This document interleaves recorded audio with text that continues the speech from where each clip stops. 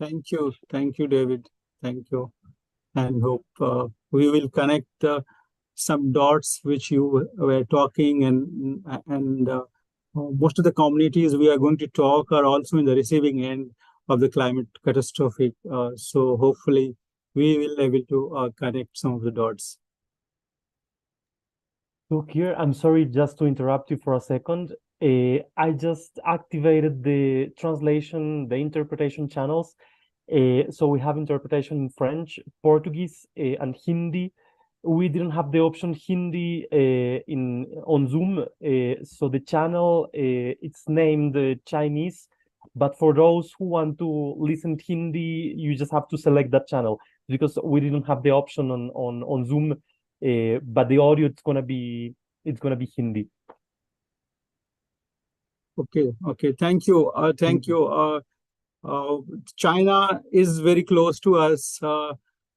Politically, socially, not much, but our forefather, late Prime Minister Nehru said, Hindi Chini Vai. So we are connecting Chinese as a Hindi for our audience. So thank you. That's great. No worries. Yeah. So we can start, or is there any formality from your end? No, go on. It's perfect. Thank you very much for being here. Okay, thanks a lot. Thanks a lot. Good morning. Some of them are very early morning. So hopefully we will able to, kind of some turbulence during our talk. So one can also wake up during our conversation. And we are very, very thankful to Civic City and our colleague RLS at Berlin and Paris and Geneva to connecting all those people who are committed to larger social rights and social justice. And this is the great time when we are celebrating 75th year of Human Declaration of Human Rights. So this will be no better place to talk about this and what is happening and how we can observe and how we can also move forward to reclaiming justice and dignity for people who are, marginalized historically in the current time. So I will just, introduce topic very briefly. What we are going to talk today. Our colleague, eminent colleague, four colleagues are there to talk about that. But before that, I will just, set brief about the topic which we are going to talk. Yesterday evening, we have already said we are going to talk about community discrimination in work and dissent, and it is the historical discrimination, and this is prevalent worldwide, and people are suffering almost all fronts, social, economic, and also the political participation.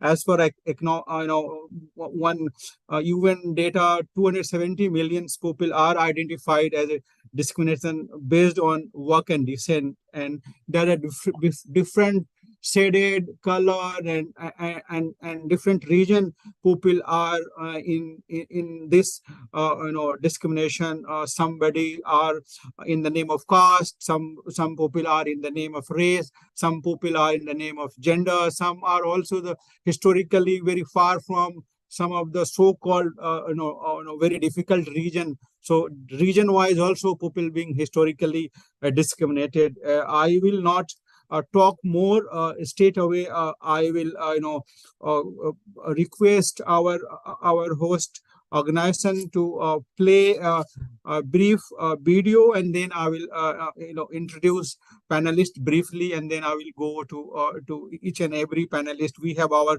panelist Paul Diwakar, Prabhu Satyani, Anna Maria, and Alima Tal is here, and I will briefly share about them once we have share a 2 minutes video on CDWD communities. One can see the reflection through this 2 minute video where this community and what kind of difficulty and what and how they are shaping their struggles.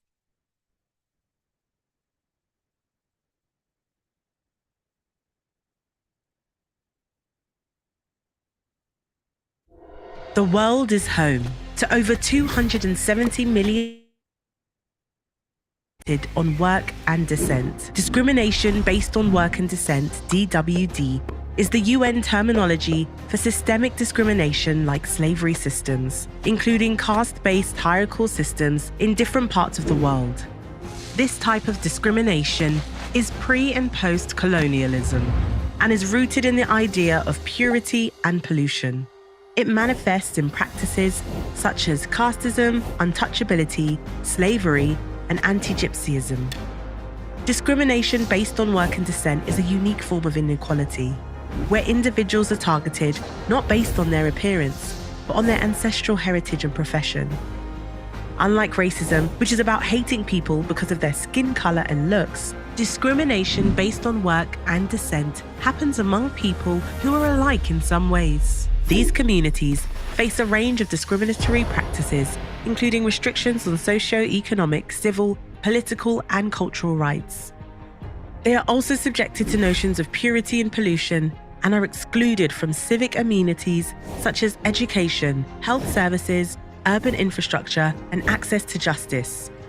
The discrimination faced by these communities often leads to violence, including assault, murder, rape, and false cases, especially when they resist discrimination and assert their rights and entitlements. Be it Roma in Europe, Quilombolas in Latin America, Dalits and Burakumin in Asia, or Heritin in Africa. The members of CDWD are often subjected to violence when they demand their rights and entitlements. Women, children, and members of the LGBTQ community of CWD are most vulnerable.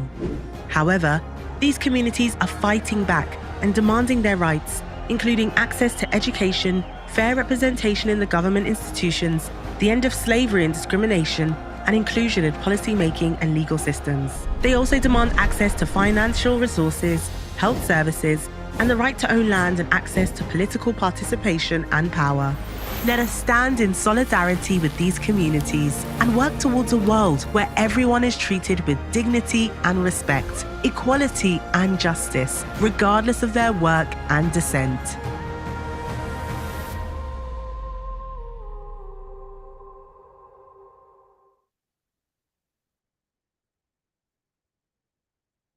Thank you. Thank you for broadcasting this video, friends. So now I will just briefly introduce our panelist. I will start from Paul Diwakar, and very briefly, because while our speaker will speak, they will also speak, describe about themselves and also their struggle along with, so they can better, argue their own, status and their own history. So briefly, I will just explain. Paul Diwakar is a human rights activist. He has been working for almost 4 decades in India on Dalit rights issue, and he is one of our leading activists, and he is kind of torch bearer for all of us to think about Dalit issue, and at the same time also connect with larger discrimination based on work and descent and otherwise discrimination. And he has been actively working with the UN framework to push the agenda of justice, social justice, economic justice, and political justice for marginalized community. So I will stop here, and Paul, our friend, will say more about him during his talk. Let me come to our other friend, Prabhu Satyani. He is from Pakistan, and he is also in the forefront for talking about rights of the minorities in the Pakistan, and also at the same time he closely working with the system over there. He is currently also the member of the National Commission of Rights of Children, and he had established the Pakistan Dalit Solidarity Network in Pakistan, and he is very active in Asia Dalit Right Forum, and he has been contributing a lot. Our third panelist is Alima Says, young human rights defender from the Gambia, and she is very passionate about social justice and rights and dignity from women and girls coming from the community. And she is also contributing on the community's discrimination on work and descent. So I will also stop here. So Alima will talk when she will present her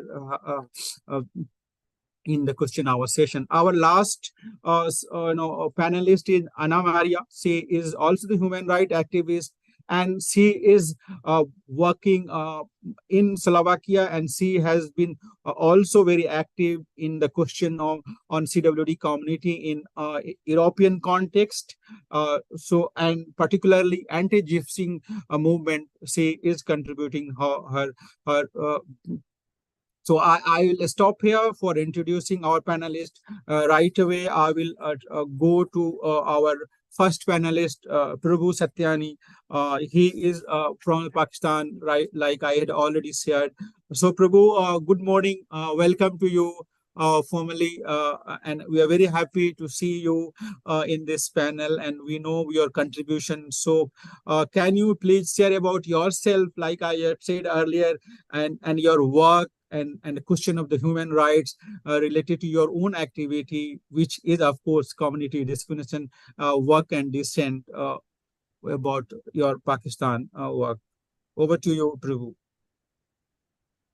Thank you very much, Tawqir Ali Sabri Saab, for the nice introduction and giving the background of this Zoom meeting. Dear participants, salam, namaste, good morning, Jai Bhim.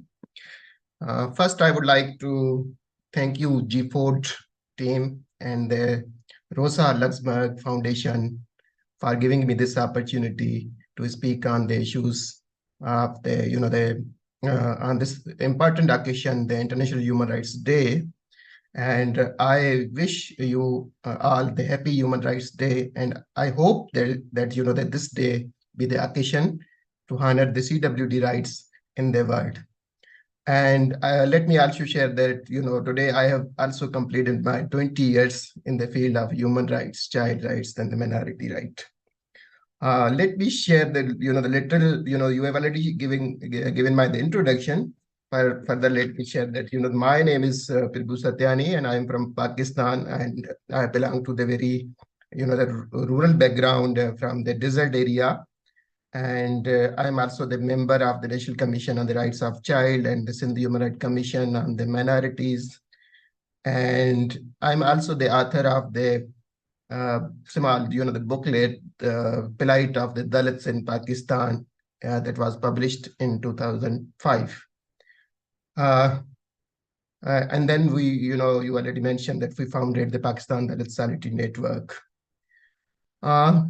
Let me share, that the work that we are doing in Pakistan on the CWD and the Dalit in Pakistan. But if you see that, the context of Pakistan, that who are the communities discriminated based on work and descent in Pakistan, they are widely known as scheduled caste, like in other countries, in Nepal, India, maybe in Bangladesh. But in mostly they are from the Hindu background, the Hindu scheduled caste. But apart from that, there are also from the Christian faith, those who are working as a janitors, sanitary workers. And also there is a small section within the Muslims, like a fisherman, caste from the Machi, Khaskeli, and other communities. And some of them also converted from the Hindu scheduled caste, are also known as the Sheikh or Musli. They are also described as a part of the CDWD. But in Pakistan, we haven't touched to these community, and we have focused, only on the communities from the Hindu background and the Christian sanitation worker. Like other countries, like in India, there are so many movements and the organization who are actively working in on the caste and the CDWD community issues, like in Nepal. But the case of Pakistan is quite different. If I recall my work on this issue, 20 years back, if I remember, in 2003, I started my career in the field of development.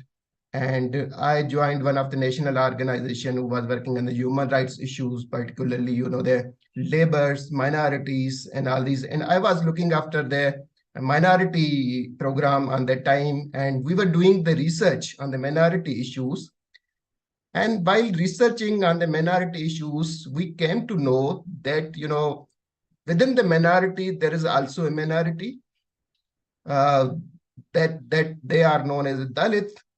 But in Pakistan, if we see, on that time, we saw that, we couldn't find the much literature on them. And these communities are isolated, excluded. There was no discussion, though there was a discussion on the minority issue, but there was no specific discussion on the caste issue. So that issue, that came into discussion, though I knew the issue, but I raised with my organization. And then, what we did, I just, whatever I visited the country and the rural areas, I wrote a small booklet, and that was published. It is not the comprehensive research, but it was a kind of, the one of the publication that initiated the debate within the country. And then, then in 2005, there was a SAARC conference in India, Delhi, and I was there as a panelist, and I spoke on the minority issues and also on the caste issue, where I met with Pal Devakar, as I remember. And then, I came to know about the hundreds of organizations who were working on the caste issue in India at the global level. And I came to know about them. And then, we had a good networking with a number of organizations. And on that time, in Pakistan, the term Dalit was quite new. We used to call the scheduled caste, but later, in 2006, as I remember, we had a World Social Forum, and we received the good colleagues from India and other countries who were working on the caste issue. And Pal and his team came in Pakistan, and we organized the Dignity Forum in the country in Karachi. And we just, shared that we are organizing this type of conference, and we would like the Dalit community should participate. And, with our one instruction, and we saw that thousands of people from the Dalit community background who used to work in the garment industry in Karachi and other cities, they came and joined. They were eager that someone should speak on their issues. And before that, there was no as such, this kind of activity, there was no discussion. So this was, that sparked us and motivated us that we should do something. And then I can remember that in 2007, we had a very comprehensive study on the Dalit issues, and that is long behind scheduled. Many of you are aware of that. And that was supported by the International Dalit Solidarity Network and one of the other organizations based in India. And the key findings of this, that research studies are quite interesting. If I share with you that, we came to know that, 80% people from the Dalit community, they live in the rural areas, and 84% were landless. And they had a number of issues because they had a rural background, they were landless, though many of them were trapped in the bonded labor.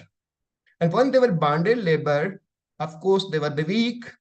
Their women and girls were subjected to rape, abuse, forced conversion. There were a number of incidents.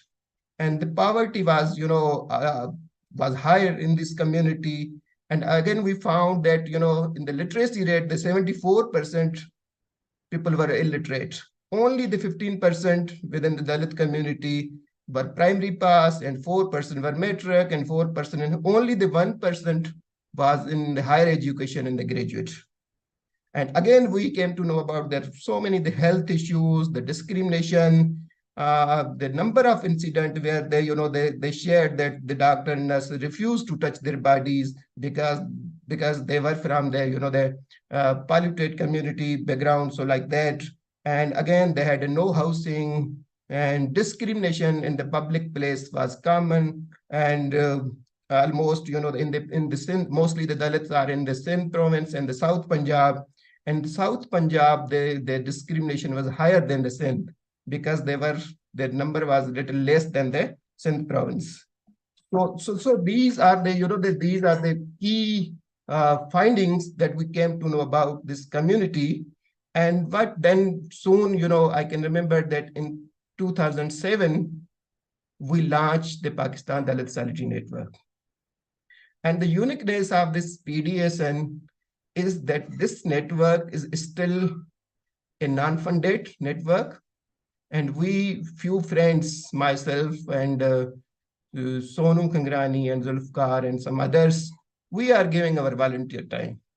We work with the different organization in different profession, but the Dalit issue is our passion. And we are raising up the issue since that.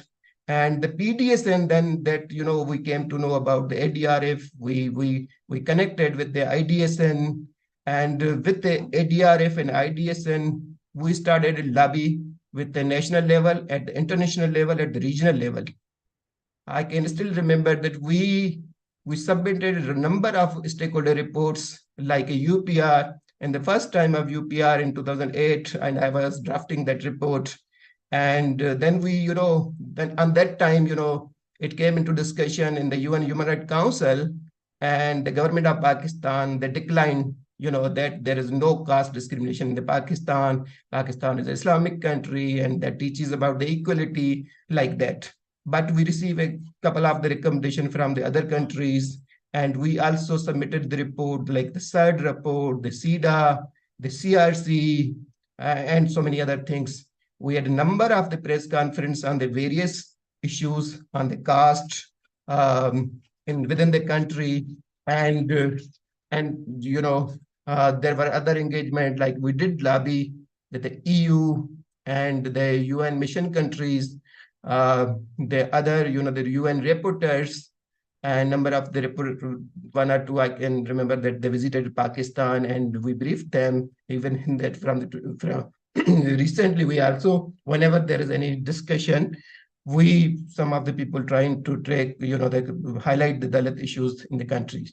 But in this, so far, whatever we have done in the last, the 15 or 20 years, the issues are still many, but there is a little progress, that I can say. Like, earlier, the attitude of the government was the government was in denial position, but now they are accepting this issue that there are the Dalit community and face discrimination. And within the Pakistan, if you see, now we have a number of human rights commission, like we have commission on the human rights, we have commission on the women, we have child rights commission, and we have a good number of the people from the Dalit background. They are the member of these commissions. Like myself was appointed by the Prime Minister of the country, considering my work on the Dalit issue. Similarly, we have other, the members who are from the similar background. They are also the Sindh Human Rights Commission member. And also the commissions, they are taking up the issues. The issue of forced conversion, the issue of sanitation workers. These commissions are giving the space to this community. And similarly, if we see the political participation, maybe 20 years ago, we had no any member in the National Assembly or the Provincial Assembly. But recently, the government of Pakistan, the one of the Pakistan People's Party, they chose one of the lady who was from the Dalit background as a senator. And then we had 2 senators in the Senate. And also in the provincial assemblies, we have one of the advisor from the Dalit background. He is the advisor to the chief minister. And at the local level, the number of the, the Dalit women, they contested the election of the local body, and 2 of the ladies, they were selected as a vice chairperson in one of the districts. So this whole, what I'm saying, that whatever the debate we initiated, ultimately the people who were active, they got somehow space. And the issue of, again, if you allow me 1 minute, then, just give me one minute. Yeah. We will come in the second round, Prabhu. You can just, conclude in 30 seconds, if possible.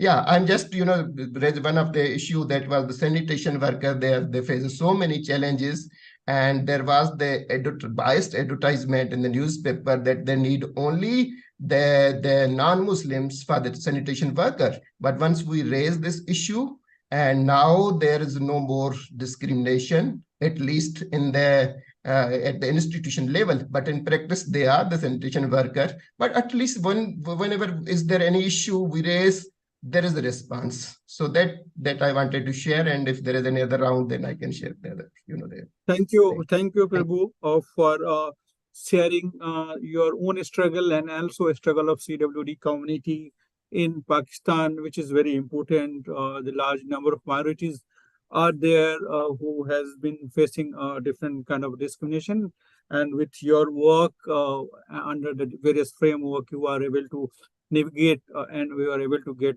justice, and hopefully you will continue to get justice for more people. Now I will, we are slightly running late, so we will have to also keep the time. Earlier we have allotted in the first round for 10 minutes, so if possible we will stick 8 minutes. That will be benefit for all of us for better conclusion. So I will not take any time more. I will straight away go to our friend Alima. Good morning, Alima, from India, and hope you are fine. Probably this will be early morning for you, and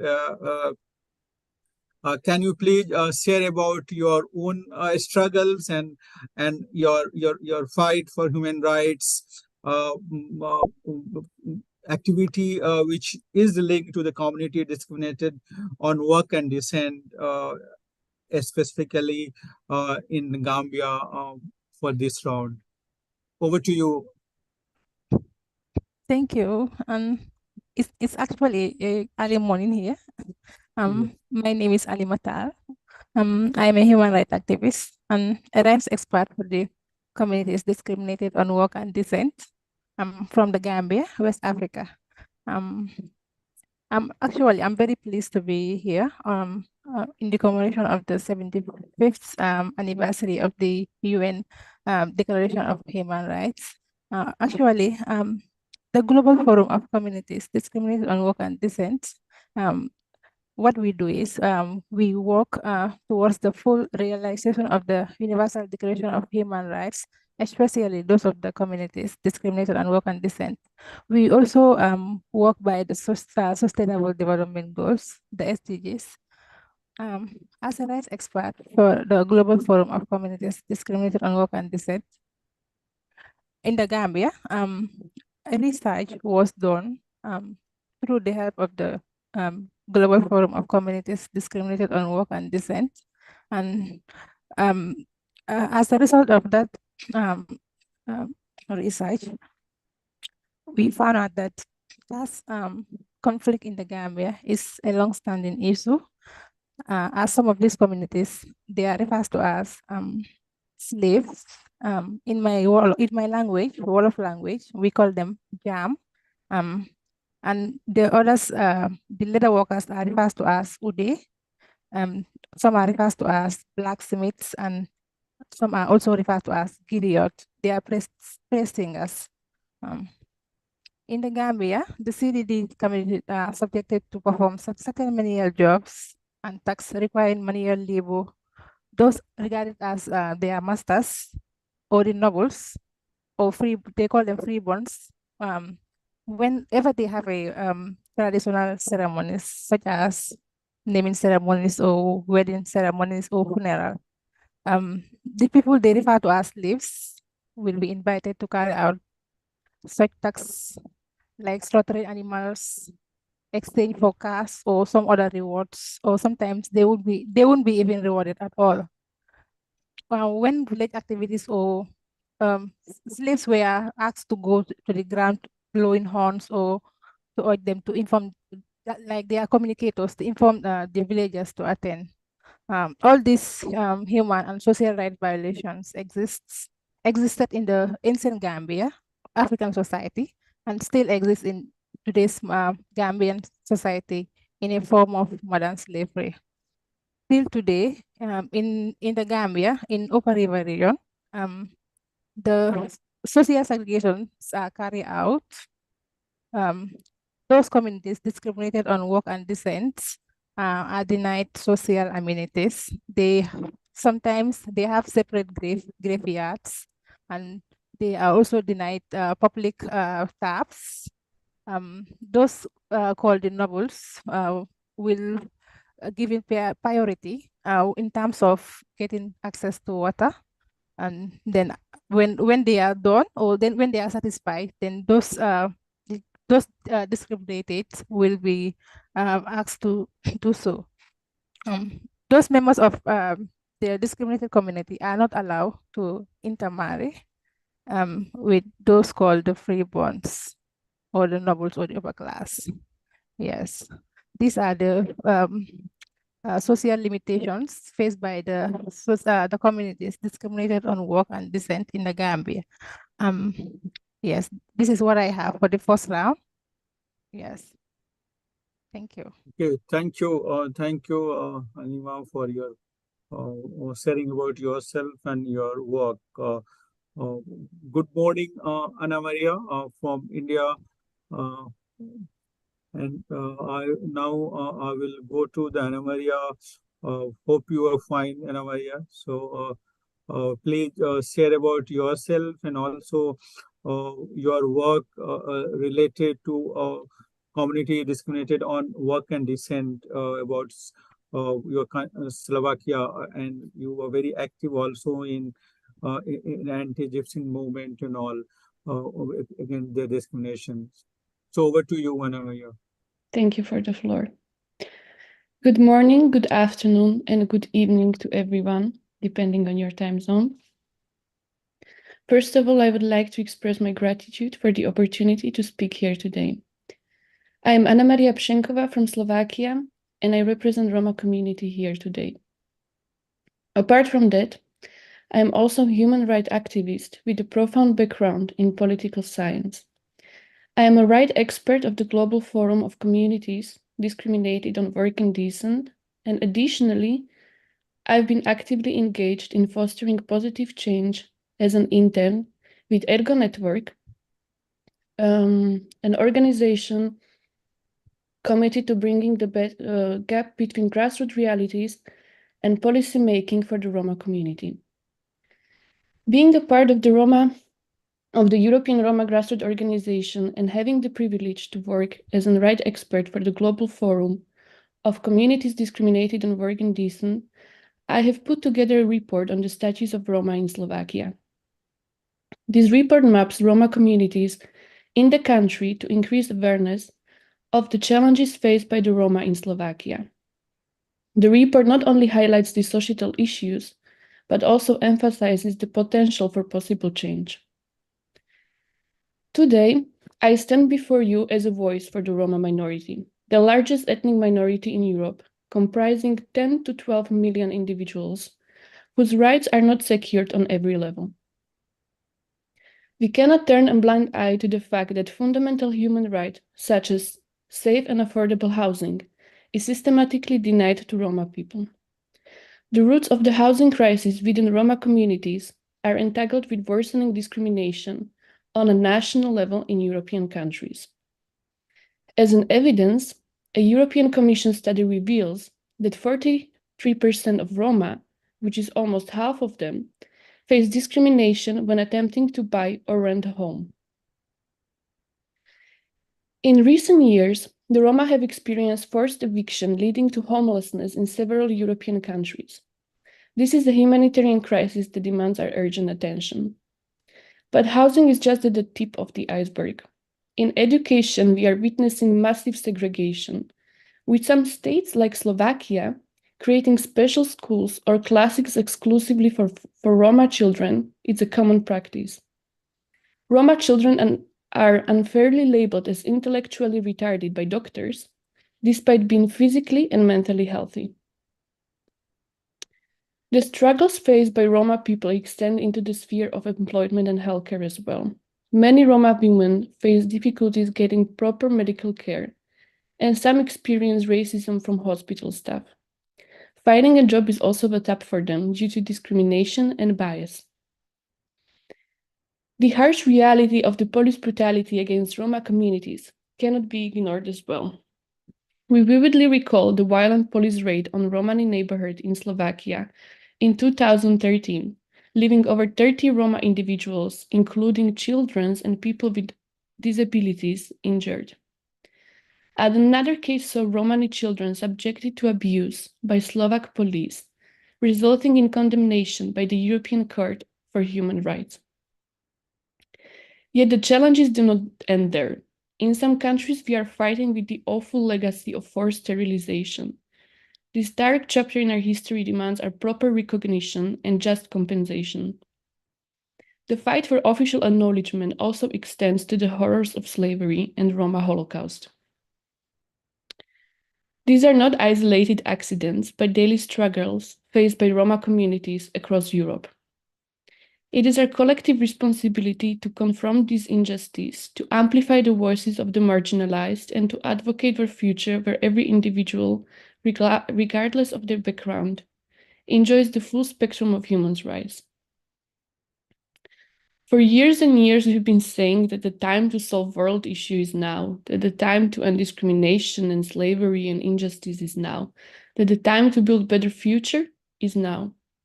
Yet it feels like our calls have become cliché and the promise now never truly arrives. Therefore, we must actively champion the Universal Declaration for Human Rights and elevate its significance from the international level to the national and local levels. Our voices need to resonate beyond rhetorics. The Universal Declaration of Human Rights plays a crucial role in shaping legislation, policies, and institutions at national and international levels. It is a foundation upon which nations build legal structures and safeguard the inherent rights and dignity of their citizens. Yet, its relevance extends beyond legal frameworks, as we know. The UTHAR is a catalyst for education and awareness, fostering the deep understanding of human rights. It empowers individuals to become advocates for justice, and it convinces us that each of us has a role to play in upholding the principles it embodies. And that's the reason why we are constantly referring to the Universal Declaration of Human Rights, and why we are standing and speaking about the problems of particular countries or regions in the international community. The violation of human rights of any kind of minority or a group is a matter of humanity. It goes beyond countries, it goes beyond Roma, it goes beyond Slovakia. We cannot turn our back and pretend that this is not our problem. Human rights are the heritage of every single one of us. Therefore, I believe that it's time to turn our shared vision on a just and equitable world into a reality, and let us not settle for the illusion of now or the illusion of that's not our problems, but actively work towards the future where the principle of human rights are not just spoken, but upheld everywhere. Thank you. This is my first part in this panel. Thank you, Amalia, for explaining very clearly for our audience and also for me. So I will now go to the Paul Divakar, our next panelist this round. We are almost 5 or 7 minutes behind the schedule, but we will hopefully able to manage that. So Paul, good morning, very warm welcome to you for this important event, and you are also kind of, contributed to organize this event, and congratulations and thanks a lot for doing that. So please share about yourself. We know many things about you, but our audience will be very happy to know about your own struggles and how you are able to fight this human right battle in India on connecting community discriminated on work and dissent globally. Over to you, Paul. Thank you very much, Taukir. Thanks to Rosa Luxemburg, Stiftung for organizing this consistently, the third global social nights, especially in the context of the 75 years of the Universal Declaration of Human Rights. I'm Paul Divakar, as you have already introduced me. I'm the global convener of the Global Forum of Communities Discriminated on Work and Dissent. What is this Global Forum? Global Forum of Communities Discriminated on Work and Dissent, I will refer to it as GFOD, especially to save the time, is a platform to voice the rights and the entitlements of the communities across the continents, especially Africa, Asia, Europe, Latin America, and North America. We aim for full realization of the Universal Declaration of Human Rights, and also now in the context of the Sustainable Development Goals. We have founded in 2019 to ensure that these widely dispersed communities, you've just heard Piribu from Pakistan, Alima from Gambia, Africa, Anna Maria from Europe, and we are not able to hear Versalini and others, but Thais is there from Brazil, and widely dispersed communities. And we have banded ourselves together as communities who are discriminated on work and dissent. And who are they? We are marginalized through generations. And these are pre-colonial forms of slavery, systems of slavery or systems of hierarchy that are specifically forced into forms of work which have treated us as polluted communities, purity polluted. And in India, you may have heard of this word, untouchables, and in Roma, the whole phenomena of anti-Gypsyism, so that you undervalue the communities.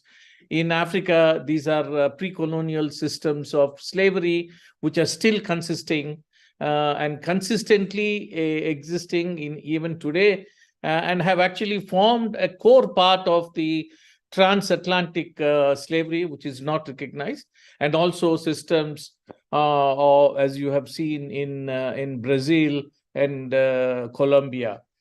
The consequences of this marginalization are unjust deprivation and systemic exclusion from social relationships, from communication, education, and all the government entitlements like health, access to water, sanitation, even employment, and sometimes voting rights, access to land. And whenever we assert, as you have seen in the initial first first video clip, there is violence. There's a very extreme backlash of violence teaching us, you have to stay as a slave, even though it is garbed under, most of these countries are democratic nations. These types of social structures have evolved and functioning for centuries, and they have inflicted systemic violence on us.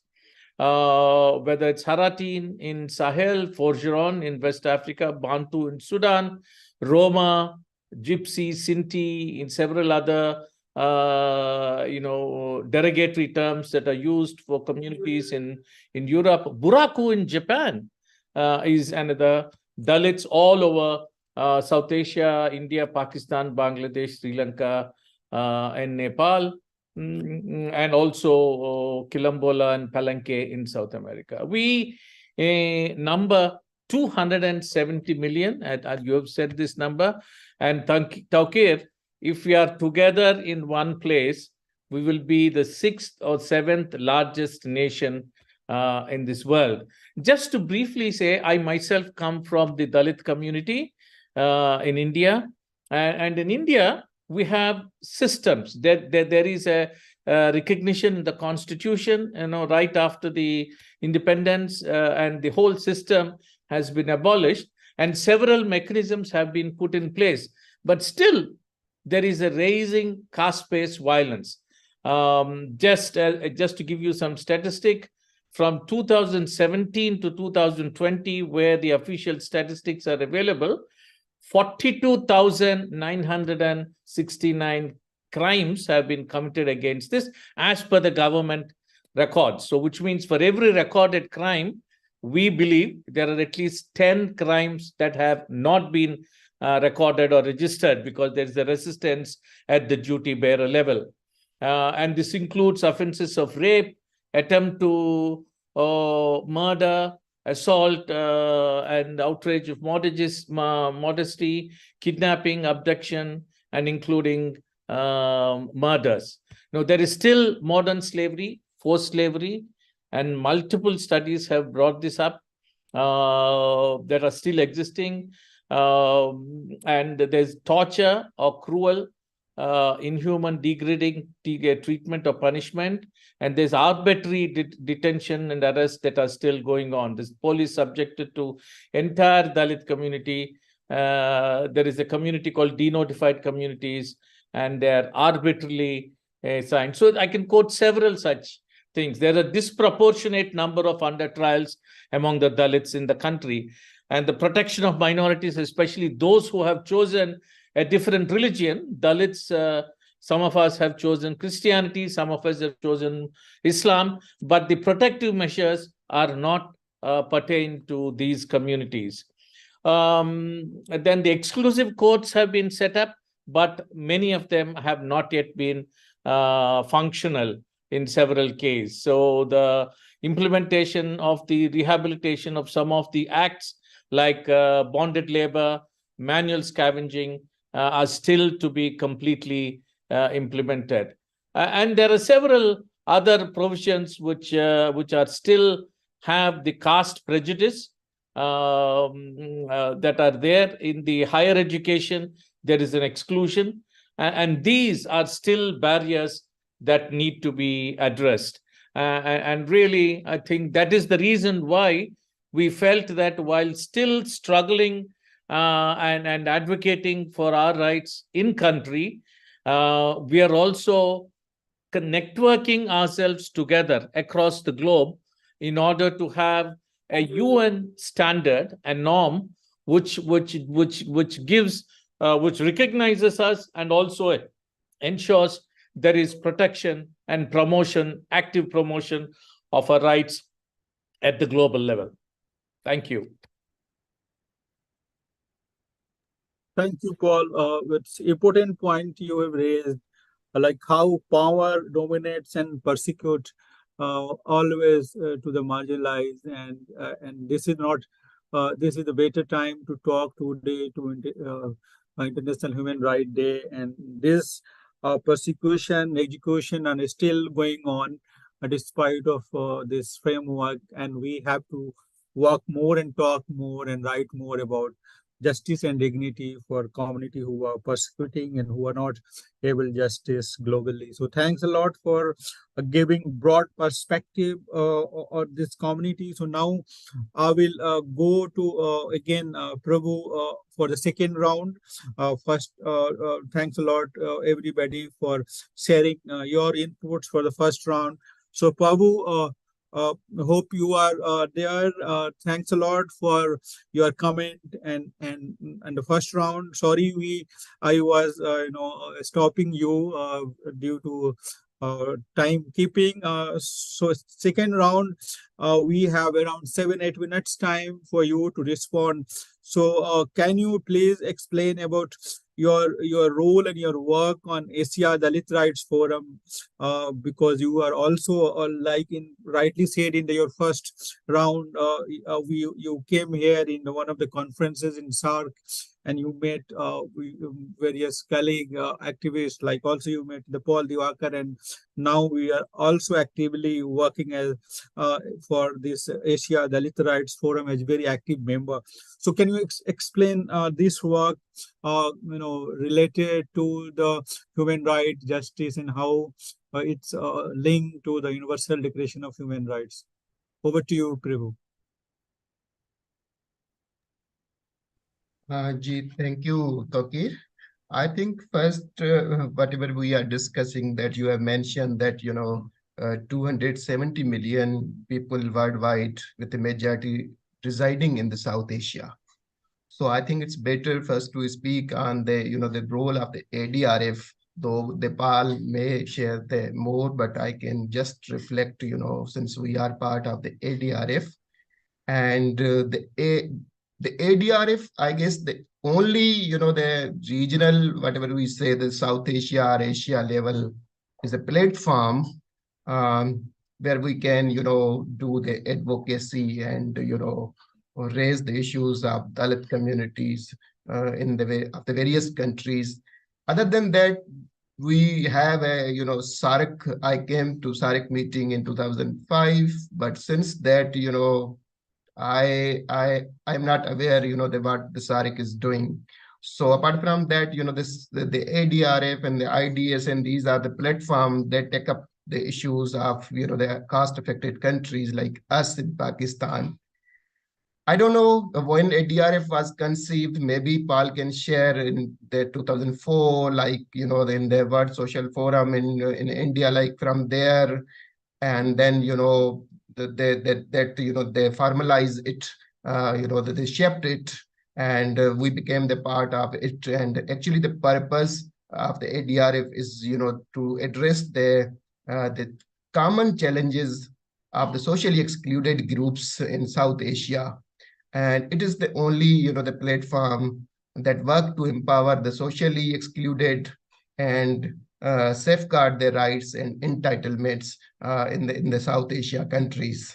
And the ADRF, also assisting in the capacity building and that I already mentioned in the Pakistan. We do work in Bali. We do not have any such, the formal structure, but through the support of the ADRF, we had a number of research studies on the range of issues, and we also get the opportunity to submit our reports at the various forum, like in the at the EU level or the UN level or the SDGs. All these things, these are taken up through the support of the ADRF.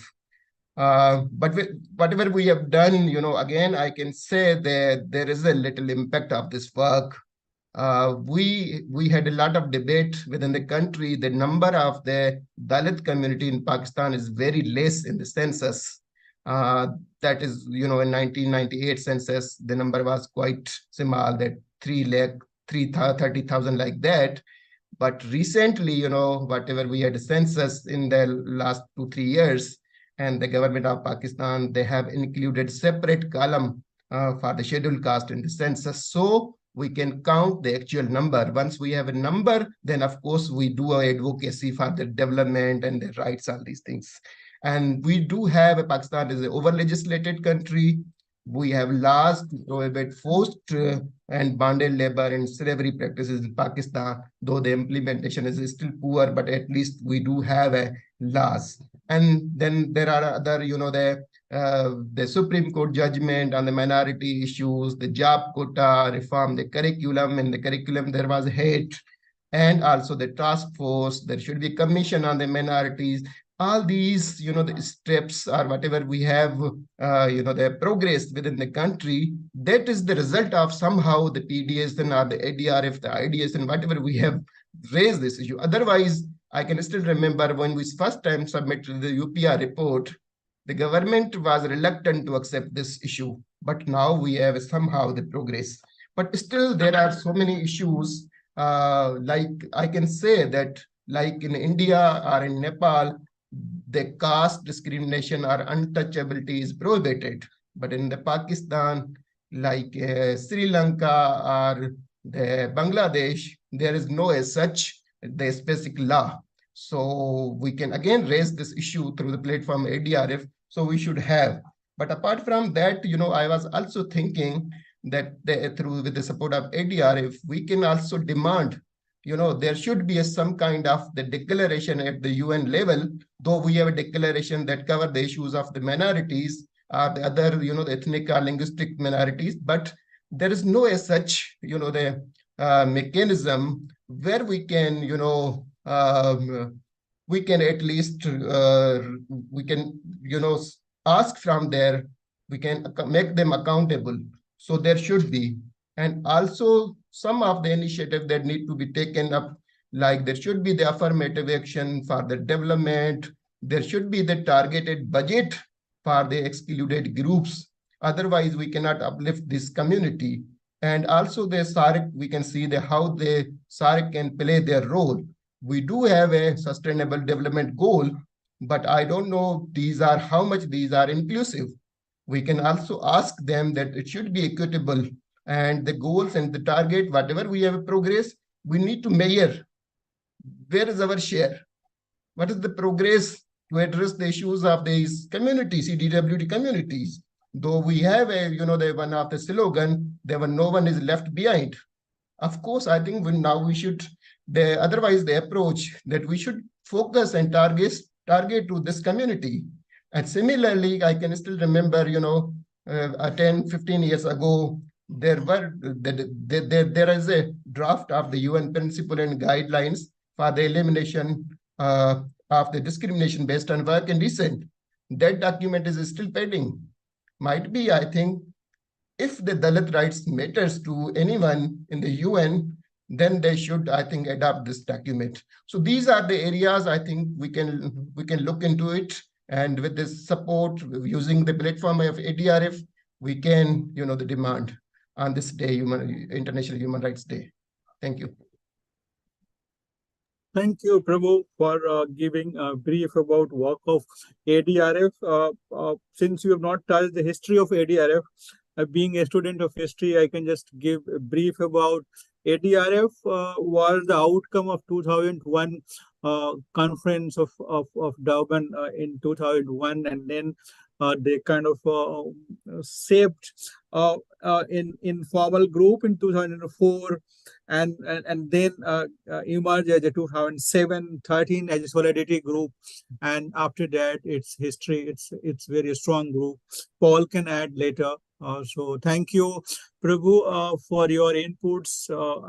Now I will go to Alima. Hi, Alima. Thanks a lot for your contribution in the first round. So can you please tell about CWD community in context of the Africa, and how this is affecting or working in civil society movement, and what we can learn from the African experience to strengthen our struggle across world, on how can one make a better solidarity to fight for justice for marginalized community. Thank you. In Africa, discrimination takes in a form of slavery that is passed through the maternal line, effectively trapping individuals into relationships of servitude out of which they cannot escape, which regulate them to life of bonded labor and slavery, catering to whims of their masters. Such forms of slavery can still be found in West African countries like Mali, Mauritania, Niger, Burkina Faso, Senegal, even the Gambia here, and Chad. For example, in Mali, according to statistics from 2021, 800,000 slaves were identified, spread across the countries, in particular across the terrains. They are known as the Polar, the Sonic case. Slaves has not yet been outlawed rather, in Mali, with a draft legislation bill pending within the government since 2014. The descent-based slavery is contrary to international and regional laws. In particular, the Universal Declaration of Human Rights, the International Covenant of Civil and Political Rights, the International Covenant of Economic, Social, and Cultural Rights, the African Charter on Human and People Rights. We need for institutions and civil society organizations to learn to appropriate the declaration to strengthen their struggles. We need to advocate for the recommendations of the CDWD community's findings. For example, in April, I myself read a statement on behalf of the Global Forum of Communities Discriminated on Work and Dissent on the NPO forum, the African Commission for Human and People's Rights, and some recommendations were given, and a colleague, a G4 staff was also last October also gave a resolution on the African Commission for Human and People's Rights. So these appropriate that can help to overcome the discrimination based on work and descent in Africa. And the work won't stop, and the advocacy won't stop. For for Africans to have access to social rights, we won't stop. We will make sure they have access to quality service, access to education, access to healthcare service, access to protection, access to housing, employment, and access to rights for minority groups. Social rights is so important in one's life. They are moral and legal secular rules and understanding of what's necessary for fulfillment of people's social needs and to promote social inclusions and social solidarity. Social rights concern how people live, work together for their basic necessity of life. They are based on ideas, quality, guarantee access to essential and social economic goods and services and opportunities. Yes, thank you.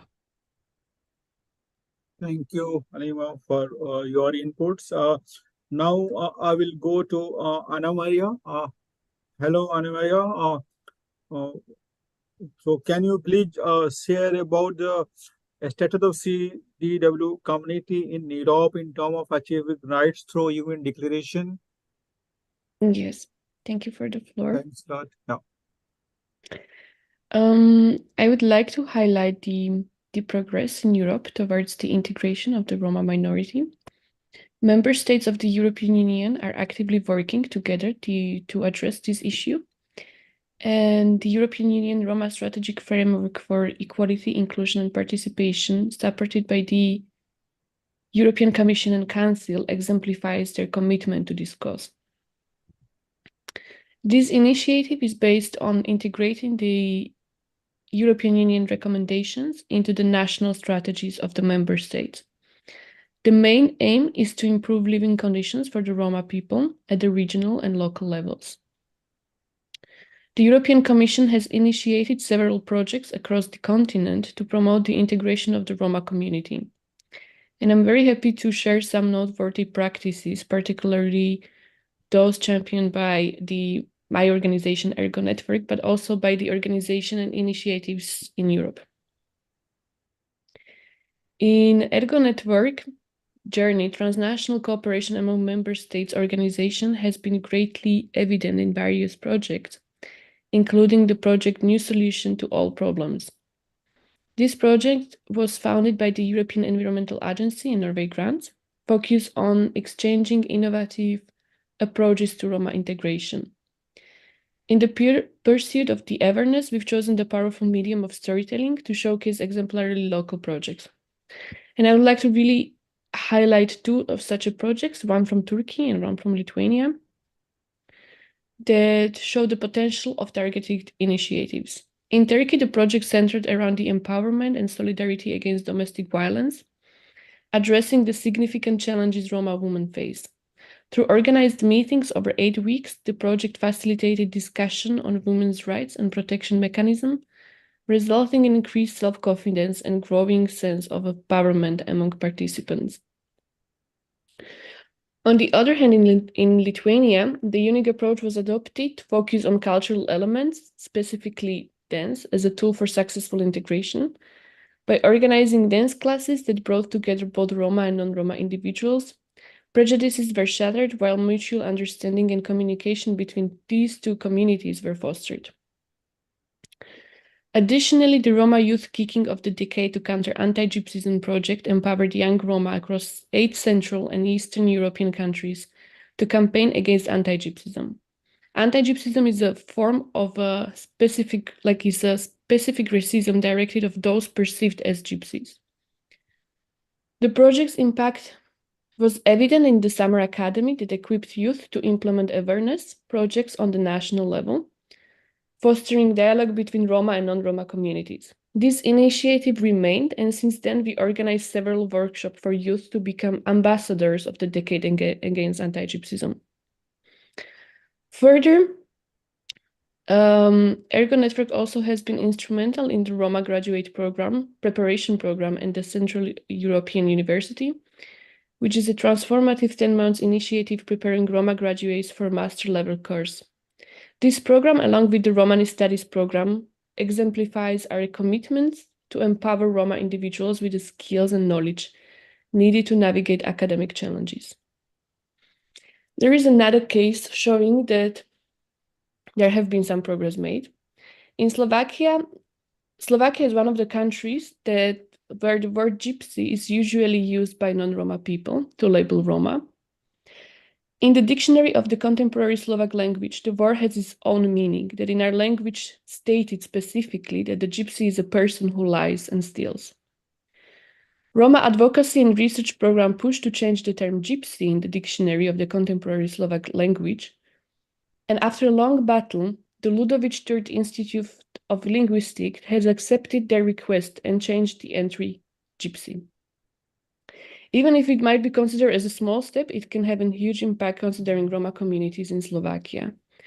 The rhetorics that are used are part of the created narrative in our society, which is built upon hatred towards Roma people. Therefore, changing the narrative step by step is extremely important.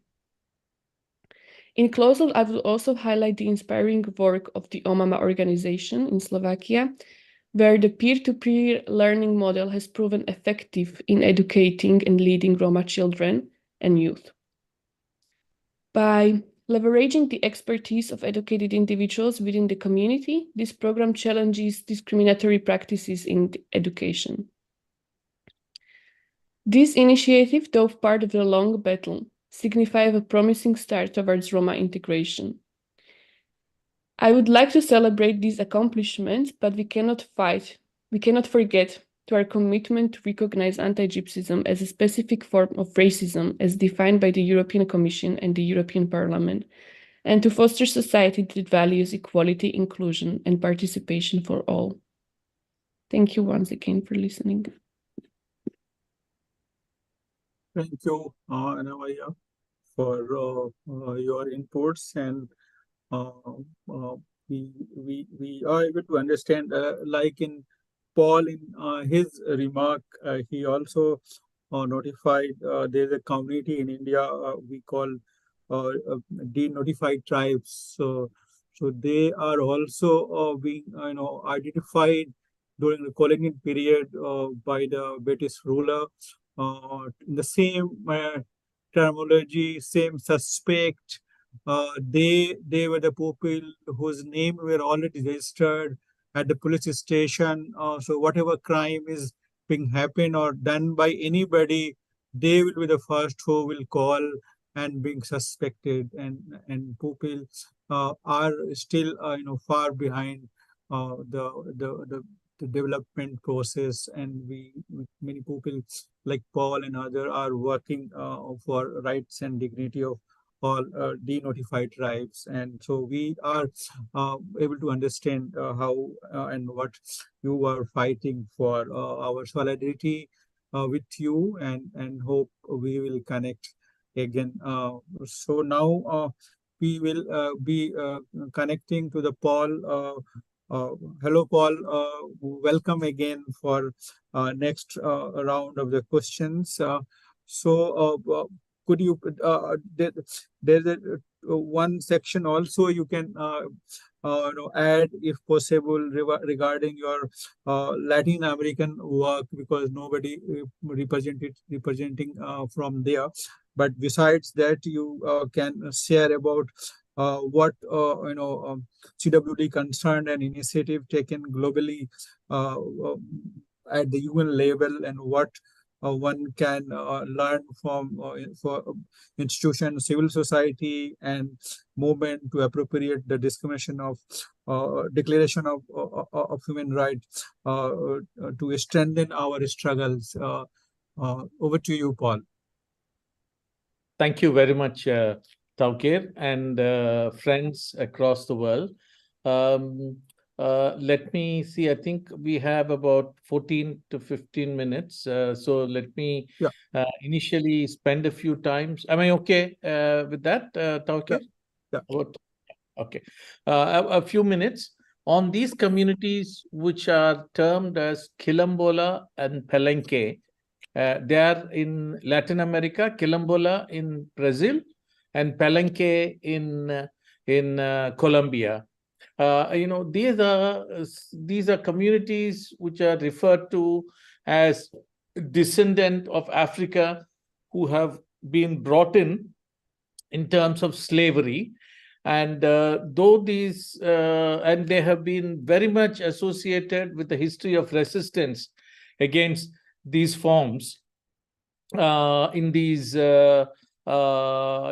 countries, both these countries, and I think they are across the continent. We've not had the resources, human and financial and time, to be able to link with all of them. But currently, we are very much in touch with the Confederation of Quilombola communities across Brazil, and they are very much part of a very contributing member of the Global Forum of Communities Discriminated on Work and Descent. The Brazilian constitution recognized the rights of these communities, especially to the land ownership, but it has not been sufficiently implemented. And there have been several struggles, and recently a very renowned activist has been murdered while she has been trying to access and campaign for the rights. You have two specific legislations: the 1988 Constitution, which specifically looks at the land ownership to these communities, and also which looks at the 2003 Statute of the City, which is called, and rights of these Quilombola communities in the urban settlements. They still face challenges, including discrimination, socioeconomic disparities, limited access to education, healthcare, employment, basic amenities, and they are additionally burdened with the historical prejudices that are still affecting the communities, like the other communities that we have just heard, whether it's in Alima was sharing about the Africa, and Ana Maria about the communities of Roma, Gypsy, Sinti in Europe, and Dalits of Asia. And the Palenque communities are mostly associated with Colombia, and similarly, they have also have the African descent, and there have been efforts to recognize and support Palenque communities, domestically in Colombia. But each of these communities, whether it's Quilombola in Brazil or Palenque in Colombia, they have a unique history, cultural practices, and they face these challenges of discrimination on work and descent.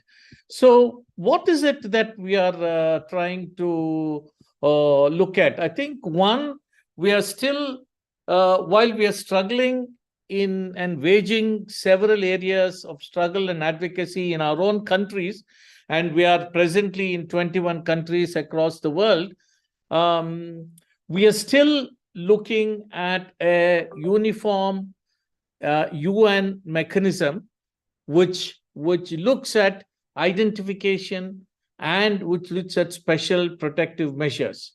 Now, why is Universal Declaration of Human Rights very important to us, especially from the CDWD rights?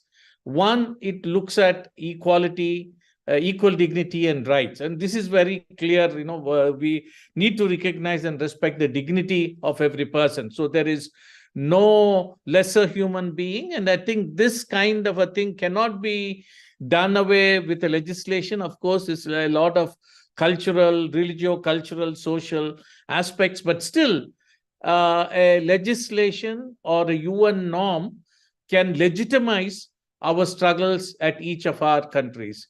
Then the whole aspect of non-discrimination, which is there in the Universal Declaration, which gives the right to education, right and ensure freedom from social exclusion, right to work and just conditions of employment, right to access justice, systems, and then the whole aspect of culture and religious rights, empowerment and representation, and especially access to budgetary resources. I mean, all these rights are just on paper if we don't have resources to ensure that there are mechanisms and also institutions in each of our countries to be able for these communities to reach out and ensure they exercise their rights.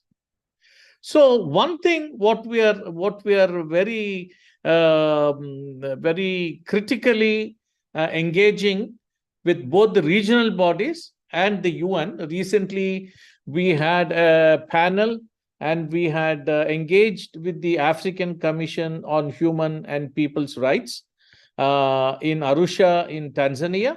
And we feel that this panel had advocated for a resolution to be passed by the Human Rights, Africa Human Rights and People's Human and People's Commission. What is that? We said the state parties must acknowledge the existence of discrimination based on work and descent as a distinct form of discrimination that deserves the attention of the African community in Africa and also globally by the UN. I think this is very important. Most of the barring a few countries in Asia and one or two of course, in Europe, and then one or two in Africa, most of the countries have not had an official recognition to this form. If you don't have a recognition, then this completely underflows every other form of rights, as we have seen, whether it's education, whether land rights, whether health rights or civic rights. So one, the recognition is very critical. And then we need to ensure that the states take special measures, constitutional, legislative, administrative, budgetary, judicial, educational, and social measures to eliminate discrimination based on work, because this is very deeply ingrained. This is not just a colonial form. This is pre-colonial forms. Even in Africa, of course, very much in Asia, definitely in a place like Europe, which is supposed to have given to the broad human rights phenomena to the entire world, is still having these forms which is inflicting a particular form of human rights violations against Roma people. So I think it is very necessary that it's not only measures at the legislative, constitutional, legislative, but also administrative, budgetary, judicial, and education is very, very critical. And they need to be implementing this, I think, and we need to ensure that they promote, restitute, implement, and monitor the human rights that are facing our communities.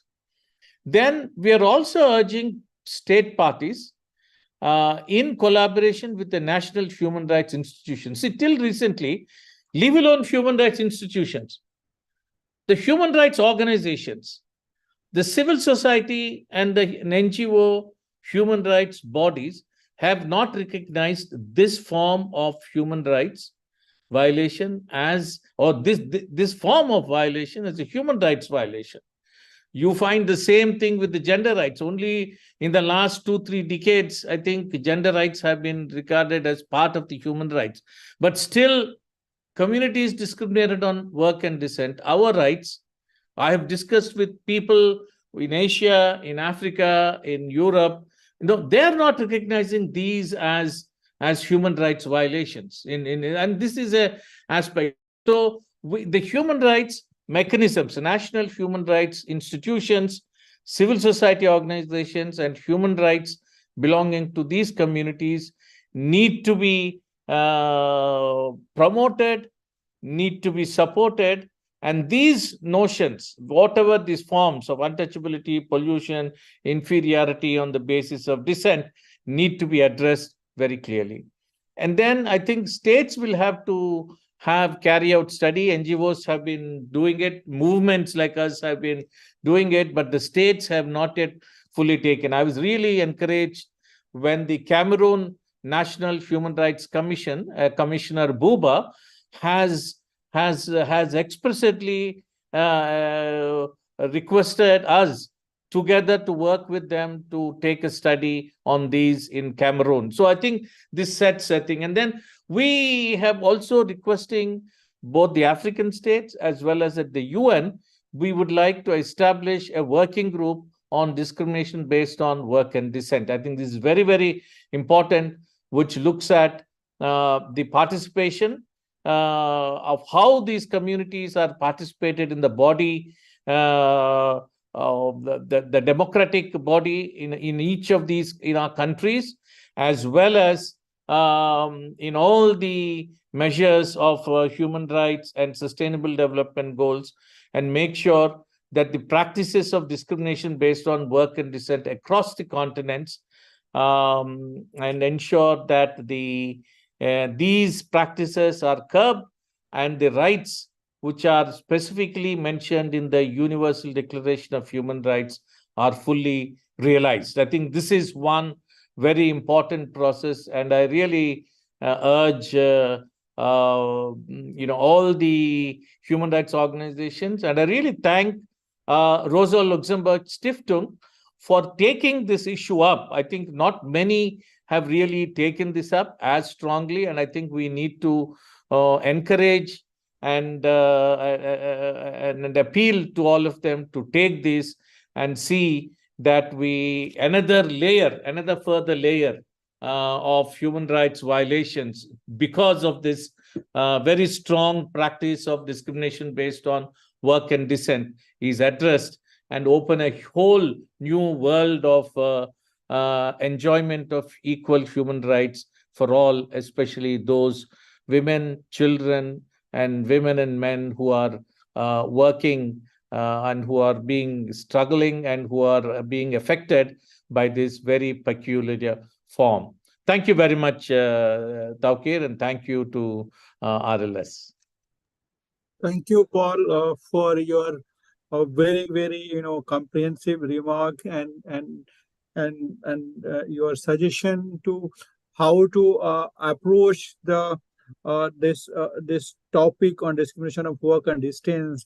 And this is required a lot of coordination, lot of solidarity, a lot of groundwork to connect each and every one, no matter who is working where and which institutions. And your suggestion, it's required a comprehensive approach, not only one way approach like this judiciary, budget, education, research, and whatnot to remove and get justice of those communities. So we still have 5 minutes time. So I will open for anybody, any panelist want to add in 1 minute. Last comment are most welcome, but only 1 minute. You have to take care. Prabhu, you want to add anything from your side for last observation, but precisely for 1 minute? Yeah, thank you, Tawqir. Tawqir, I was just thinking, what the Paul has mentioned, to work at the, the macro level, that how we can, take up this issue. But I would just like to, to share something at the micro level, like within the country. As I remember, I was doing one of the study in 2021. That was, the Dalit justice defenders, right? Those who are the Dalit defenders and their rights and what challenges they are facing. So we had a number of, the interviews with the Dalit lawyers. And then, we came to know that in Pakistan, particularly, when we talk about the access to justice, then, in one of the province, we couldn't find any single Dalit lawyer, like in Punjab. But in Sindh, we have the dozens of the lawyers and 2-3 judges who are in this judiciary. And what the challenges they are facing, the lawyers, they said the upper caste, and the Muslims, they are reluctant to hire our services. And mostly the communities, they shared that, the people from the other caste, they are hesitant to take up our cases. And the reason was that because the Dalits are with poor background, so they cannot afford the fees. Therefore, one of the idea that came that we should also invest in the youth for the legal education, because access to justice is quite important. Dalit has so many human rights challenges which they are facing every day. And to get the justice, of course, the Dalit themselves, they feel comfortable if they have their own, the Dalit lawyer. But for the certain cases, the sensitive cases, again, they need a support from the other caste, the upper caste, there's moral support. But at least we should also look into this area. Those who are the organizations are investing in the legal reform or, access to justice. They should also explore this area and should have a number of the Dalit lawyers within the country, so at least they can hear and take up their issues and fight their cases in the judiciary. Thank you. Thank you, Prabhu. There's one question also in the Q&A box, so I will just answer. Our friend is asking how can make global synergy for this question of community affected by work and dissent. So I will just answer.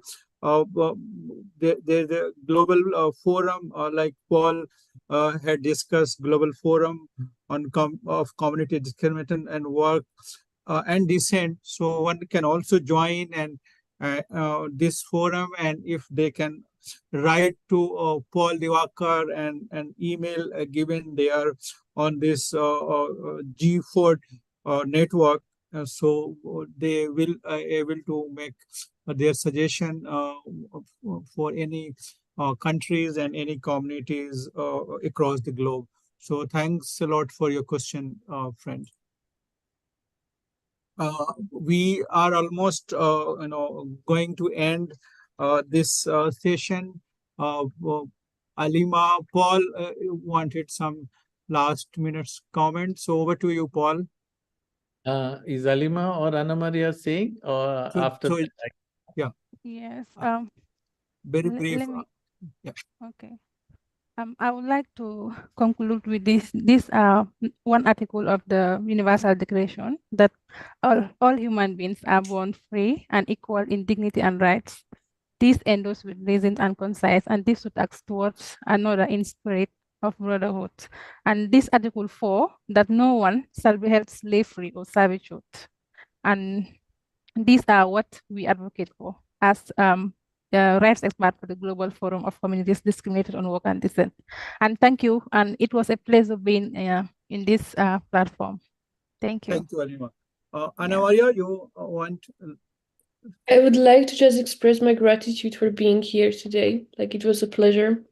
And I think we spoke, every single one of us, a lot about the discrimination and everything what is happening in our communities. And it's just important to not forget and not be tired of fighting, still keep going and get everything what we are asking for. Thank you. Yeah, thanks a lot. I totally echoing with you. Paul?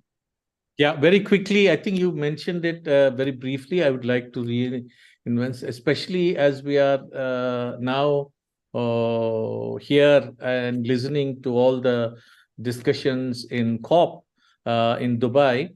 I think we should not forget the communities discriminated on work and dissent in that entire area of environment and the whole loss and damages and the disaster and the whole climate justice.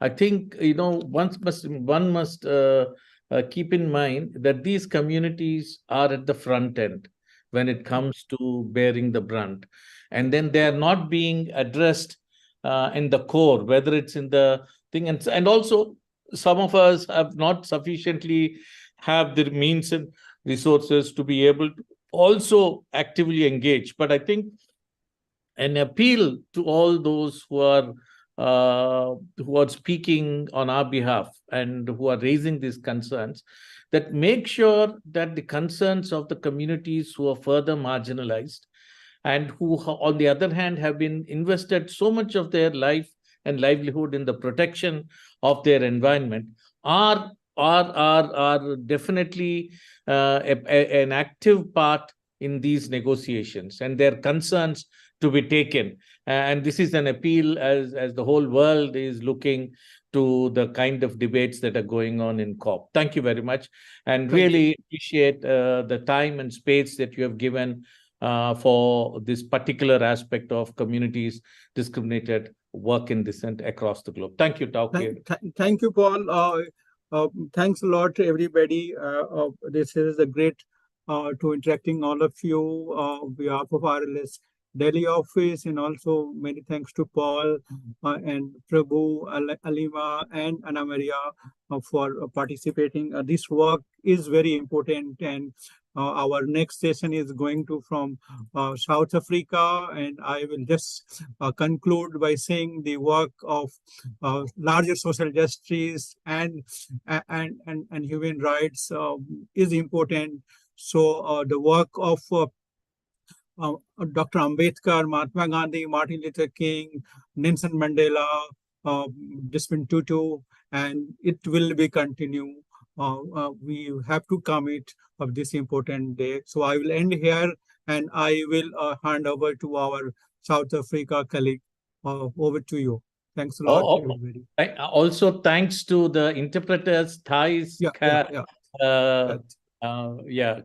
and also Carla and Abdur, who have spent this time interpreting. Thank you very much. Thank you, Tawqir. Thank you. Thank you. Thank you.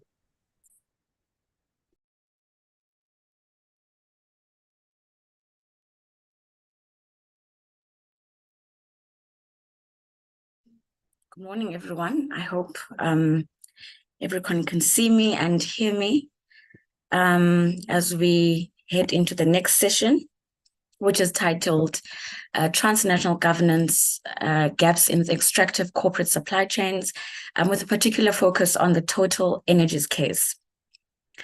To briefly introduce myself, my name is Siko Lutango. I am a program manager at the Rosa Luxemburg Stiftung, and I lead our work of ensuring accountability across the supply chain in the Southern African office, which is our main program objective, and I will be moderating this next session.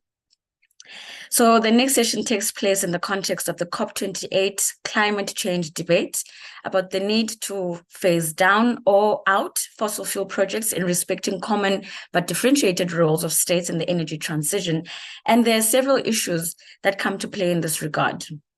The discussion spotlights, one, the role of oil and gas in the energy transition, and the role of trade agreements that continue to be a barrier for the transition, putting many states at risk for international dispute mechanism arbitration. Finally, human rights issues are also a central part of the energy transition, where the displacement of communities tends to take the center stage, especially in the global south. And the two cases we will discuss today will illustrate this. So this then brings into question the governance of natural resource governance across the supply chain in the context of an energy transition to ensure that it is just.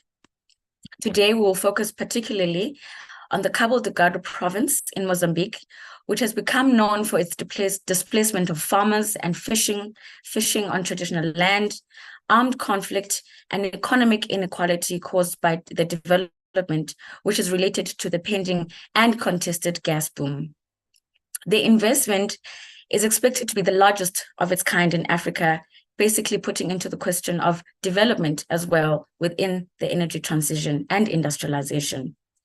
At the same time, in Uganda and Tanzania, displacing over 100,000 people, Total is developing the Tilenga oil extraction project, which is associated with the East African crude oil pipeline jointly with USD 10 billion, violating the land rights of the displaced, including allegations of unfair and over-delayed compensation. human rights due diligence processes have become central since the implementation of the United Nations Guiding Principles on Business and Human Rights.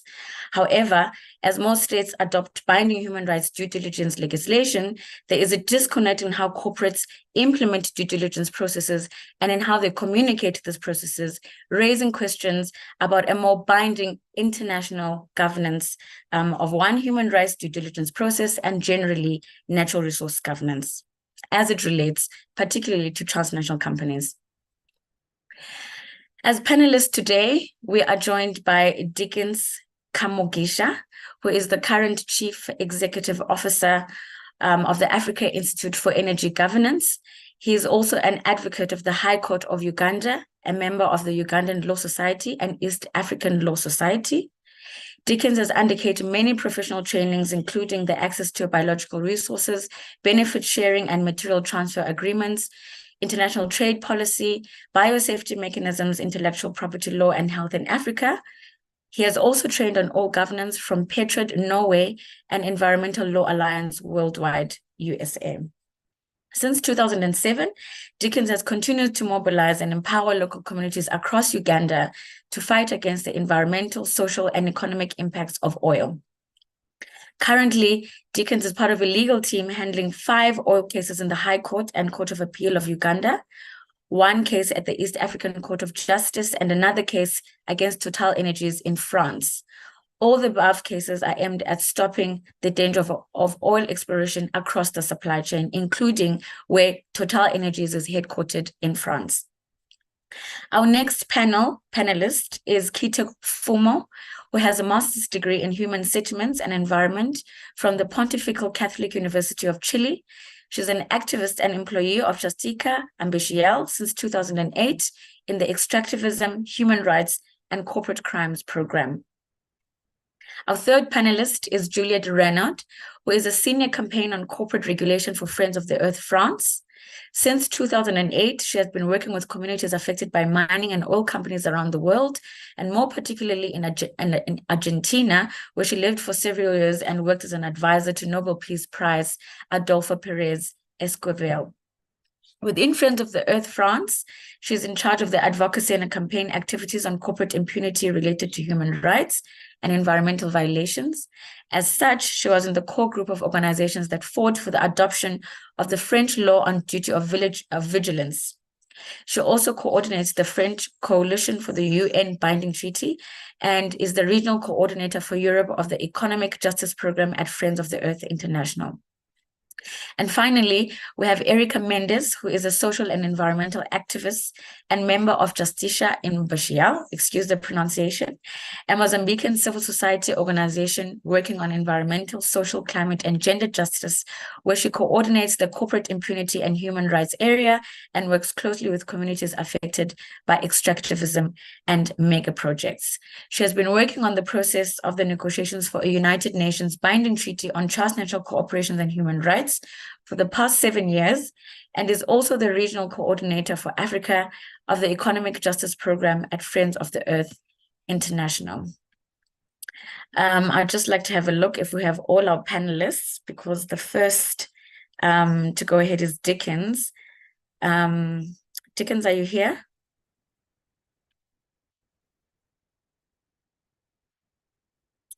While we wait for Dickens, maybe we can continue with Kite Fumo, who'll be giving us more of a background about the Mozambican situation.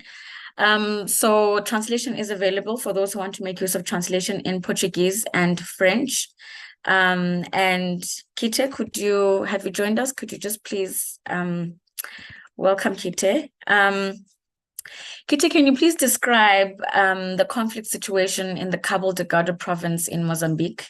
Basically, the entry of Total Energies, the pause and re-entry into the province. Hello, good morning. Morning, Good morning, Kite. everyone. I don't know if you can hear me. Yes, we can hear you, Kite. Hi, thank you.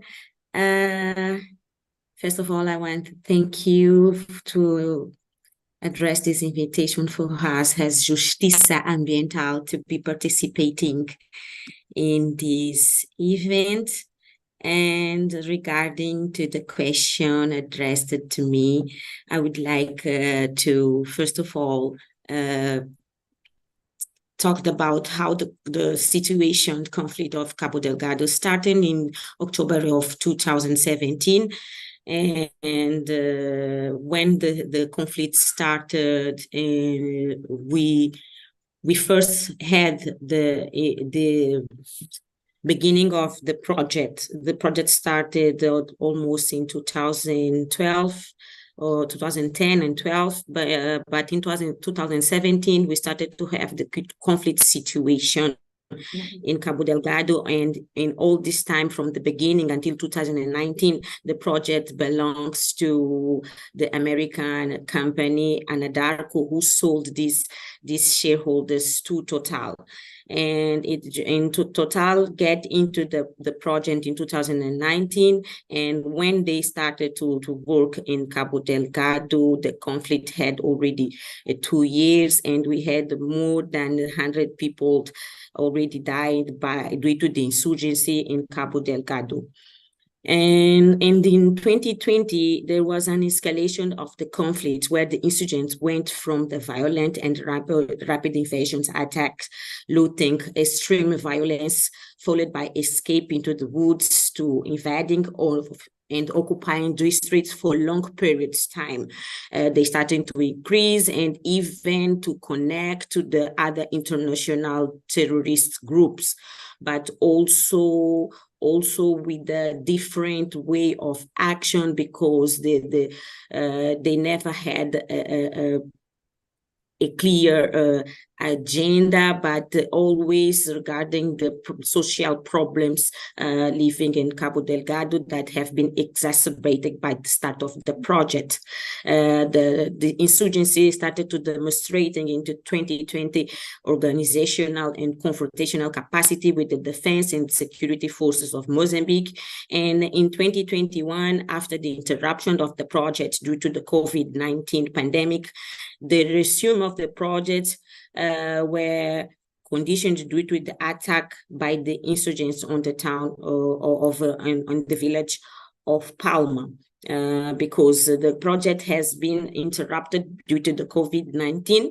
But when they wanted to resume, or they announced the resume of the project, the insurgency started to escalate, including getting in Palma village, where the protection from our national defense of Mozambique were really strong. So Total acquired Anadarko participation, as I already mentioned, in 2019. And the president of Total states that the project has a minimal risk, since 19% of the productions has already been sold of the natural gas to Europe and Asia. So this declaration demonstrating that the project has a strong economic focus, which ignores the reality surrounding the projects. So this attack forced the project to lift a force majeure, and which culminates in the longer break of 2 years. So recently, in this year of 2022, Total and the government announced the resumption of the project under specific conditions declared by Total, which are around of security issues. So the conditions that Total asked the government to guarantee is that the area has a security situation, and to preserve human rights, and also to guarantee that the project cost after the interruption of more than 2 years will be cutted, in which are the projections that the government of Mozambique has, meaning that all the projections that our government probably made will be affected by this longer situation of conflict, and all this situation of communities being affected by this project with the longer process of resettlement, which also started in 2019, but which only closed this year due to all these interruptions, COVID-19, and also the conflict in Cabo Delgado. Now we're still living in the situation of force majeure. The force majeure is still on the ground, but we can see that Total is still working on the area. The activities have been implemented, but officially the force majeure is still working. Thank you. Thank you, Kite, for that background. I understand that an independent Uprights expert report was conducted to particularly review the human rights due diligence process of the Mozambique liquefied natural gas project, which is operated by Total Energies. Could you provide more information, Kite, on these findings, especially in terms of the disconnect between what the project has been communicating on its website and in corporate communications on the human rights due diligence process and how it was conducted, and the human rights situation on the ground? Well, it could be seen because all the actions that Total are taking on the ground are not really connected with what are the expectations or the real necessities of the communities. Since the project started from Anadarko, since now from Total, you can see this disconnection because all the concerns and the questions that communities have never been well addressed. All the activities that are on the ground are most focused on what are the goals that the project has. Specifically to these reports from Uprights, one of the findings is, as I already said, this disconnect between this project and the commitment to respect human rights in all its operations. It can be seen by our work on the ground, which in 2018 and also in 2019, we noticed that in Palma, the number of military positions surrounding the area of the project were really high, leaving the communities without any specific protection, while we already know about the attacks surrounding another districts of the north of Cabo Delgado.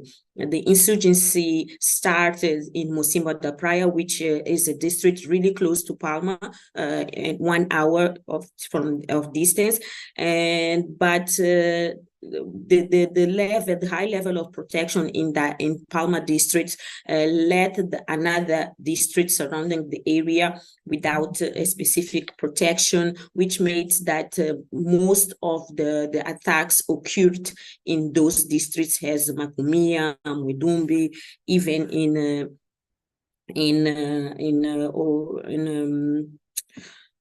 Mocimboa da Praia, Macomia, Muidumbi, and also in Moeda. The project failed to provide security for community, and it also can be seen by reports released by Alex Perry, showing that the project closed the gates on the day 24 of March of 2021, when the attacks occurred to Palma. The insurgency attacks get into the village, and the specific number of deaths in that day were never been really clear. And now, after this independent investigation from these journalists, we can find out that almost 1,300 people have died. And while Total had promised that the security of communities have been guaranteed, what happened is that when people went to the campsite where Total is. The gates were closed and the managers have left in helicopters, leaving the community abandoned. And what's happening is that the Kitunda village and all areas surrounding the project were the most secure for people to go, because the high number of militaries, which is almost 700 of military in the area, made that the area was really protected, leaving other areas and other communities and also workers from the companies subcontracted by Total that didn't have a properly protection, which shows how that the study they have to guarantee the human rights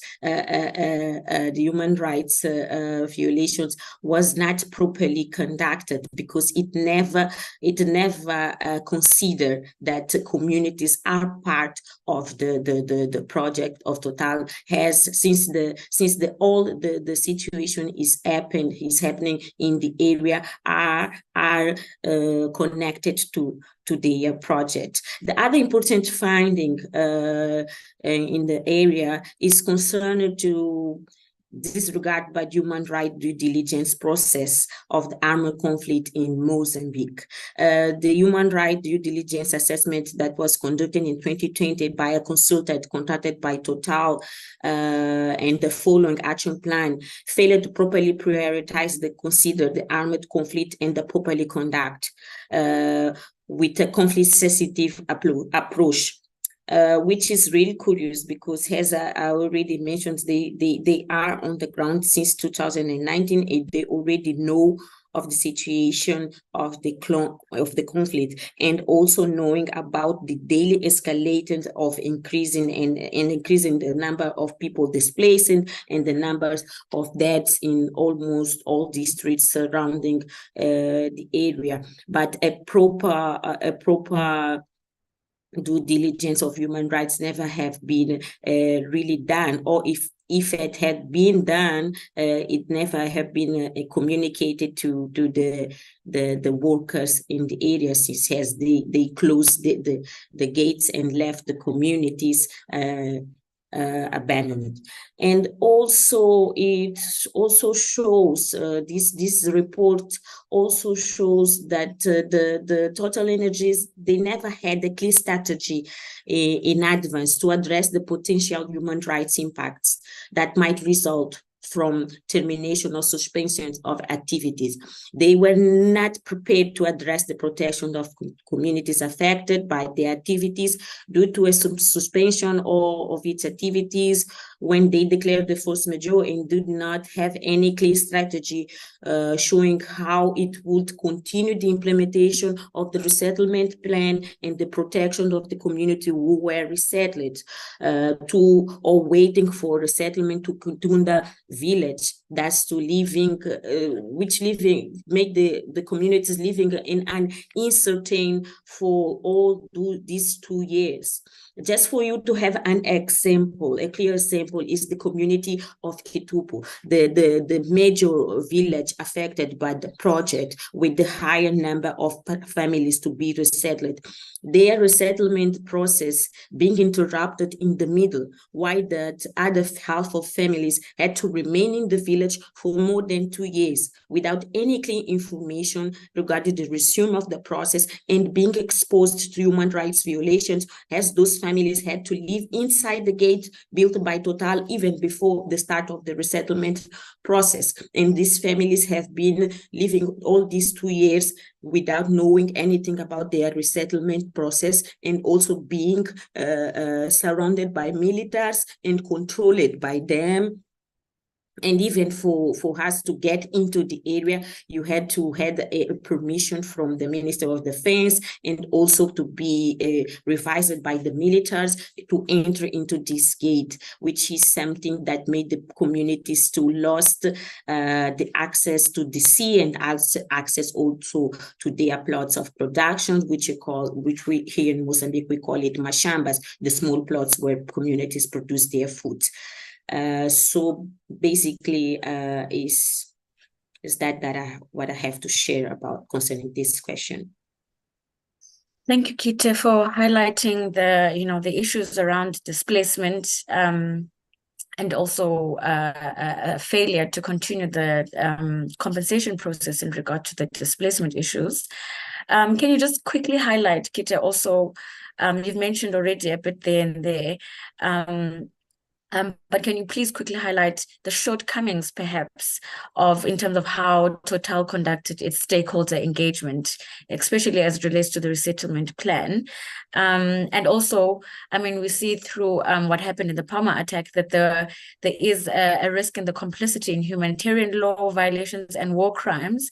And so would you also say that if a gender-sensitive human rights due diligence, a conflict sensitive human rights due diligence process and agenda, especially as it relates to security and conflict, human rights due diligence process had been undertaken, would the project have been viable at all, having considered, one, the risks in human rights violation, humanitarian law, and also the stakeholder engagement? Would or can it be considered that this project would have been viable in the end? Not exactly, because as we already said, that the disconnection between the project and the necessities or the concerns of communities, they never go in the same way.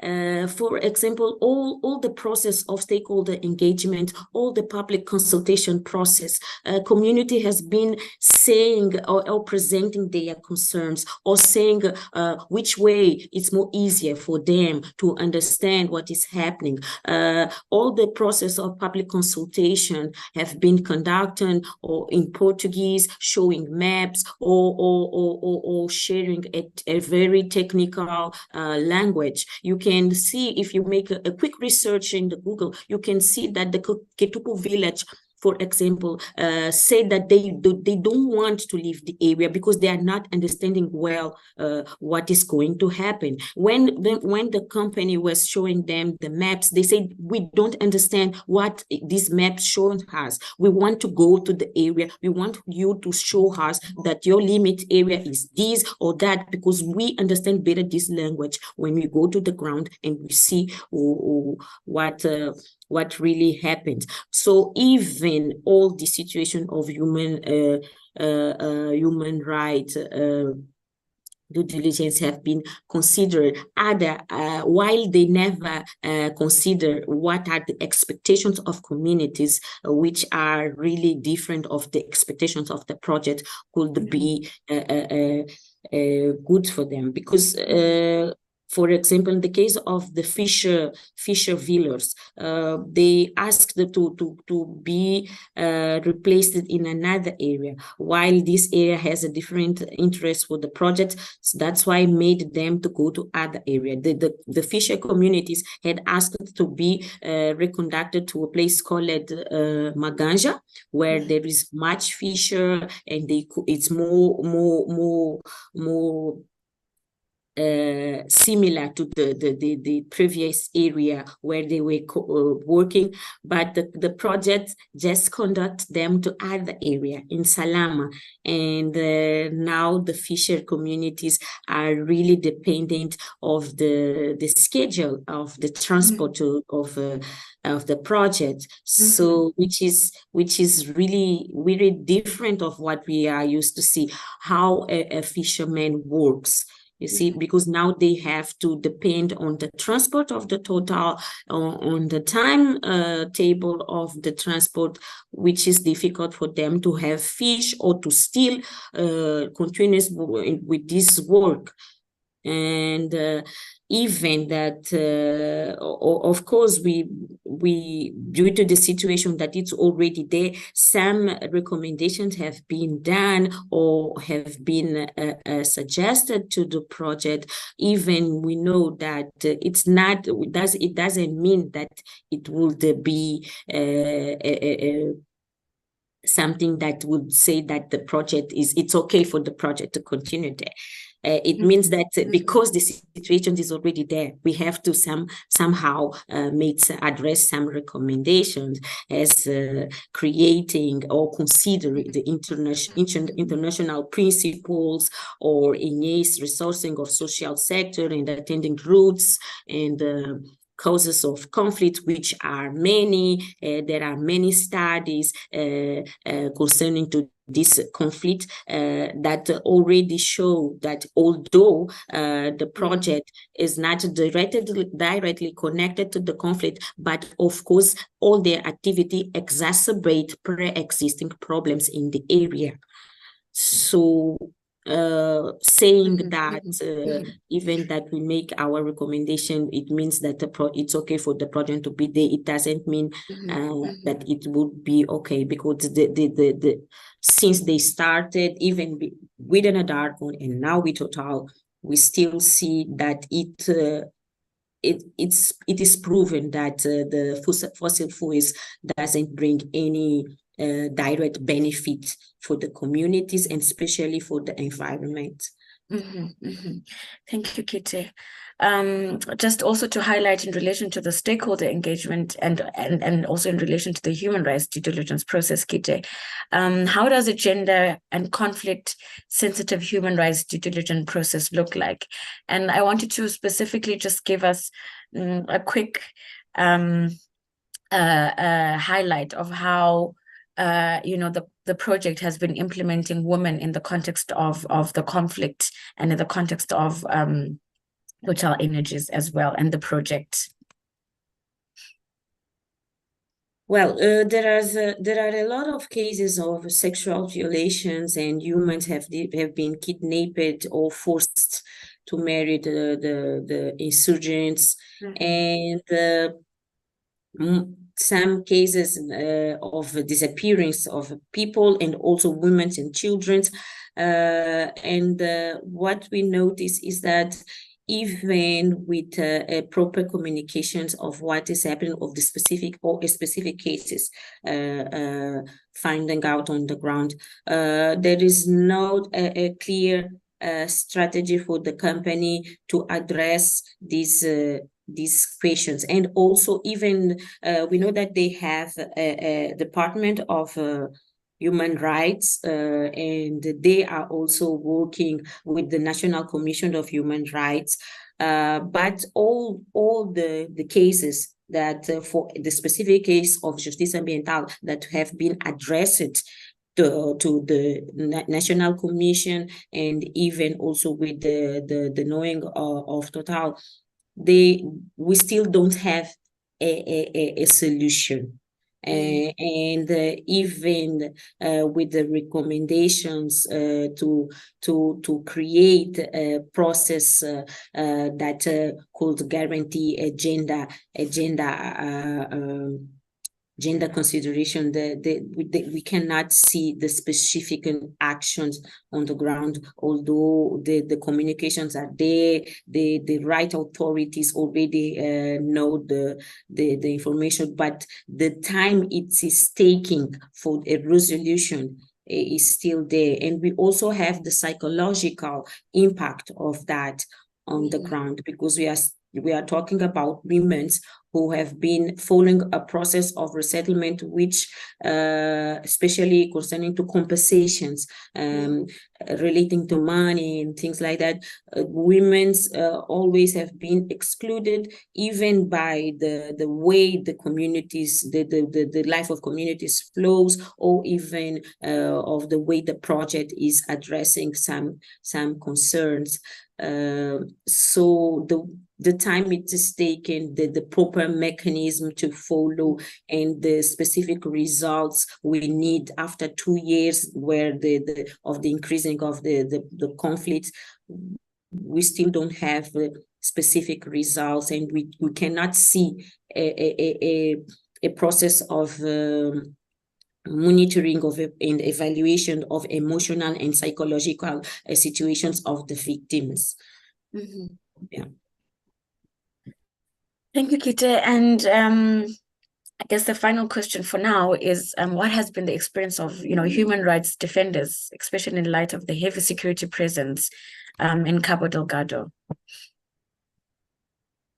It is a really difficult role to play in that area because of the high level of security, of course, and for us to see the militaries in the area with guns, walking and even participating in some meetings of the company, because the company has a guarantee that their teams, when they go to the ground, they must be followed by a military car, and all the meetings with communities, they are surrounded by militaries, which is quite intimidating for communities and also for civil society organizations to work in this situation of high intimidations, and also sorry, I just lost my point of thinking, but I was about to say that there is a lot of disappearance, not only of community peoples, but also by journalists. We have a case of the journalist who disappeared in April of 2020, and he sent a message just to say that I'm surrounded by militaries, and after that we don't know about him until today. There are also another 2 cases of local journalists who were sharing the situation, the reality on the ground, who disappeared. So this shows the high level of intimidations that people or the human rights defenders are not safe when they wanted to share what is happening on the ground because of this high level of intimidations, and also because of these evidences of people disappearing, and nobody has been responsible by this disappearance. Sorry, Sipho, I have a battery really down. My computer is about to die, and I don't have electricity this morning at home. All right.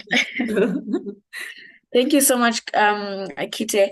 I mean, I mean, I could ask you many questions, and maybe before your battery dies, would you say that Mozambican law, sufficiently protects communities as it relates to land, for example, in terms of consultation, meaningful consultation, and because many cases are now being brought to different states like France, in the case of Total Energies, do you think that there is sufficient protection in that regard for human rights within the Mozambican context? Well, regarding to land law, there is something very interesting happening now, because our law, the previous law, land law and the policy land law that we have been really progressive and also pointed out as one of the best in the Southern Africa area. But what is happening now is that the national policy of land have been revised already. And all the process, we have been trying to pushing and trying to ask why you are changing something that is good, because what we can see is that the law is there, the policy is there, and it's good, but the lack of implementation of this law were the bigger problem that we had. But what we see is that they are revising the law, and the revisions they are made seems to protect more the companies than the communities, unfortunately. Although we have been making recommendations, we have been making webinars, and even the stakeholder engagement process to include communities who are the principal affected by this revision, they never knew about the process. That's why the civil society in Mozambique joined and started to create a parallel process of public consultation and to include the main concerns of communities. But this is not really reflected on the revision of the policy. And now the land law is also being revised, and all the process is really in made in a secret way, that even if you want to influence, even if you want to address your suggestions, it's difficult because of this, the way the things are happening. Although they announce that things are being happening, or you can participate, but at the end of the day, suddenly you see that, yeah, things are already done. Even for the policy to be approved was a surprise for us, although we have been following all the process. So the main concern for us now is to see how the new law will protect the communities, and how can we support and guarantee that the human rights to land, the right to security, food, to have a sovereignty, sovereignty, the limitations, and to access to sea, and all these processes can be guaranteed, and all the operationalizations also can be guaranteed. That's all that for us to do, and to trying to guarantee the human rights to the communities. Thank you very much, Kite, for providing such an in-depth insight into what's happening in Mozambique. Thank you so much for joining us today. Later on, we'll also unpack, the relationship between the state, the host state, and the home state, which is basically Mozambique and France, and how in the case where a state is either incapable in terms of implementation of the law to protect human and environmental rights, we are seeing more cases being brought to other states that have stronger regulation in this regard. Thank you, Kite. Dickens has also joined us now. Dickens, welcome to the session. Yes, there we go. Welcome, Dickens. I guess the first question, Dickens, is also, trying to unpack, similar to what I've been doing with Kite in this interview. We have the Ugandan oil pipeline construction at the moment. Can you just elaborate on what the project is, and also how it undermines or potentially undermines human rights and environmental rights, especially in the commitments that Uganda has made that are related to the United Nations Climate Convention as well? Thank you very much, Siko, and thank you very much all the colleagues in this meeting. Yeah, of course, as you've said, Total is the main investor in the ECO project, the East African Crude Oil Pipeline project, which is a 1,443 kilometer heated pipeline from Uganda to Tanzania at the Indian Ocean. And this project is the biggest project so far in Uganda, which they are trying to push against all the people who are saying no, should not be allowed to go ahead. This project started in 2006 when oil was discovered in Uganda, and the reserves they want to push through the pipeline, they come from the western part of the country in one of our biggest national parks, one of our transboundary river called the River Nile, the longest river in Africa, and Lake Albert, which is shared between Uganda and DRC, Democratic Republic of Congo. And it is estimated that this project, if it goes ahead, is going to cost Uganda and Tanzania over $5.2 billion US. That is a project, it has never happened in Uganda here. But most important is the issue about human rights and climate change issues.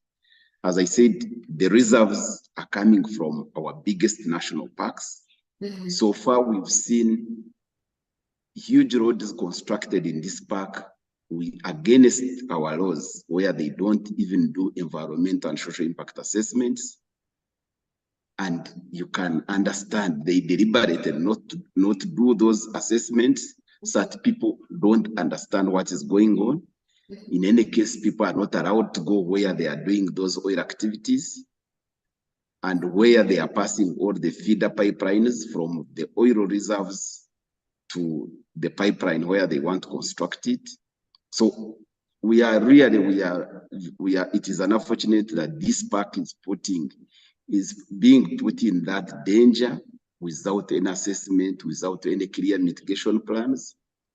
The Lake Albert, where some of the well pads have been constructed, we've never done any assessment to know that these are effective mitigation plans. We have cases that we filed in 2014 in the High Court of Uganda, challenging some of the mitigation plans they had proposed for human rights, for climate change issues. Up to now, the case has never been heard. So if you look at the pipeline alone, it is affecting over 100,000 people in Uganda and DRC, rather in Tanzania. And many of these people, I tell you, if you go to those people, they were stopped from using their land in 2019. By 2022, when they said they have started paying, even those who were saying this is not fair, this is not adequate compensation, they were compelled to accept. Just yesterday, but one, those who were still resisting, the government now compared them to High Court of Uganda. They filed a case against 42 of those people who were refusing that compensation. And while our constitution says you can only take someone's land after you have paid fair and adequate compensation, now the government has used the court to make a ruling that you can deposit the money, the government can deposit the money it has proposed as compensation into court and then proceed to evict them. And then they can wait until when the court makes a ruling on the final application. But of course, what was very painful is that the case was filed on 4th of December. The communities were served on 6th of December. And then within 2 days, the court sits down and makes a ruling without giving the other people a right to file their defense. And the judge said, if you have any issues, you can now come back to court and be heard. But in a way, these are 100,000 people that are affected by the proposed East African crude oil pipeline. Even when Total says 90% have accepted compensation, I tell you, none of those people, I must say, accepted compensation from the start. But because they were stopped from using their land and their 100% survival is on land, they had no option but to accept and take whatever was given to them. And now that, as I'm telling you, because even those who have persisted and endured all the suffering to say we cannot leave our land until we get fair compensation, the government now has used its own courts to compare those people to say, now you must take it, whether you want it or not. So that's the framework, the frame that when you want to understand the human rights issues here, you can understand. Because these families, most of them, if you go to where they are now, their children are no longer in school. Most men have abandoned the women because of the challenges they are facing. So most of these families are almost collapsing. And we don't know how much. But if you look at our country, even our constitution, it is a signatory to most of these human rights and climate change conventions. And committing that you have to protect lakes, rivers, forest reserves, national wildlife, respect human rights. And unfortunately, all those are being ignored completely because of the greed to make this money they are talking about. You know, you are going to make 30, 50 billion US dollars. They never calculate at what cost. And many of the colleagues, partners, experts who have calculated that the impact these projects like ECOP are going to do here in Uganda they are going to be like 10 times the cost of what they are talking about money. Because how much money are you going to say if you destroy a river, if you destroy a lake, if you destroy a park that can be there for millions of years? How much can you compensate? If you destroy families and destroy the future of the children, how can you say that that project is going to be useful? Thank you, Dickens, for introducing us to the situation in Uganda. And I mean, it seems as though that there is a complicity from the government, especially as it relates to fair trials, as you've already mentioned. So would you say that, or rather, would you just give us an insight in terms of then the cases that have been brought outside of the country, the regional cases and the international cases that have been brought to France? Can you give us an insight into at least the possibility in terms of accessing remedy in these regional courts and maybe even in France? Are communities able to achieve recourse in this context? Yes, thank you very much. Of course, I mentioned like one case in Uganda, but we have 7 cases. And our laws somehow provide that you can only sue the government of Uganda and not the companies, especially relating to human rights and environmental rights. Even if we have sued the companies, we've been even discussing it as lawyers, which court in Uganda is going to determine the case where Total is involved. Most of us have no capacity to hire the best lawyers even here in Uganda. And so those are some of the challenges when we are planning to go to court. We take it into account. But we also take it into account that even before you talk about a good lawyer, the courts are being politically pressured not to fix these cases in Uganda. And that's why we said, let's work with partners to file cases. One in France against Total, hoping that the French courts are independent. And then another one at the East African Court of Justice in Arusha, Tanzania. The one in France, I know colleagues like Juliet will be discussing, but we had thought and we presented evidence of how communities were suffering injustice. We presented evidence about environmental injustice. And we had hoped that the case would go on its merits and be evaluated and determined. And unfortunately, the case that was filed in 2019, by 2022, many things had passed. And of course, the challenge was that this was the new law, the new French law on duty of vigilance. And so this was the first case under that law. We didn't know that this case would take long like this. And so the case was dismissed on procedural grounds. We never got an opportunity to see how the court handled the evidence that we had presented. And this is why, together with partners from France, we said, let's file now a new case, to make sure that at least finally, maybe the court can evaluate the evidence that is on record. The case is still in its infancy, so we cannot even say whether it is going to help us or not help us. But in our view, we've presented the evidence that you would consider credible evidence, and we are very committed and determined that we can push this case until its end, and hopefully maybe we can get a decision. And we don't care whether a decision is against us or it is in our favor, as long as the evidence has been evaluated and the court independently makes a decision. It is still a good decision because it can help us on how to move afterwards. So we are still in the French court, and we haven't known what is likely to happen, whether again we'll get it will be unfortunate for them to again dismiss it on procedural grounds, because you can never know. And you don't know whether the court is also influenced or not.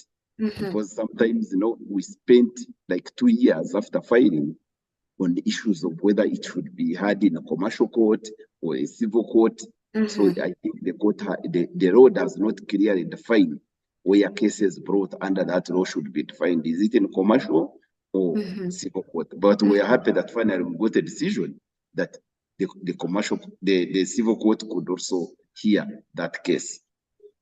So the second case was filed in the East African Court of Justice, challenging the environmental and human rights impacts associated with the ECOP project. And unfortunately, again, just on 29th of November, this last month, the court also dismissed that case on procedural grounds, saying that we had filed a case out of time. And the issue was which date are we talking about? Because all the agreements, 5 agreements signed between the companies and the government have never been disclosed. So for us, we filed the case based on the date that we knew, and the law said the time when it comes to our knowledge, and that's what, but the court said, no, the governments are telling us they signed on this date, and you filed after 2 months. So your case is time bad. So in a way, there are real challenges, I think, really fighting against these companies. And the challenge, especially for the cases in Uganda, at East African Court of Justice, the companies like Total are too smart. They don't go there openly. They go behind the government. Government, you go to court and get a court ruling. Government, you go and arrest these NGOs that are causing trouble, so that you create fear among the public that those who are resisting, they know they are going to be attacked. But the biggest beneficiary is Total, because it is the one in the field for the job. So we know for sure that whatever government is doing, Total is behind them and they are supporting them, and they are the ones benefiting from these injustices. Thank you very much, Dickens, for highlighting the available mechanisms for recourse in the region, and also in the home state of the company, which is France. I'd like you to also elaborate, Dickens, on the role of other companies from different states, and as it relates to suppliers, because as I understand, there's a Chinese company involved in the construction of the ECOP pipeline. So how are the subcontractors or suppliers possibly complicit in supply chain human and environmental rights violations? And in the case of China, is there any recourse available, as in the case of France, within the duty of vigilance law?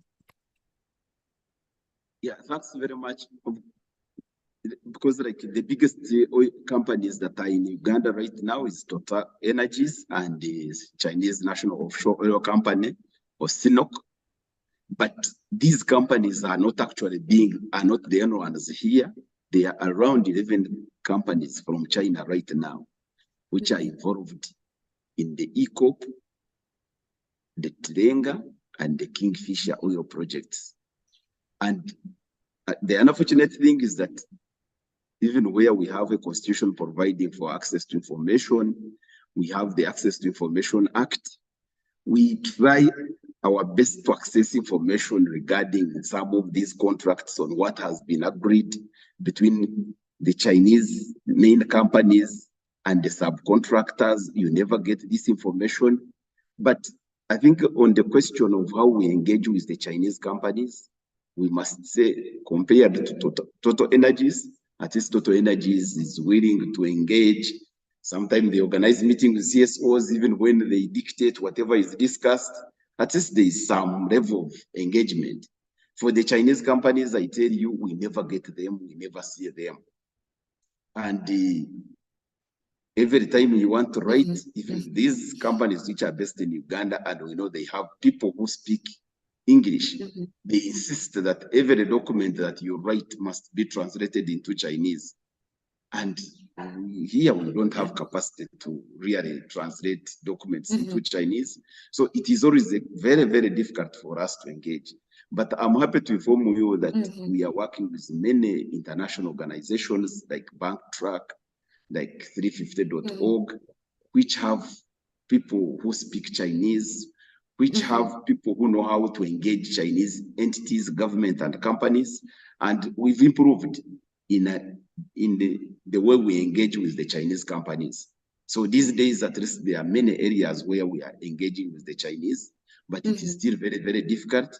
Secondly, in terms of like knowing the policies of the Chinese companies on human rights, on environment, we never get to see these policies of these companies. So sometimes when you are trying to engage, you don't know what they believe in, what they don't believe in, but they are the ones who are in the communities displacing people on behalf of their main contractors. And sometimes you don't know, you can't take them even to court as the way we take government, even when the cases are not heard. So it is extremely very difficult to engage these companies, but we are trying to improve using different mechanisms. You are working with international partners who have expertise on engaging with the Chinese companies. And we are hoping that going forward, maybe we will improve and be able to ensure that we can have effective strategies to engage those companies. Thank you so much, Dickens. I think this also highlights that, you know, even in terms of companies and the equal level playing field, that without a mechanism that's governing across the supply chain, that even in terms of creating a level playing field for companies, that this cannot be achieved. And then one last question, Dickens, before we move over to Juliet. And also similar to Kita's question is, how have human rights defenders, what has been the experience of human rights defenders in Uganda, especially in the context of, you know, this conflicting, or rather a conundrum between, you know, development and also ensuring that there is a just transition, and especially in the context of climate change. So can you just elaborate on this, you know, on how human rights defenders and the experience has been in Uganda? Yeah, thank you very much. I think the experience of human rights defenders in Uganda, I must tell you, it is very, very, it is hard even to describe it, because a few years back, we were very, very strong individuals, organizations that would fight for communities up to the end, and they would work together, they would speak publicly, they would do many things together. But for the last like 5-6 years, you have organizations, you have individuals that they will arrest you, they will harass anyone who speaks, they will intimidate you, they will arrest you, they will put you in cells, and afterwards they release you. Whether you file a case for illegal imprisonment, the case will never be heard. So sometimes you just remain there, they release you on police bond, you stay on police bond. Personally, and with 6 of my staff, since 2021 October, we've been on police bond up to now. And then they register your organization, they will blacklist it, they will ensure they go to where you work in the communities. For example, those communities that are suffering illegal evictions, human rights violations, they will go there and tell the local government leaders, don't allow these organizations and individuals to come here. So it is a very, very challenging. But despite all these challenges, I still must say there are many organizations and many individuals in Uganda that they are still fighting. They are still insisting that, you know, those who cannot have voices to speak for themselves need to get someone to speak on their behalf. At least we still engage. And I tell you, even the Total and many other companies, even the government, they still know there are still many human rights defenders here in Uganda and outside Uganda who are working hard, who are putting them on pressure to ensure that human rights, environmental rights are respected. I'm happy that, you know, we use different strategies, working with international organizations like Friends of the Earth France, without these organizations, it would be extremely hard for us to actually operate here in Uganda. But because our government knows that, you know, they need to get money from Europe, from USA, they somehow listen to international organizations. We work with the international media, that the things that cannot be aired here in Uganda, the international media is able to air it. The international organizations and media, they put pressure on companies, in other words, from their home governments. So companies like Rotar, sometimes they are forced to actually also say they don't allow disrespect of human rights. They don't allow disrespect of communities. So somehow the government listens to international pressure than the national pressure. So we use different strategies to make sure that we continue working amid these challenging conditions. But I tell you, every attack on one or two human rights defenders sends a very big chilling effect on many of the other human rights defenders. And that's why many of the organizations in Uganda right now, it is extremely hard for them to speak publicly. When you meet one-on-one, they are telling you where we are going as a country, these communities that are suffering, these companies that are causing these problems.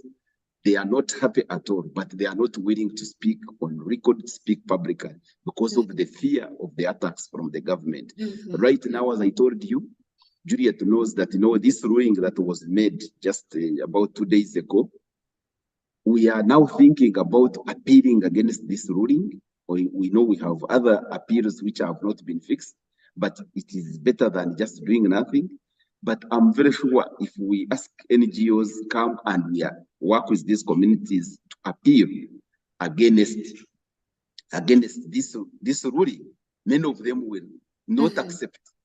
Not because they don't see that there is a good case, but because of the fear of the implications if they appeal against government. And I must also emphasize that the communities that have been refusing and resisting an fair compensation, they are the same communities, the same community leaders who have been working in us to help us take messages to the communities, because we can't reach everywhere. So when government comes with a strategy and compels them to evict them without compensation, the impact is not only on those 42 affected people, the impact is on the wider communities, because they see the leaders who they thought would actually fight and get justice have been completely focused into the corner. The NGOs that have been working with the leaders have also failed to stand against this injustice. So the impact is very huge. And sometimes, you know, you ask, what next do you do? You are going to file this appeal, it will never be fixed. You are going to tell some of these NGOs, let's appeal. They are not even willing to be on record that they are appealing. These community leaders have been completely broken. So it is a challenge, but at the same time, we have no any other option. We have to continue fighting. And I believe continue mobilizing in and outside the country, we shall finally really succeed. I don't think like there is a way evil can be maintained forever. Time comes when even those who are pushing for, like profiting from evil, will actually also say, I think we are tired, we cannot continue with this evil. So we have to continue the fight and the struggle. Thank you so much. Thank you so much, Dickens, for once again highlighting the importance of international solidarity when it comes to, you know, the fight against human and environmental rights. Thank you so much, Dickens. I'll now move over to Juliet. Juliet, are you with us? Welcome. I mean, Juliet, Total Energies is headquartered in France, as we've heard from Dickens. And you know, what has been the experience of cases that have been brought, you know, from Mozambique and Uganda, and what have the challenges been as well in accessing remedy for affected communities under the French law Duty of Vigilance Act?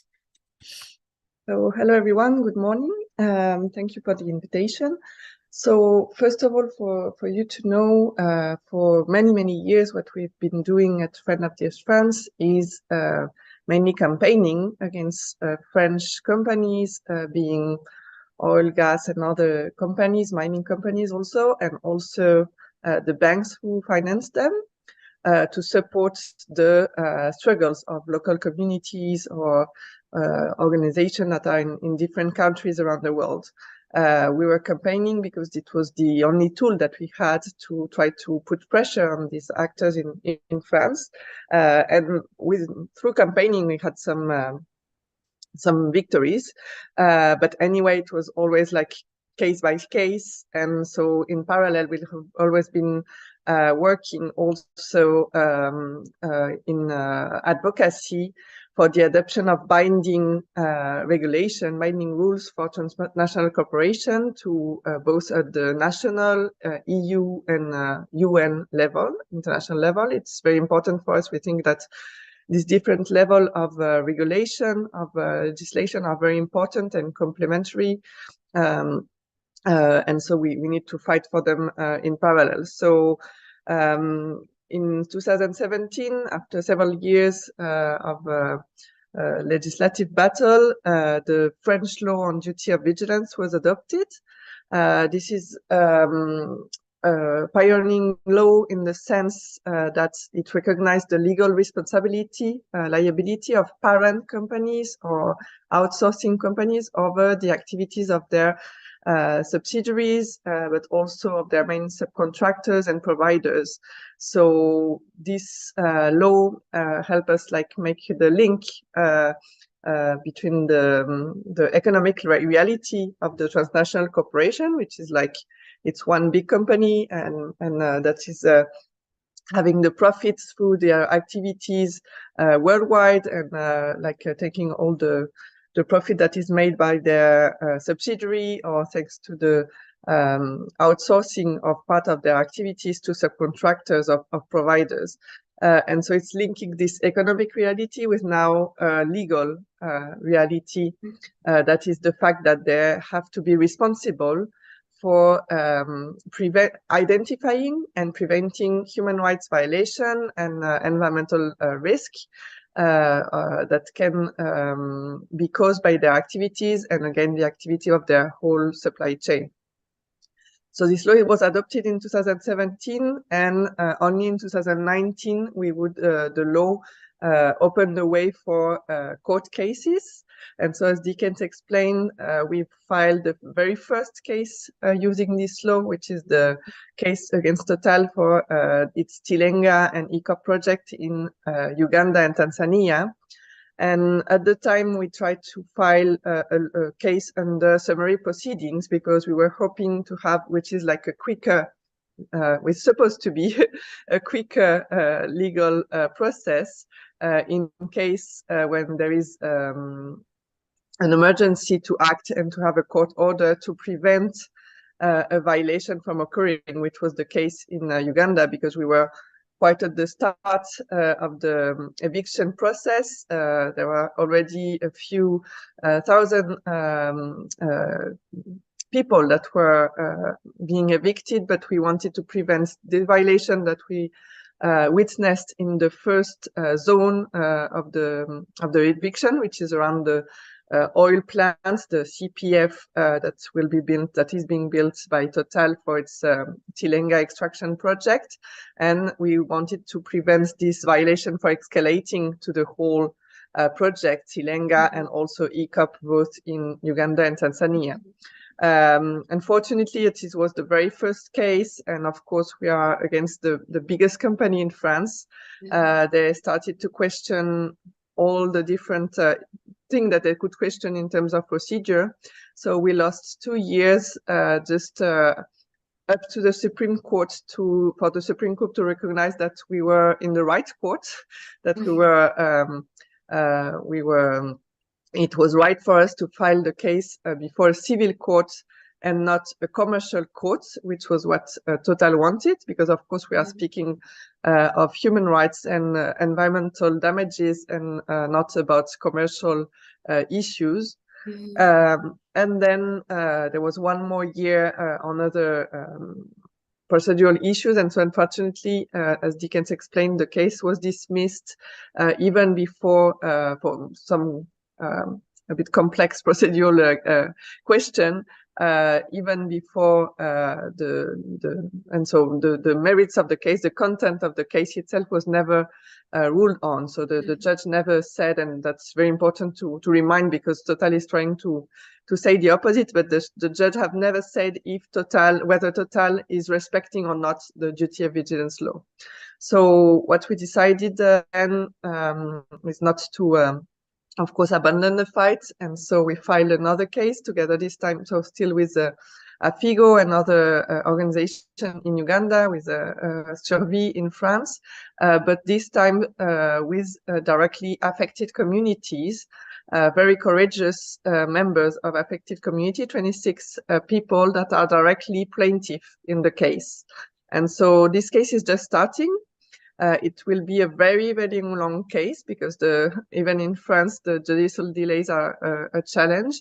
But this time is a case, what's called an action for damages. So that what we are calling is for the court to condemn, to recognize that Total was liable, is liable for the violation of human rights that have occurred in the past years, mainly around the eviction process, but also the response, and this is quite important also, the responsibility of Total in the harassment and intimidation that the communities or organizations like AFIGO or Tasha are suffering because of their mobilization to defend their rights, to defend communities' rights.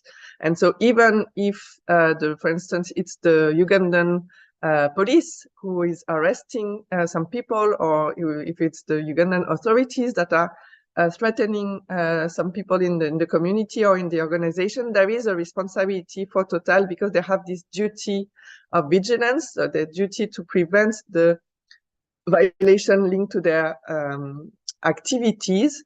And so in that aspect, this intimidation and this harassment is directly linked to Total's project, because when people are arrested, they are asked about their mobilization against the project. And this has also been recognized by UN rapporteurs that have, in I think 4 or 5 times now in just 2 years, have sent communication to both to Total, but also the Ugandan government and the French government concerning this situation. So now on this case, as I say, legally, we are just starting. We are waiting for the court to put like the different dates for the process. Next year, it will be mainly procedural issues. And so we hope that in 2025, we will touch upon more the content issues. Thank you, Juliette, for giving us insight into those 2 cases.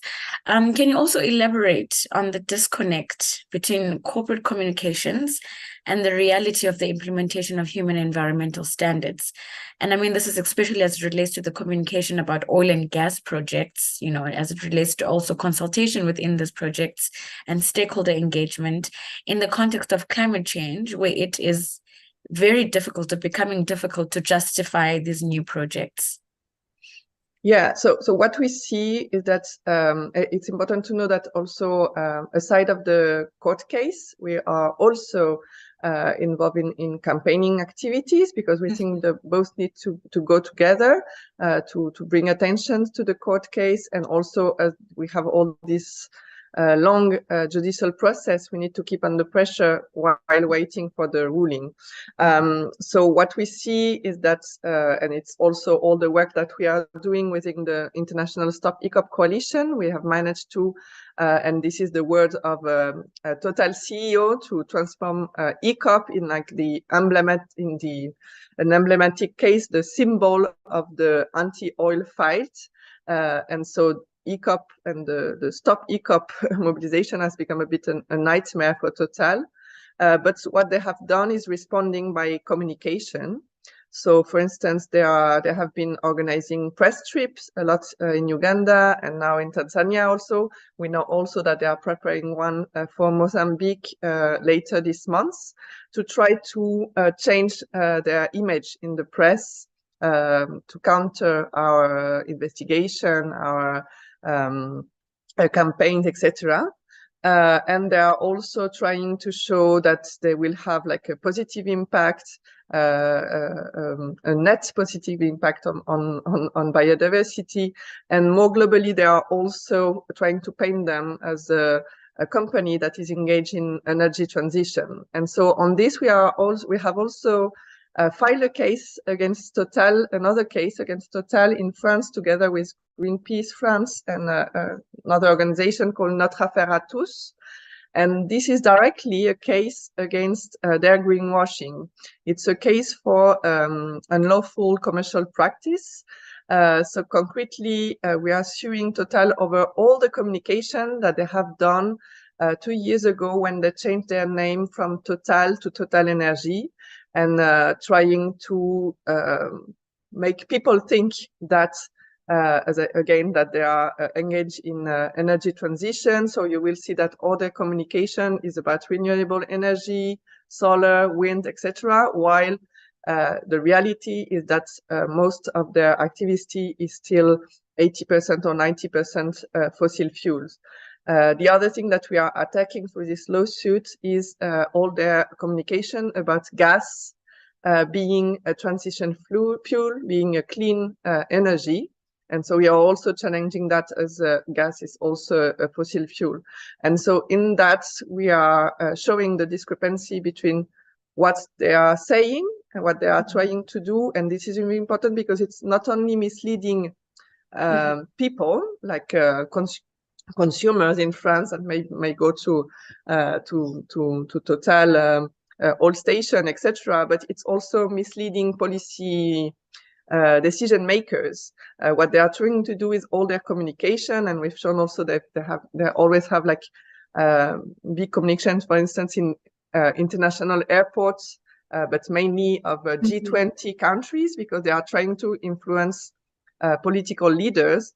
Not to push them, not to regulate them. You know, it's the message mainly from Total is doing, well, I'm already engaged in energy transition, so you don't need to impose any rule on me. And so this is kind of working on some policy and decision makers. And so what we are doing is also denouncing this use of communication as a tool of lobbying. And thank you, Juliette, for highlighting the greenwashing that's being done by companies through their corporate communications. And just to briefly also touch on our final question before I hand over to Erica, is can you elaborate on the relationship between Total Energies and the state of France, and how this has played out in Mozambique as well? So yeah, so Total is a private company, but in the past it used to be partly state-owned. And so there are very, very strong links between Total and the French state, and especially for activities of Total in Africa. It was before more in former French colonies, but in reality we see that it's like a whole area of influence, and now also in English-speaking countries. And so what we have done 2 investigations that we have released, one on Mozambique and one on Uganda. We show first all what we call the revolving doors. So the fact that there are people from Total and from the French government that are going back and forth. So Total hiring people from the government or putting some of these people directly, like as Macron's advisor or as people keyed in the Ministry of Foreign Affairs or Ministry of Defense. And so this giving them like direct access to the decisions that are made.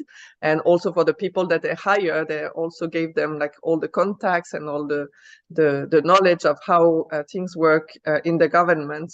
And so we see, for instance, in the case of Uganda, that the French embassy is really like very key to help Total to support also giving their good image through the sponsoring of Total of their activities, etc.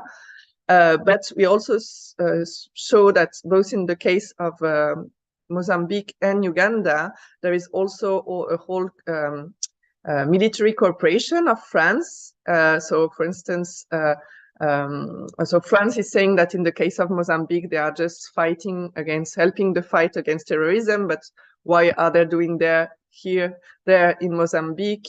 It's because there is this big project from Total, and the same in Uganda. You have like the French army that has trained Ugandan soldiers that are now the one that are like putting pressure and harassing people that are mobilized against ECOP. Thank you very much, Juliet, for highlighting also the complicity, I guess, of states and in other jurisdictions in these human and environmental rights violations. I'll hand over to Erica now. Erica, welcome. Thank you so much for joining us. Erica, I just want to let's go into a discussion about, now closing or addressing these international gaps that linger in the transnational governance of extractive supply chains. And we have the United Nations negotiations at the moment to elaborate on a binding treaty on business and human rights to regulate transnational companies. And as a first question, I would like you to highlight the limitations of non-binding standards in the form of the United Nations guiding principles, and how this has played out in Mozambique when it comes to the protection of human rights against corporate violations. Thank you very much, Siko. So I think there is a lot of documentation and studies showing corporate power and corporate impunity, special transnational corporations' power and impunity in countries like Mozambique, but in general in countries of the Global South. So I think it's important to note that there have been quite a few attempts to regulate transnational corporations on issues related to human rights, I would say for the past 4 or 5 decades. And all these previous initiatives, they ended up being weakened into voluntary standards and guidelines, such as the United Nations guiding principles. Even due diligence legislation that is coming up in different countries and regions is in a way a watered down version of the kind of legislation that social movements and organizations have been advocating for. So as Juliet was saying, we have been demanding strong and effective binding rules for transnational corporations at the different levels. So not only national level, but also regional and international, which is really important. So the non-binding standards and mechanisms, they've been proven largely insufficient and inefficient when dealing with corporate crimes and violations of human rights linked to transnational corporations' activities. So the UNGPs and other mechanisms, they rely a lot on self-regulation, and they don't really have the power to ensure compliance or to sanction violators. We have been witnessing this. There are a lot of companies that are in principle, they adhere to UNGPs and voluntary mechanisms, but in practice, they are still violating human rights and destroying the environment almost total impunity. So one thing is that the logic of these voluntary standards is that they rely on the fact that transnational corporations don't really know what's happening across their global value chains. So we saw actually that that's not true, when these issues are denounced and when people are fighting against these projects, companies like Total, rather than addressing the issues, they actually invest in public relations and propaganda and making sure that the public thinks that they are a responsible company. Even here in Mozambique, some government officials have referred to Total as the company that has even rebranded itself to show how committed they are to the transition. So basically changing your name serves to send the idea that you are responsible. So this is not enough. And of course, we've been defending that the global problem of corporate impunity really needs to be addressed by binding legislation at international level. Thank you, Erica. I mean, we see at least in some global South states and even global North states that trade agreements are becoming more of a barrier in the energy transition, in terms of states being vulnerable to being sued in the international dispute mechanism process. And in the case of a business and human rights treaty, how would this benefit Mozambique as it relates to trade agreements? So we do understand, and we have been demanding, that the UN binding treaty on transnational corporations and human rights must reaffirm the primacy of human rights over any other agreement, in particular trade and investment agreements. So we need to say that human rights have this hierarchical superiority, and human rights must prevail when states face conflicting international obligations. So it's very important because we can see how states in practice, they often choose to violate human rights obligations rather than violate a trade agreement. There are clauses, very dangerous clauses, contained in trade and investment agreements, such as ISDS, the Investor State Dispute Settlement, that actually allows companies to sue states and be awarded millions of dollars in penalties, while the same doesn't happen when states violate human rights treaties.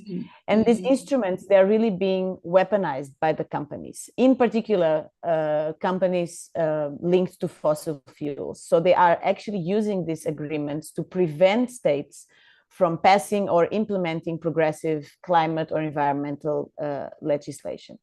In the case of Mozambique, this is of particular importance. There is a recent research that shows that Mozambique is the country with the highest potential ISDS liability. So if we look at the current trade and investment agreements in force in Mozambique, the contracts we have with oil and gas companies, we are looking at a risk of losses that has been estimated of being up to 50 billion US dollars. So this means that the hands of the Mozambican government are tied, and we could actually be sued for billions of dollars in damages by investors if our government decides to bring in new legislation, taxes, or any other measures, for example, to limit greenhouse gas emissions from fossil fuel projects. So this includes, of course, the companies involved in the Mozambique and Rovuma LNG projects like Total, Eni, and others. So it is really crucial governments take action to protect themselves and the policy space, to remove ISDS and any similar mechanisms. And it's very important that the UN binding treaty uses the opportunity of explicitly reaffirming the primacy of human rights over any other agreement.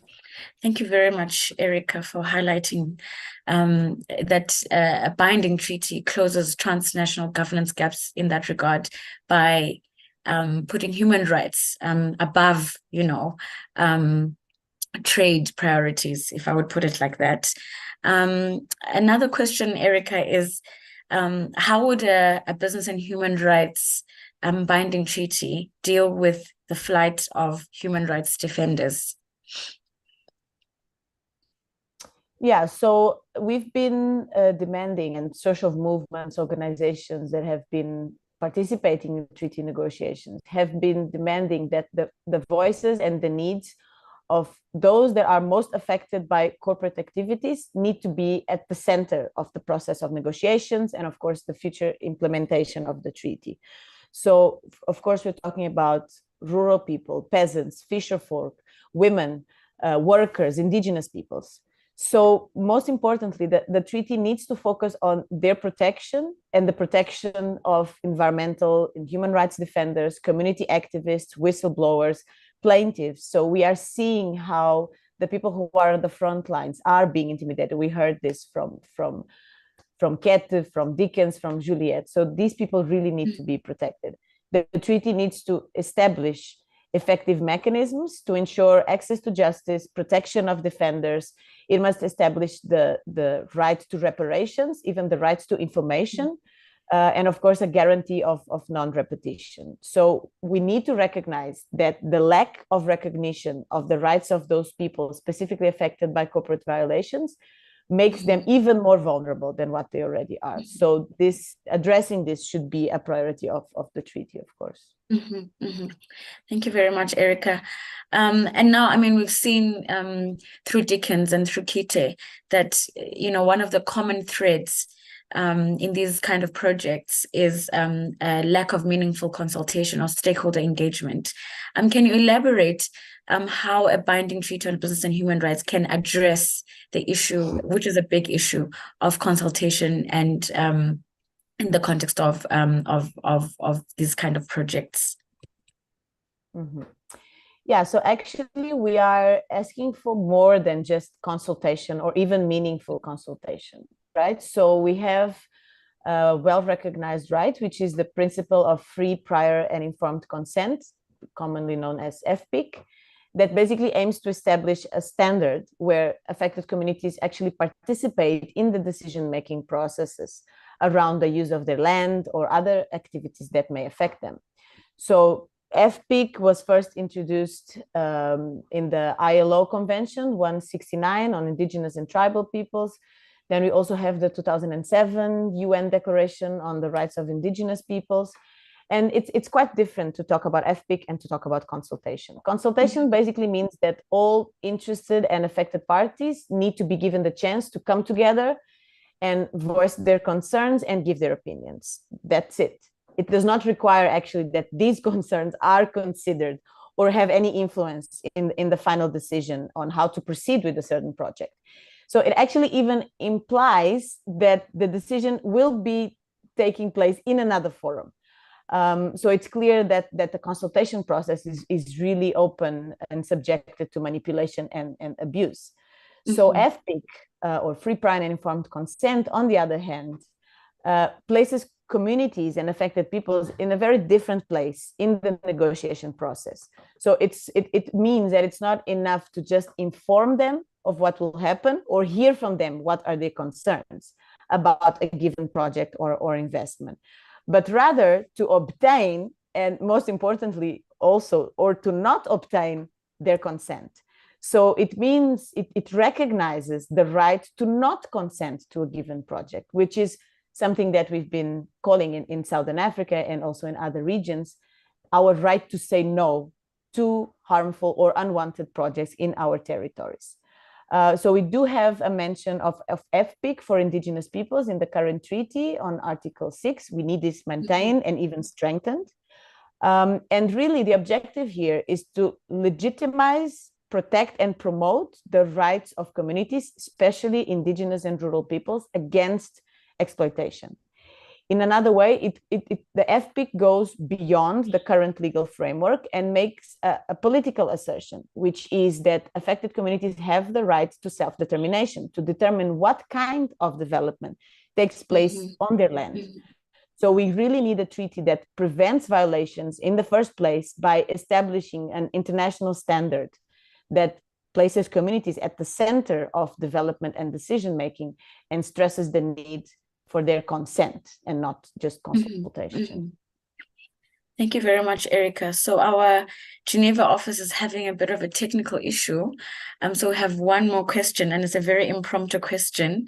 But can you elaborate, Erica, in terms of, there are challenges in accessing remedy. For example, if a case is brought from Uganda to France, we heard from both Juliet and Dickens that sometimes procedural issues tend to delay a case for several years, And one of the common things that we've seen in different cases that have been brought to different countries is the issue of jurisdiction that has been used a lot as a procedural issue in these cases where a French court, for example, cannot hear the case because it should be heard in Uganda rather.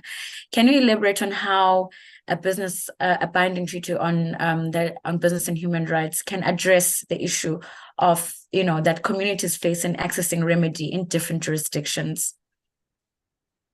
Yeah, so the treaty must necessarily broaden access to justice, right? So this means that one of the things we've been advocating for is that the principle of forum non-convenience is removed, eliminated from the draft, so that a given court cannot claim that we cannot hear this case. And the choice ultimately needs to be with the affected peoples to choose the most convenient, appropriate, or the jurisdiction that they feel they will have a bigger chance of accessing justice. We've also been advocating for the inclusion of forum necessitatis. And when we look at the possible jurisdictions, it's important that it includes the courts of the home country of the TNC, for example, but also the host country of the TNC where the activities are taking place, or even a court of a country where that TNC has assets, for example, or the court that is most accessible by the affected communities. So there are many provisions that can expand access to justice. And the most important principle is that the decision is placed in the hands of affected people so that they actually can choose where is the best place for them to seek remedy and access to justice. So there are important provisions that are there and need to be strengthened, and others need to be included to ensure this. Thank you so much, Erica, for those insights into how the gaps can be closed across the supply chain through an international mechanism that governs supply chains, whether it be textiles, where human rights violations are common, whether it be extractives, whether it be in the agricultural sector. But the gaps are lingering across the supply chain. And also, especially in terms of access to remedy, to just note that some regional mechanisms like the Corporate Sustainability Due Diligence Directive that's currently a draft that aims to regulate within the European Union corporate supply chains, that even sometimes in those binding legislation, that sometimes access to remedy remains an issue as it relates to jurisdiction, for example, and cannot be necessarily fully addressed within the context of a regional mechanism.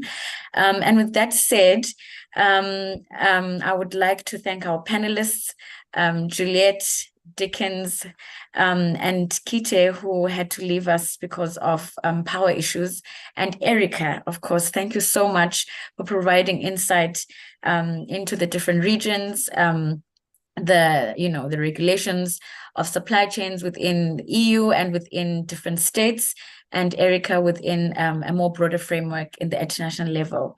I would like to now hand over to our Geneva office. They might be having technical issues still, but maybe we give it 2 minutes before they begin. Thank you so much to also everybody who's joined us today. Thank you very much. Thank you, Siko. Thank you. Bye.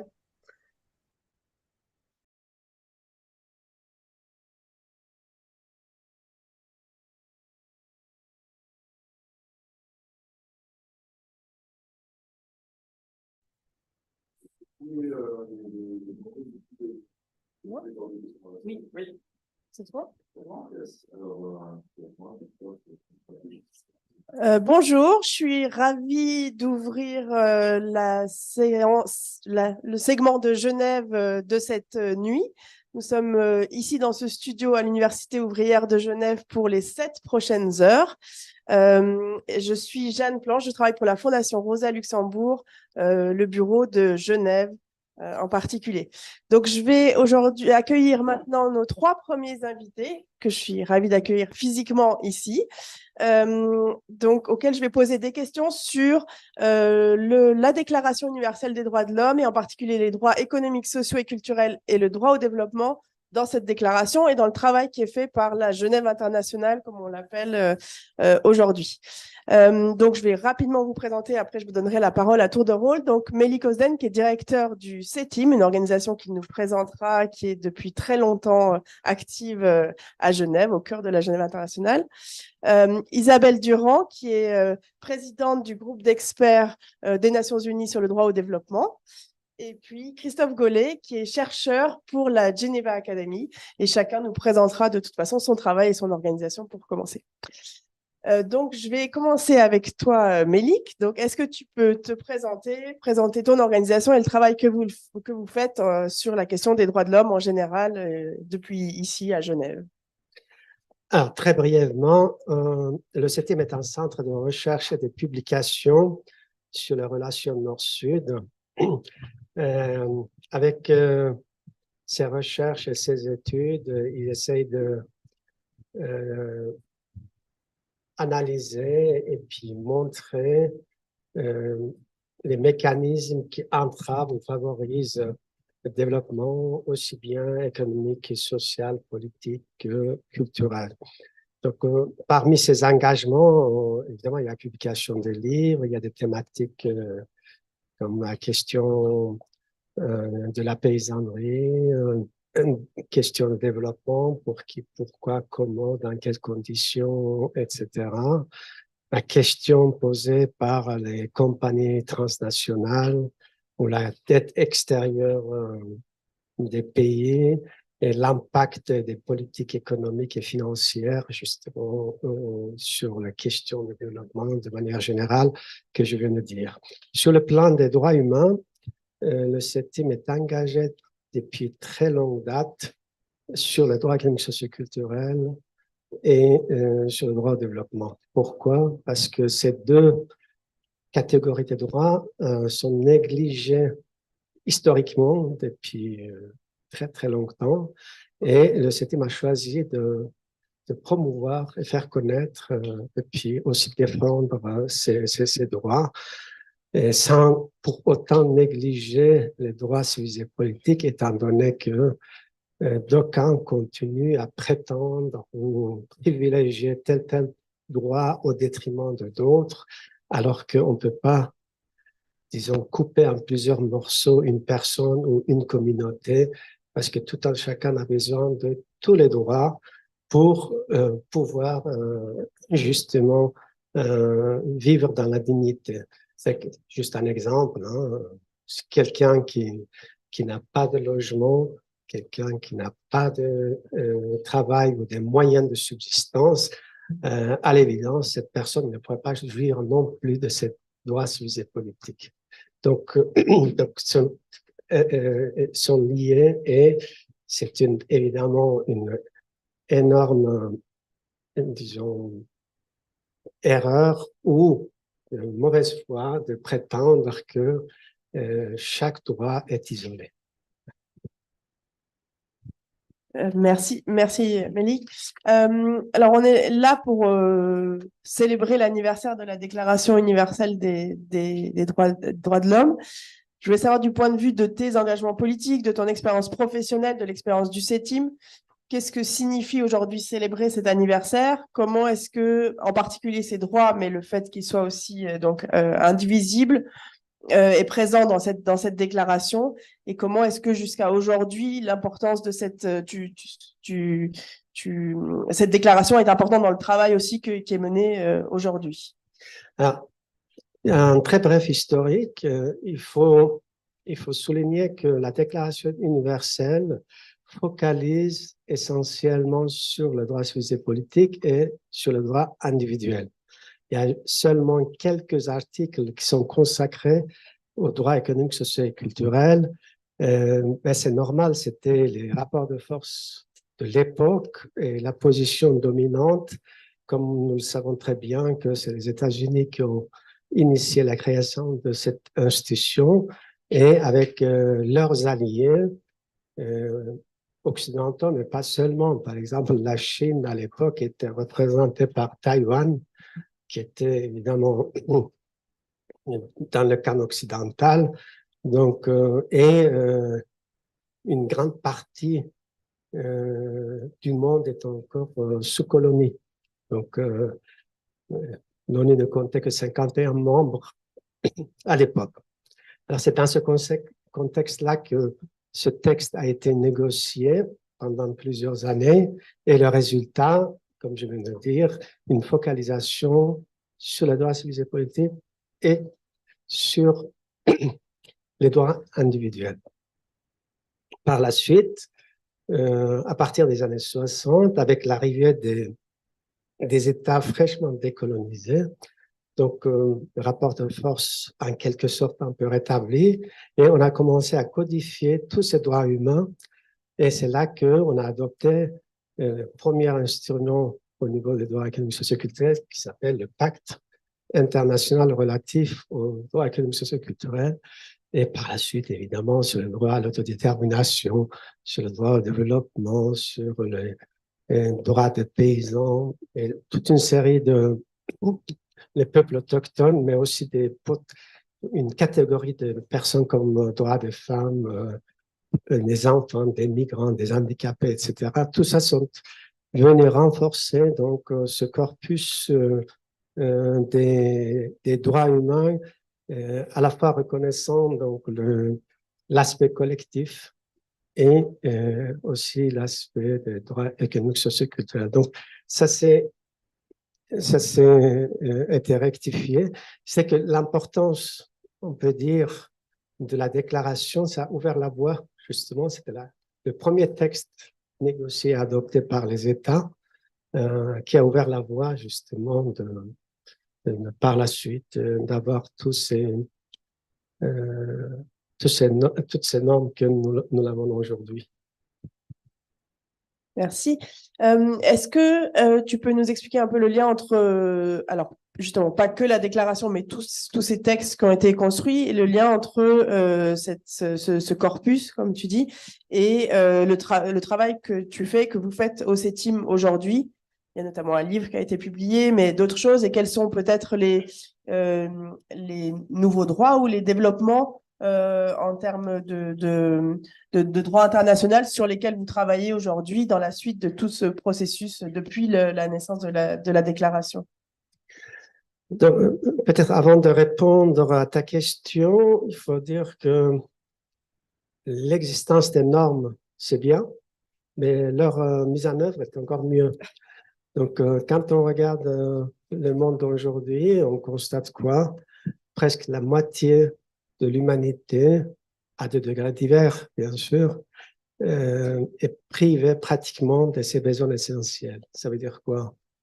Pas d'alimentation, pas d'accès à l'eau potable, pas de logement, pas de travail, pas accès à l'éducation, pas de sécurité sociale, etc., etc. Ça veut dire qu'il y a une violation massive de ces droits. Donc, je ne vais pas entrer dans les détails pourquoi, comment on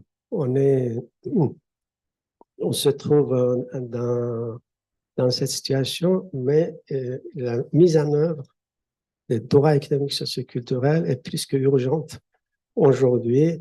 Et c'est pourquoi donc, le CETIM est très, très engagé dans ce domaine, par ses publications, par ses interventions à l'ONU, par la défense des cas des collectivités que nous portons aussi devant le mécanisme de l'ONU. Nous essayons à la fois obtenir l'accès à la justice, mais aussi de créer des jurisprudences pour qu'il y ait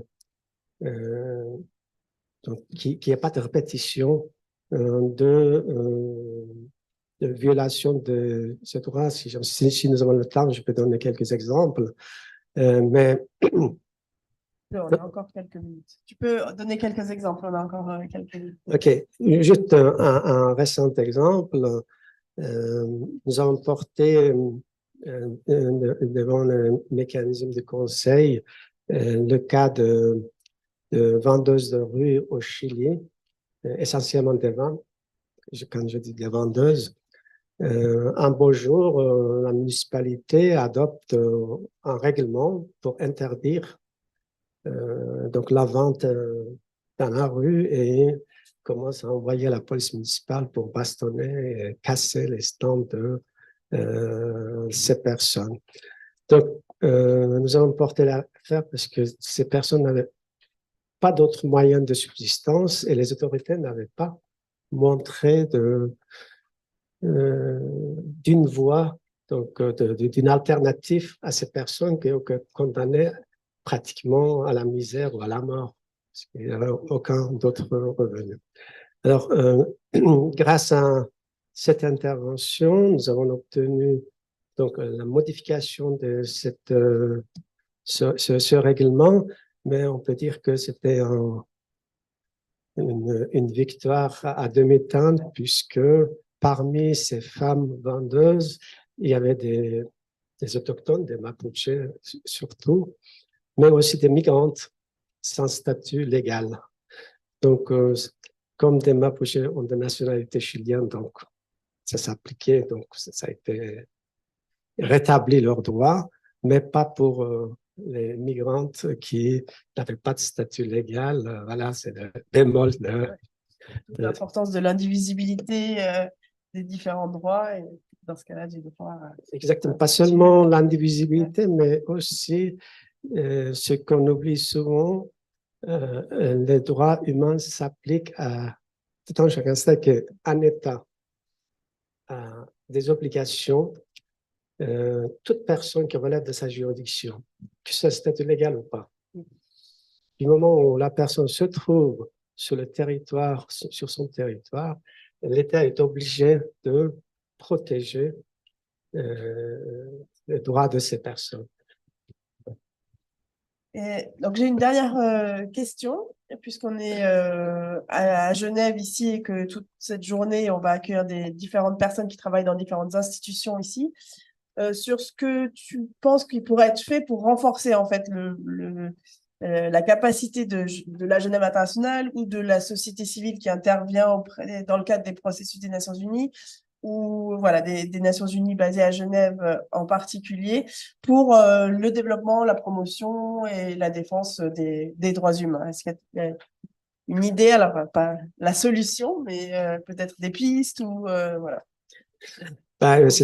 C'est une très grande question. Par exemple, effectivement, les mécanismes des droits humains sont basés à Genève. Mais en même temps, au niveau des moyens, sont de plus en plus restreints, que ce soit pour des instances onusiennes que pour des organisations comme la nôtre. Et ça se reflète évidemment des politiques adoptées par des gouvernements. On voit la tendance au niveau mondiale, pas seulement en Europe. En Europe, peut-être c'est encore plus flagrante maintenant, le recul. Quand on voit la montée des partis réactionnaires qui arrivent au gouvernement, il y a des gouvernements qui contestent, par exemple, que ce soit à la Cour européenne des droits de l'homme ou au sein de l'ONU, le discours qui sont tenus par ces gouvernements, c'est assez inquiétant. Donc, sur ce chapitre-là, il ne faut pas baisser la vigilance, donc tout un chacun doit être attentif à cela. Mais je n'ai pas répondu à ta question précédente, pardon si j'ai encore un petit moment. Parmi les engagements de cette team, peut-être il faut signaler, c'est important, à part le droit économique, social et culturel, le CETEM est très, très engagé depuis de longues dates sur la défense et promotion des droits des paysans que Christophe a évoqué. Et puis aussi sur le droit au développement, qui est un dossier extrêmement important. Voilà, donc je n'ai pas besoin de développer. Voilà, il y a ces thématiques que je voulais vous signaler. Merci Mélie. Du coup, je vais me tourner vers toi, Christophe. La même chose, je vais d'abord te demander de te présenter, de présenter ton organisation et le travail en général qui est fait donc, par la Geneva Academy. Je ne sais pas s'il y a une traduction en français ou pas. Voilà, donc Christophe Gollet. Merci beaucoup de l'invitation. Oui, donc moi, je travaille depuis à peu près une vingtaine d'années sur le droit à l'alimentation. J'ai eu la chance de travailler avec le premier rapporteur spécial de l'ONU sur le droit à l'alimentation, Jean Ziegler, de 2001 à 2008. Pendant son mandat, on a fait beaucoup de missions de terrain, on a fait beaucoup de rapports pour les Nations Unies et puis toutes les communications en cas de violation, etc. Et j'ai fait une thèse à part ça en parallèle à IHEID, l'Institut de hautes études internationales du développement à Genève, sur le droit à l'alimentation et l'accès à la justice. J'ai essayé de voir dans les États dans lesquels on peut porter plainte quand on est victime de violation du droit à l'alimentation. Et puis depuis peu une dizaine d'années, un peu plus. Je suis aussi dans le comité de FIAN Suisse. FIAN Suisse est une ONG. FIAN International a été créé en 1986, donc il y a très longtemps, quasiment 40 ans, à Heidelberg, en Allemagne, par 3 personnes qui étaient à Amnesty International, mais qui ne pouvaient pas travailler sur les droits économiques et socioculturels parce qu'à ce moment-là, Amnesty ne travaillait que sur les droits civils et politiques. Et donc, ces 3 personnes sont sorties d'Amnesty et ont créé FIAN International en 86. Et maintenant, FIAN est présente dans une trentaine de pays. Et donc, voilà, j'ai été président, je suis toujours dans le comité de FIAN Suisse. On fait plein d'activités sur le droit d'alimentation à Genève et en Suisse. Et puis, depuis 2008, je suis donc à l'Académie de droit international humanitaire aux droits humains à Genève. C'est une institution conjointe de IHUED et de l'Université de Genève, la faculté de droit. Donc, il y a plein de travail sur le droit humanitaire. Il y a aussi un master, il y a un master en justice transitionnelle aussi. Et puis, depuis donc 15 ans, je fais de la recherche et de l'enseignement sur les droits économiques, socioculturels là-bas. J'ai fait pendant très longtemps des formations d'une semaine intensive pour des professionnels sur les droits économiques et socioculturels. Et la recherche était principalement sur le droit d'alimentation. On a eu beaucoup de projets dans des pays du Sud, par exemple sur les systèmes alimentaires durables ou bien sur l'égalité de genre et l'impact des acquisitions de terres à large échelle pendant plusieurs années. Et puis, depuis une dizaine d'années, comme Malik l'a introduit, je travaille sur ces droits des paysans que je vais présenter un peu plus après. Merci Christophe. Alors on va là aussi partir de la Déclaration universelle des droits de l'homme. Est-ce que tu peux nous dire de ton point de vue et du point de vue des sujets sur lesquels tu travailles en particulier, quelle est la pertinence de cette déclaration aujourd'hui? On est revenu un peu sur le contexte, mais plus particulièrement du coup sur les questions de droit à l'alimentation, droit des paysans, etc. En quoi est-ce que voilà, aujourd'hui la déclaration elle-même, ce qui a été construit ensuite peut-être sont encore des outils importants dans ton travail. Donc la déclaration a été, comme vous savez, négociée entre 46 et 48. En 1945, quand l'Union de l'ONU a été créée, il n'y avait pas d'accord sur une liste de droits, mais il y avait un accord sur le fait que la promotion des droits humains était essentielle, et donc c'est dans les premiers articles dans la charte. Donc c'est le but, un des buts, c'est la promotion, protection des droits humains. 46, la commission est créée. Et puis, il y a ces droits qui sont adoptés, cette déclaration qui est adoptée le 10 décembre 48. Il y a quand même 2 personnes importantes. Je vais un peu relativiser ce qu'a dit Malik.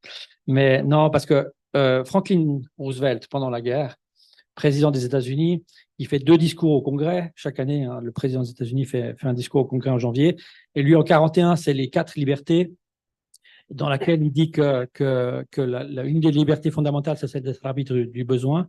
Et puis, en 44, la deuxième charte des droits, ça s'appelle le Second Bill of Rights, dans laquelle il demande que les droits économiques et socioculturels soient reconnus au niveau national et au niveau international. Et donc, un long discours sur pourquoi c'est important d'avoir le droit à l'alimentation, le droit au logement, le droit à la santé, le droit à l'éducation. Et en fait, Roosevelt, il est convaincu qu'on a eu la Deuxième Guerre mondiale parce qu'il y a eu la pauvreté et le chômage en Allemagne. Les gens ont voté pour Hitler et il est convaincu que les gens ont voté pour Hitler pour ça. Et donc, lui, il est convaincu que si on veut la guerre et si on veut la paix internationale, il faut reconnaître les droits économiques et socioculturels. Et donc, ces 2 discours sont absolument centraux à cette période. Et sa femme, Eleanor Roosevelt, est la présidente de la Commission des droits de l'homme qui négocie la déclaration. Et donc, on a quand même ces articles qui commencent à l'article 21 avec le droit à la sécurité sociale. Ensuite, il y a un article 25 qui est important aussi sur le droit à un niveau de vie suffisant, qui comprend le droit à l'alimentation, le droit au logement, le droit à la santé à ce moment-là, qui sont quand même des pionniers très, très importants pour la reconnaissance des droits économiques et culturels. Et puis ensuite, en effet, il y a une décision de rédiger une convention des droits de l'homme, parce qu'après une déclaration, proclamation, on veut une convention qui est contraignante. Et en 52, les États, à cause de la guerre froide, divisent les droits humains en 2 catégories. Et donc, ils décident de faire 2 pactes, 2 conventions au lieu d'une, sur les droits économiques, culturels et les droits civils politiques. Puis en effet, après, les États occidentaux poussent pour les droits civils politiques, les États de l'Est pour les droits économiques culturels. Mais voilà, à la base, il y a quand même cette reconnaissance de cette déclaration qui est très importante. Alors aujourd'hui, moi, depuis 20 ans qu'on a travaillé sur le droit à l'alimentation, c'est vrai qu'on s'est toujours basé sur l'article 25 de la déclaration et sur l'article 11 du pacte qui reconnaît le droit à l'alimentation. La plupart du temps, on l'a passé à travailler sur les pays du Sud. parce que c'est vrai que le droit à l'alimentation, c'est principalement dans les pays du Sud. Et donc, c'est pour ça qu'aussi on a fait ce lien, je reviendrai après sur le droit des paysans, parce qu'en fait, 80% des gens qu'on fait dans le monde, ce sont des personnes qui vivent dans les zones rurales, paysans ou pêcheurs ou nomades. Et 70%, 70% des personnes qui sont dans l'extrême pauvreté vivent aussi dans les zones rurales. Donc, c'est normal que l'accent ait été mis sur le droit à l'alimentation sur ces personnes et que donc on a protégé aussi les paysans à travers notre travail dans les pays du Sud. Il y a deux exemples qui sont importants, je pense, dans une approche basée sur les droits de la lutte contre la faim. Le premier, c'est le Brésil.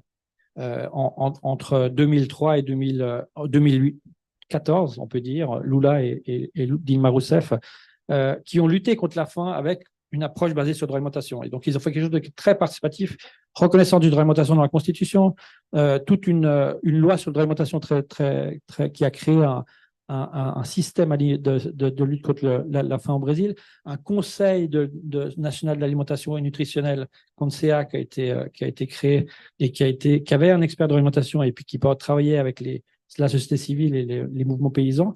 Enfin, bref, en 10 ans, sous le mandat de Lula, en 8 ans, ils ont réduit la faim de façon massive. 3/4 de la mortalité infantile a été réduite en Brésil à cette période. Et ils sont sortis en 2014 de ce qu'on appelle la carte de la faim de la FAO, qui veut dire que vous avez moins de 5% de la population qui est en situation de sous-alimentation. Bref, c'est un exemple qui a été basé sur le droit à l'alimentation reconnu dans la Déclaration universelle, qui a été mis en œuvre. Et puis, ce qui est nouveau un peu, c'est depuis le Covid, ça a été de plus en plus visible, c'est l'insécurité alimentaire, la pauvreté en Europe, en Suisse, à Genève. Et donc, on est dans un processus maintenant où on utilise cette déclaration, l'article 25 de la Déclaration universelle. Et à Genève, on a reconnu le droit à l'alimentation cette année dans la Constitution. Il y a eu un vote le 18 juin de cette année. 67% de la population ont voté pour l'inclusion de l'alimentation dans la Constitution. Et c'est une réponse au Covid. Parce que pendant le Covid, il y avait des milliers de personnes qui faisaient la queue pendant des heures pour avoir un colis alimentaire. Il y a une réponse de la société civile, ensuite un peu de la ville de Genève et ensuite du canton de Genève qui a donné 5 millions en juin 2020 à une banque alimentaire, on peut dire. Mais la réponse structurelle est venue avec cette reconnaissance du droit à l'alimentation. Et donc, on a travaillé avec des parlementaires qui ont proposé une initiative et puis on a travaillé avec une organisation qui est ici, la Fondation Mater Fondazione et le Refettorio. On a fait un forum en avril de cette année sur le droit à l'alimentation de 3 jours sur ce que ça signifiait le droit à l'alimentation à Genève. Et donc, en fait, notre principal message, c'était que la population qui allait voter, il faut que ensuite, on est en train de faire une loi d'application et une politique publique. Il faut que ce soit pas seulement une révision de l'aide alimentaire avec un rôle de l'État important, ce soit aussi une promotion de l'agriculture locale, ce soit aussi, par exemple, une restauration scolaire universelle. À Genève, c'est seulement de 4 à 12 ans que vous avez des restaurants scolaires. À partir de 12 ans, il n'y a plus rien, jusqu'à 15 ans en tout cas. Et donc, bref, il y a plein de choses qu'on peut faire. Aussi la lutte contre le gaspillage alimentaire. Donc, ce qui est important de dire, c'est que maintenant, ce droit à l'alimentation qui a été reconnu dans la Déclaration universelle en 1948, pour la première fois, il est aussi important à Genève et en Europe. La dernière chose que je veux dire là-dessus, c'est qu'on est aussi en train de lancer une réflexion sur une initiative européenne citoyenne pour récolter 1 million de signatures en Europe pour le droit à l'alimentation et pour inscrire le droit à l'alimentation aussi au niveau européen. Et de nouveau, on va faire un forum de 3 jours l'année prochaine en mars avec Mater Fondazione. Super, très bien, merci pour ces exemples. Je pense effectivement, comme le disait Mélie, que l'enjeu, c'est la mise en œuvre ensuite. Donc, on verra en tout cas sur Genève. Peut-être un lien à faire, je ne sais pas si tu veux en parler sur l'importance de la déclaration sur les droits des paysans et des personnes qui vivent en milieu rural. Je pense que la dynamique, le travail qui a été mené collectif pour parvenir à cette déclaration et là aussi l'enjeu aujourd'hui de mise en œuvre, peut-être que c'est quelque chose où effectivement, comme le disait Mick, donc c'est un corpus de droit qui se construit et ça c'est peut-être un exemple sur lequel on peut, tu veux revenir et nous expliquer comment ça s'est passé, l'enjeu de cette déclaration, même si c'est entre guillemets qu'une déclaration, mais dans quelle mesure ensuite c'est possible qu'elle soit appropriée, utilisée dans des contextes nationaux et que ce travail qui est fait à Genève et comment ça peut avoir un impact très concret dans les pays. Oui, donc en fait, cette déclaration qui a été adoptée en 2018, c'est une réécriture de la Déclaration universelle pour les paysans. En gros, c'est ça. Et donc, en fait, tout a commencé en Indonésie en 2001, quand la Via Campesina a discuté pour la première fois d'un projet reconnaissance des droits des paysans. Et donc, ils avaient un texte, ils avaient un projet de texte en 2001. Ensuite, avec Melik et d'autres, on était quelques-uns à passer un week-end, quelques jours avec la Via Campesina en Espagne, à Bilbao, et en 2008, pour les conseiller comment intégrer ce projet de déclaration qu'ils avaient aux Nations Unies. Donc, ils nous disaient, est-ce qu'on doit aller à Rome, à la FAO, est-ce qu'on doit aller au Conseil des droits de l'homme à Genève? Et en gros, on leur a dit que s'ils voulaient une déclaration sur les droits humains, ils devaient aller au Conseil des droits de l'homme à Genève. Et en plus, on avait des alliés potentiels avec Jean Ziegler qui finissait son mandat, avec Olivier de Scoter qui commençait son mandat. Et bref, donc en fait, la première chose qu'on leur a dit, c'était qu'il fallait qu'ils adoptent leur propre déclaration. Parce que pour l'instant, c'est un projet depuis 2001. Et puis, donc, c'était nécessaire pour eux d'adopter cette déclaration et de montrer au monde qu'ils avaient cette déclaration qu'ils avaient adoptée à l'interne. Et donc, c'est ce qu'ils ont fait en 2009. Et ensuite, il y a eu beaucoup de discussions à Genève parce que c'était la crise de 2008, crise alimentaire, crise financière. Et donc, la déclaration a été proposée comme une des solutions pour répondre à la crise alimentaire de 2008. Et puis, de nouveau, Olivier de Scoter nous a aussi beaucoup appuyé. Il avait le mandat de rapporteur spécial. Et puis, Jean Ziegler était dans le comité consultatif du Conseil des droits de l'homme à ce moment-là.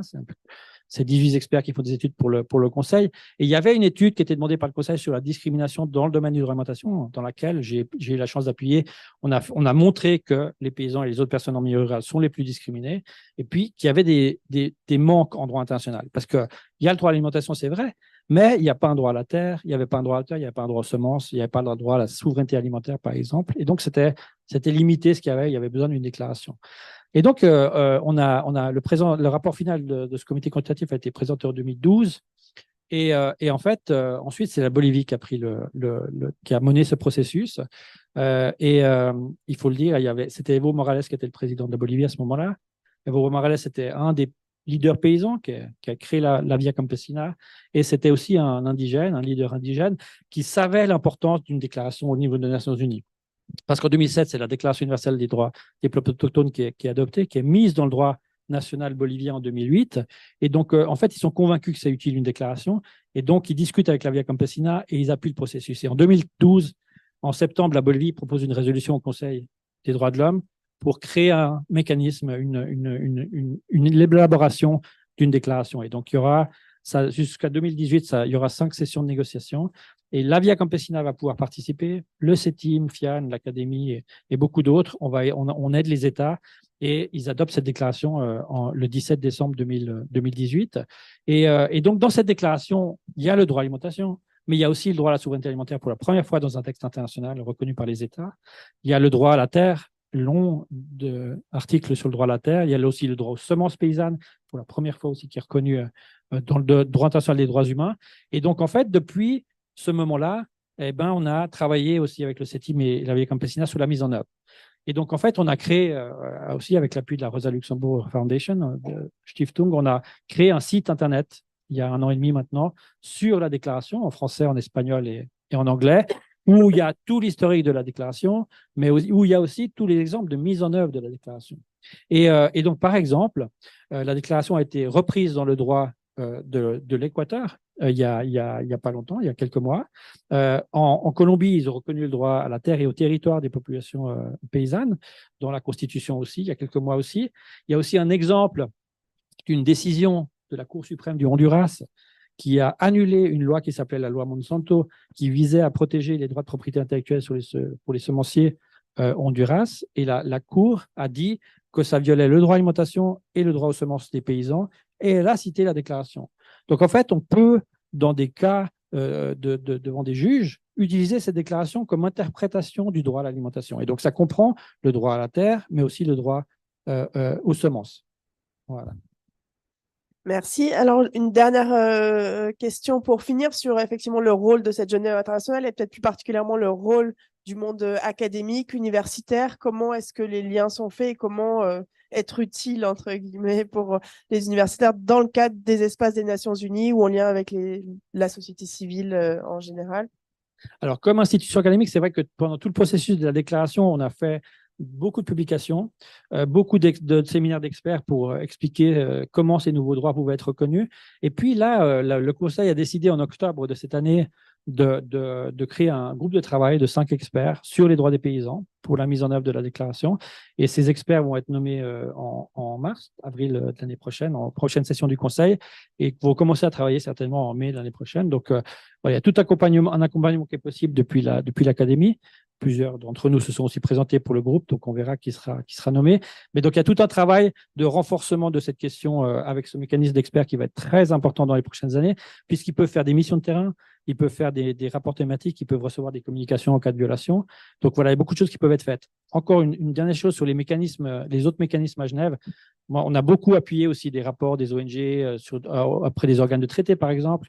Et puis aussi à l'EPU, l'examen périodique universel du Conseil des droits de l'homme. Il y a eu par exemple l'Afrique du Sud qui a fait la Rural Women Assembly, qui fait partie de la Via Campesina, qui est présente dans 5 ou 6 États vers l'Afrique du Sud, qui a fait un rapport par exemple sur les droits des paysans et paysannes en Afrique du Sud, qui est venu le présenter à Genève pendant la précession de l'EPU et qui a eu des recommandations. On a fait la même chose avec la Suisse. En Suisse, l'Académie et la unitaire, la Via Campesina en Suisse, et puis le CETIM et d'autres, ont créé une coalition qui s'appelle les Amis de la Déclaration, sur la déclaration sur les paysans. Et on a présenté 2 rapports quand la Suisse s'est fait examiner en janvier de cette année à l'EPU sur la mise en œuvre nationale de la déclaration sur les paysans et sur la mise en œuvre au niveau de la politique étrangère. Et honnêtement, c'était une très bonne expérience. Des représentants d'unitaires sont venus, ont parlé à la précession, on a pu discuter avec des États. Il y a beaucoup de recommandations qui ont été reprises.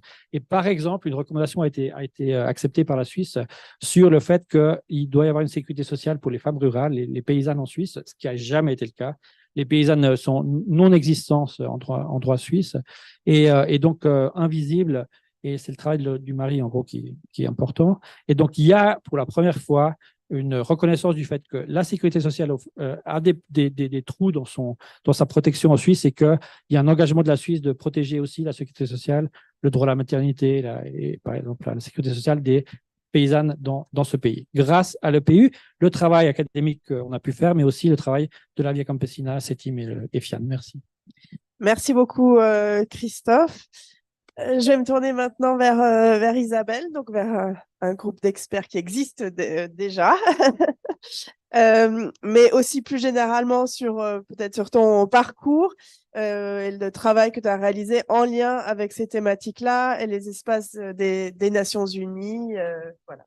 Isabelle Durand. Merci Jeanne. Donc, ce que je viens d'entendre est très très intéressant évidemment parce qu'on est en train de faire le lien entre à la fois les institutions onusiennes en tant que telles au sein du Conseil des droits de l'homme, ce que des organisations comme le CETIM ou des acteurs plus spécifiques sur des thèmes donnés peuvent faire ensemble en fait et je trouve que c'est terriblement encourageant aujourd'hui qu'on célèbre cet 75e anniversaire et que par ailleurs il y a, on le sent bien, une espèce de découragement parfois à l'égard des droits de l'homme. Je trouve que ce que je viens d'entendre est plutôt très encourageant. Mais ça demande, c'est vrai, beaucoup de détermination, du travail dans le temps long, ce qui est évidemment toujours extrêmement frustrant. Et pour ce qui me concerne, donc je suis en charge depuis le mois de mai de la fonction d'expert au sein du mécanisme d'experts sur le droit au développement, avec donc 4 autres collègues qui viennent d'autres régions du monde. Et ensemble, ce mécanisme est censé, je dirais, pousser, aider, contribuer à la mise en œuvre du droit au développement. Alors évidemment, le droit au développement, c'est extrêmement important et c'est extrêmement large, contrairement à ce qu'on vient d'évoquer et encore, parce que c'est pas, la paysannerie, c'est pas un petit dossier, hein, l'alimentation, c'est pas un petit dossier. Mais évidemment, le développement inclut largement non seulement tous les droits économiques et sociaux, mais aussi les droits individuels, les droits des peuples autochtones. Bref, c'est l'ensemble et c'est aussi et surtout l'obligation pour ceux qui doivent contribuer au développement de devoir le faire. Et tout l'enjeu aujourd'hui, c'est ce fameux texte. On a donc il y a un autre groupe que le groupe d'experts, mais peu importe, qui a réalisé un draft, un projet de traité, un projet de convention pour aller plus loin qu'une simple déclaration. Hein. Tu as bien expliqué qu'une déclaration, ça peut servir. Ça peut servir ici pour le coup à construire un texte de traité. Ce texte de traité a été envoyé à New York et c'est à New York que on devrait assister à un débat là-dessus et peut-être, je l'espère, à l'adoption de ce traité. Je crois que par ailleurs, la question d'un traité et des fondements du droit est extrêmement important pour toutes les raisons que vous avez très bien expliquées, à savoir, ça offre des leviers à une série d'acteurs pour pouvoir se référer au droit et obtenir gain de cause, pas toujours, mais souvent ou de temps en temps, et créer ainsi des jurisprudences, des obligations. Et je pense en particulier pour ce qui est du droit au développement, ça pourrait, si un traité était adopté, ça pourrait amener par exemple à changer les règles en matière d'investissement dans les pays, en matière de commerce, en matière de tous les instruments économiques qui aujourd'hui finalement se négocient soit multilatéralement, soit bilatéralement, mais dans des conditions souvent inégales entre des acteurs qui ne sont pas équipés de la même manière. Et c'est pourquoi d'ailleurs, moi, mon background n'est pas un background juridique. Moi, je viens plutôt de la politique. J'étais ministre, j'étais parlementaire, donc j'ai beaucoup travaillé à faire des législations. Et en ce sens, tout ce que la Déclaration des droits de l'homme et ses différents articles nous permet, si on en a la volonté politique évidemment, nous permet de construire des législations. Et je trouve que c'est très, très important de garder du lien avec les législateurs, les parlementaires, les ministres de bonne volonté, je peux dire ceux qui vraiment veulent avancer sur la question des droits humains et des droits économiques et sociaux. Mais donc, mon dernier mandat, si je peux dire, était à la CNUSET. J'ai été la numéro 2 de la CNUSET pendant 5 ans. Et c'est vrai que c'est très important de faire du lien entre le droit, d'une part, et d'autre part, les politiques, je dirais, économiques. Et je dois reconnaître que parfois, j'anticipe un peu sur votre dernière question, mais souvent, dans le système des Nations Unies, les gens sont très segmentés et donc les économistes sont des économistes, ils fournissent d'excellents rapports très intéressants, etc. Mais si on leur parle de droits humains, ils vont dire « Ah, mais ça, c'est le Conseil des droits de l'homme ». Et si on leur parle d'environnement, ils vont dire « Ah, mais ça, c'est un tel ». Et donc, je pense qu'il y a vraiment un lien à faire et je trouve que le droit au développement nous offre cette plateforme pour essayer de rassembler un peu les acteurs de l'économie, les acteurs du développement, les acteurs de l'environnement. Bon, j'étais encore hier à la COP et donc aujourd'hui, on voit à quel point le droit à l'environnement, c'est-à-dire le droit à la protection ou à l'adaptation par rapport au climat, avec évidemment des responsabilités extrêmement diversifiées, c'est le moins qu'on puisse dire, et dans tout l'enjeu de l'article 6 de la Déclaration de Paris. Et donc, je pense que c'est pour moi le plus grand challenge, c'est vraiment à la fois de travailler sur le droit, parce que nous sommes là pour ça, et pour le droit au développement, faire avancer cette convention, mais aussi fournir à tous les acteurs associatifs, les acteurs militants, les acteurs académiques, etc., mais aussi les acteurs onusiens, qui ont un certain pouvoir quand même de négociation ou d'aider aux négociations, que ce soit à l'Organisation mondiale du commerce, que ce soit dans tous les lieux où on aide des pays qui sont moins bien équipés à négocier. Il faut leur fournir le matériel pour négocier, je dirais, le mieux possible, parfois dans des conditions qui ne sont pas toujours égales. Donc voilà, je suis très enthousiaste à l'idée de travailler sur ce droit au développement et surtout de le ramifier avec l'ensemble des autres organisations, parce que jusqu'à présent, comme vous l'avez très bien dit, il a été un peu mis de côté. Il y a une déclaration il y a à peu près 30 ans, là, 1983.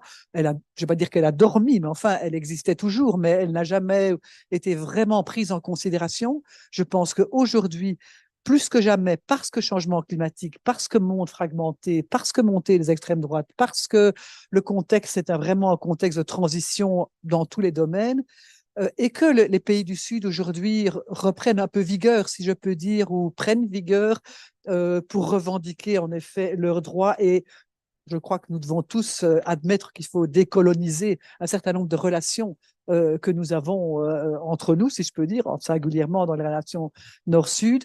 Et je crois que le droit au développement est un fantastique outil pour pouvoir arriver à ce moment-ci à offrir à la fois aux pays du Sud, mais aussi à ceux qui, dans le monde occidental, pensent que cette transition doit se faire avec, parce que nous sommes complètement interdépendants du point de vue économique, du point de vue social, du point de vue environnemental et climatique. Merci. Alors, peut-être avant de revenir sur le droit au développement et plus particulièrement peut-être le lien avec les questions écologiques et climat, peut-être du point de vue du coup de vos engagements politiques, expériences professionnelles dans différents espaces, comme on l'a entendu, quelle est la pertinence, voilà la même question que j'ai posée, de la Déclaration universelle des droits de l'homme aujourd'hui, et peut-être aussi du corpus qui s'est développé après, mais déjà de la déclaration en elle-même, si on peut juste revenir un petit peu là-dessus, Oui. puis après on pourra parler plus précisément, je pense, du droit au développement et des questions D'accord. sur le climat. Donc, je pense, enfin, pour ce qui me concerne, en tout cas, la Déclaration universelle des droits de l'homme a toujours été, et j'espère qu'elle l'est pour beaucoup d'acteurs politiques, elle a toujours été une boussole et singulièrement au moment où on doit négocier quelque chose, quand on est un exécutif et qu'on doit négocier avec d'autres, parce que c'est quand même ça la réalité. On n'a pas toujours les majorités qu'on voudrait avoir. Je pense que, enfin, pour moi, cette déclaration, elle est toujours la boussole. Quand on hésite et quand on est dans une négociation complexe, qu'on est obligé de faire un compromis, je pense que la déclaration doit être vraiment la boussole à travers laquelle on choisit d'aller au compromis ou pas, si on considère qu'on va y perdre.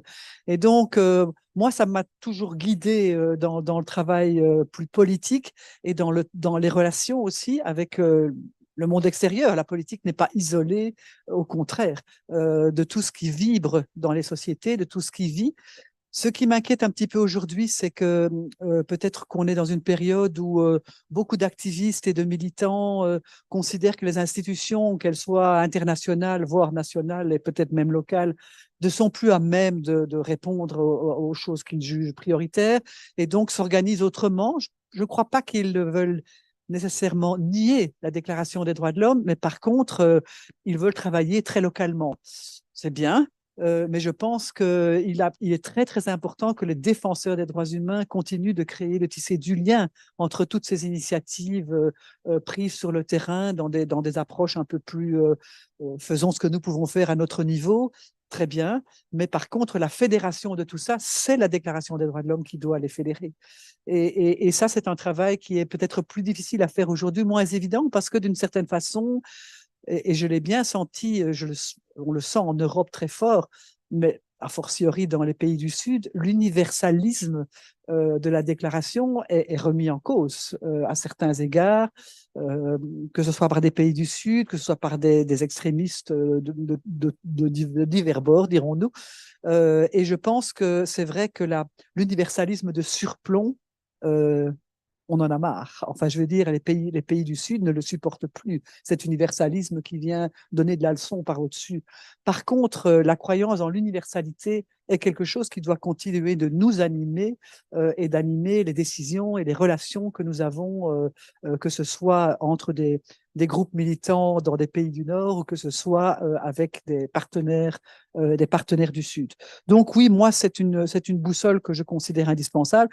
Sans doute devra-t-elle aussi bouger et évoluer, non seulement la prise en compte réelle et concrète des droits économiques et sociaux, mais aussi peut-être toutes sortes de nouveaux droits qu'il faudra établir dans les années à venir en raison des évolutions que nous connaissons et des interdépendances entre les différents problèmes que nous avons tous à adresser.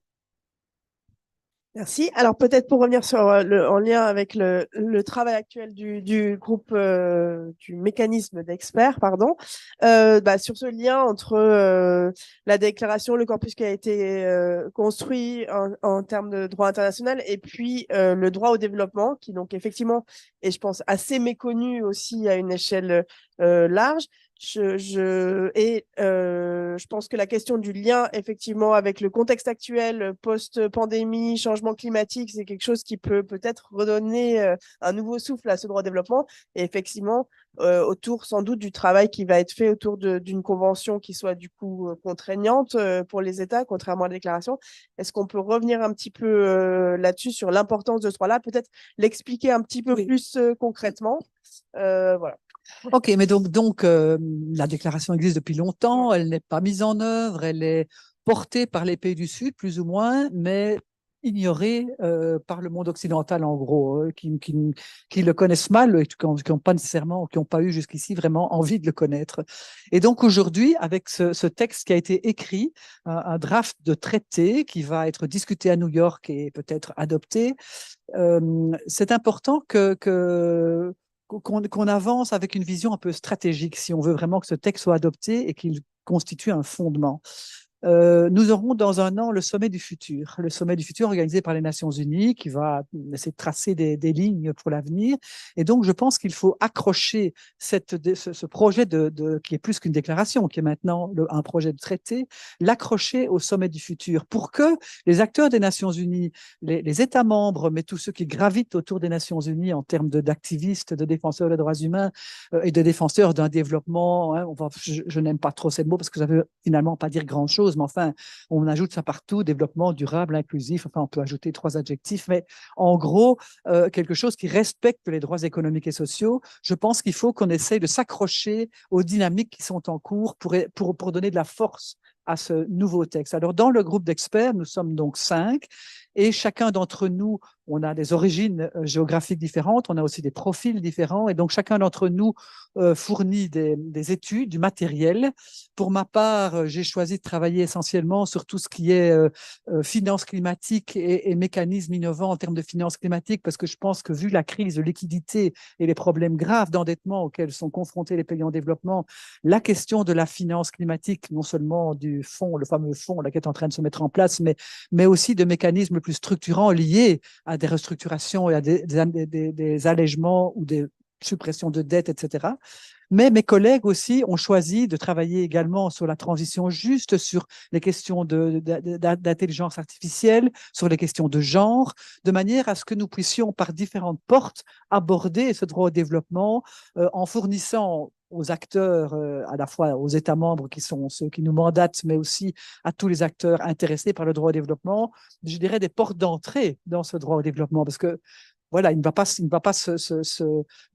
produire simplement parce qu'on vote un texte, évidemment que non. Et donc, il s'agit que dans toutes les portes d'entrée, la question climatique, la question genre, la question numérique et la question climat, qui sont je dirais, les grandes questions qui déterminent le développement, c'est là-dessus qu'il faut essayer d'avancer et que nous allons, pendant les 3 ans qui viennent, remettre des rapports à côté du travail qui sera fait à New York pour l'adoption peut-être ou la négociation de ce texte qui deviendrait alors un texte de droit avec ce qu'on a bien expliqué sur ce que c'est qu'un fondement juridique qui offre des recours, qui offre des instruments et des outils pour ceux qui considèrent que les textes ne sont pas appliqués. Merci. Et donc, j'ai là aussi une dernière question sur comment on peut faire encore mieux, notamment sur la Genève internationale. Mais là aussi, tu as parlé du sommet pour le futur qui va se poser la question du multilatéralisme en général. On a pas mal parlé de New York, donc il y a peut-être ce lien entre Genève et New York. Tu as une expérience de différentes institutions. Donc, voilà, est-ce qu'il y a des recommandations, des idées, des pistes sur comment est-ce qu'on fait pour être encore plus efficace, même si je passe le mot, dans la protection et la promotion des droits humains en général, en particulier du droit au développement, mais voilà, ce lien-là peut-être. Mais d'abord, on ne laisse pas dire n'importe quoi et on ne laisse pas dire, par exemple, que l'ONU est en état de mort cérébrale, on ne laisse pas dire que le multilatéralisme ne sert à rien. Ça, c'est facile à dire, ça plaît dans une petite réunion sympathique, mais c'est extrêmement dangereux. Et bien sûr que le multilatéralisme n'est pas en bon état, bien sûr qu'il y a des tas de choses qui devraient changer, en particulier dans les grandes institutions non onusiennes, qui sont les institutions de Bretton Woods, qui sont celles qui déterminent, entre autres, pour les pays en développement, toutes les questions de dette, les questions de financement, etc., les banques multilatérales. Donc, on est d'accord qu'il y a à faire. La question n'est pas d'encenser ce qui existe, mais certainement pas de le laisser se fragiliser. Dans ces périodes de nationalisme montant, il y a vraiment ce côté, y compris chez les États, de être très vigilant sur tout ce qui est la séparation des pouvoirs et la défense de la démocratie. Vous parliez tout à l'heure de la justice. Si on veut que la justice juge et utilise jurisprudence, il faut que la justice soit indépendante. Et pour qu'elle soit indépendante, il faut que la démocratie fonctionne et qu'on ne mette pas la justice au service d'un exécutif. Et donc ça, c'est quelque chose sur lequel il faut être terriblement vigilant. Et enfin, je pense qu'il faut un peu populariser ou vulgariser les institutions multilatérales qui sont quand même assez mal connues, assez mal cotées, entre guillemets. Moi, j'ai aussi été élu au Parlement européen. Même l'Union européenne est aujourd'hui mal perçue, qu'on aime ou pas les politiques qu'elle mène. Le fait d'avoir une intégration de 27 États pour porter ensemble des projets et intégrer les politiques est évidemment extrêmement important. Je crois que ce travail pour la confiance dans l'institution supranationale, qu'elle soit européenne, qu'elle soit onusienne, est vraiment un travail qu'il faut populariser, y compris auprès des jeunes qui les connaissent mal, qui ont l'impression que c'est juste du temps perdu, du fric perdu, et je pense que ça, c'est extrêmement préjudiciable. La Genève internationale a un vrai rôle à jouer en ce sens, parce que je pense qu'elle est aussi un peu mal connue. Quand on pense ONU, on pense New York, Conseil de sécurité. Il y a plein de problèmes au Conseil de sécurité, on est bien d'accord, mais l'ONU n'est pas que le Conseil de sécurité. Genève et la Genève internationale fournit un matériel incroyable et un travail qui est très, très important et qui n'est pas très, très bien connu. Je pense que le lien entre les deux est un vrai défi. Merci beaucoup et merci à tous les trois. Je crois qu'on va pouvoir passer le relais à nos prochains intervenants. Non, pas tout de suite. Donc, tout le monde n'est pas là. Donc, je ne sais pas si vous avez un mot. Du coup, peut-être effectivement, si vous voulez réagir les uns et les autres sur les différentes interventions. Juste deux, trois choses très rapidement. J'ai complètement oublié de parler de mon livre sur le droit économique socioculturel que nous avons publié audition de cette team avec le soutien de la Fondation. Donc, ce livre est disponible donc, sur notre site gratuitement. Donc, ça vaut la peine de jeter un coup d'œil si on veut connaître les tenants aboutissants et aller plus loin. Et puis, un mot sur Roosevelt. Roosevelt, pour beaucoup d'Américains, est un communiste. Malheureusement, il est décédé très tôt et les États-Unis n'ont jamais ratifié le pacte international relatif aux droits économiques socioculturels. Je voulais juste te dire ça, Christophe. Et puis, un mot aussi sur la remise en cause de l'universalité des droits humains. Ce n'est pas vraiment vrai, si j'ose parler comme ça, parce qu'il y a une disons, propagande ou une information qui circule de ce site. Moi, selon mon analyse, il y a deux choses. On va tenir compte. La première chose, c'est que pour les pays du Sud, les droits humains sont instrumentalisés par les puissants. Et on a fait combien de guerres impérialistes au nom des droits humains? Entre l'Afghanistan, l'Irak, en passant par la Syrie, Libye, etc. Et résultat, on voit, qu'est-ce qu'on a apporté à ces pays-là? Il y avait d'autres considérations que les droits humains. Donc ça, c'est le premier élément. Un deuxième élément, c'est que ce qu'on appelle les instruments de droits humains, l'écrasante majorité des États ont ratifié. Vraiment, ratifié ces instruments. Donc, ils sont tenus de les appliquer.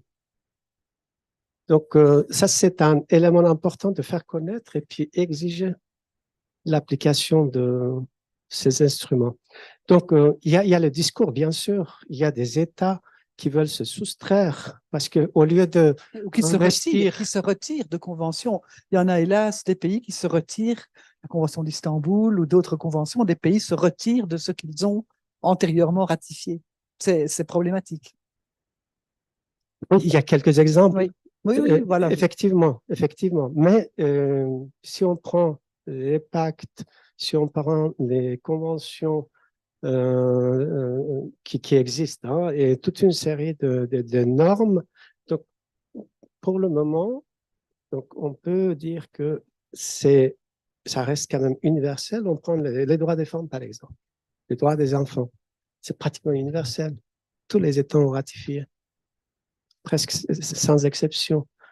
Donc, sur ce chapitre-là, donc, il n'y a pas sur le plan en tout cas formel, sur le plan formel, il n'y en a pas, mais sur le plan d'application que le problème se pose. Et c'est là qu'on doit vraiment être vigilant et s'engager au niveau, évidemment, avec des collectifs de publics, avec des relais politiques, etc.,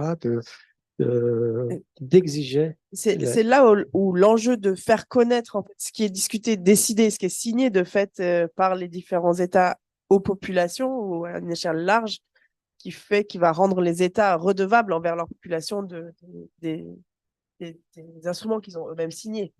C'est-à-dire s'il n'y a pas une population au courant de ce qu'elle peut faire pour faire en sorte que les instruments qui ont été signés par leur État soient respectés.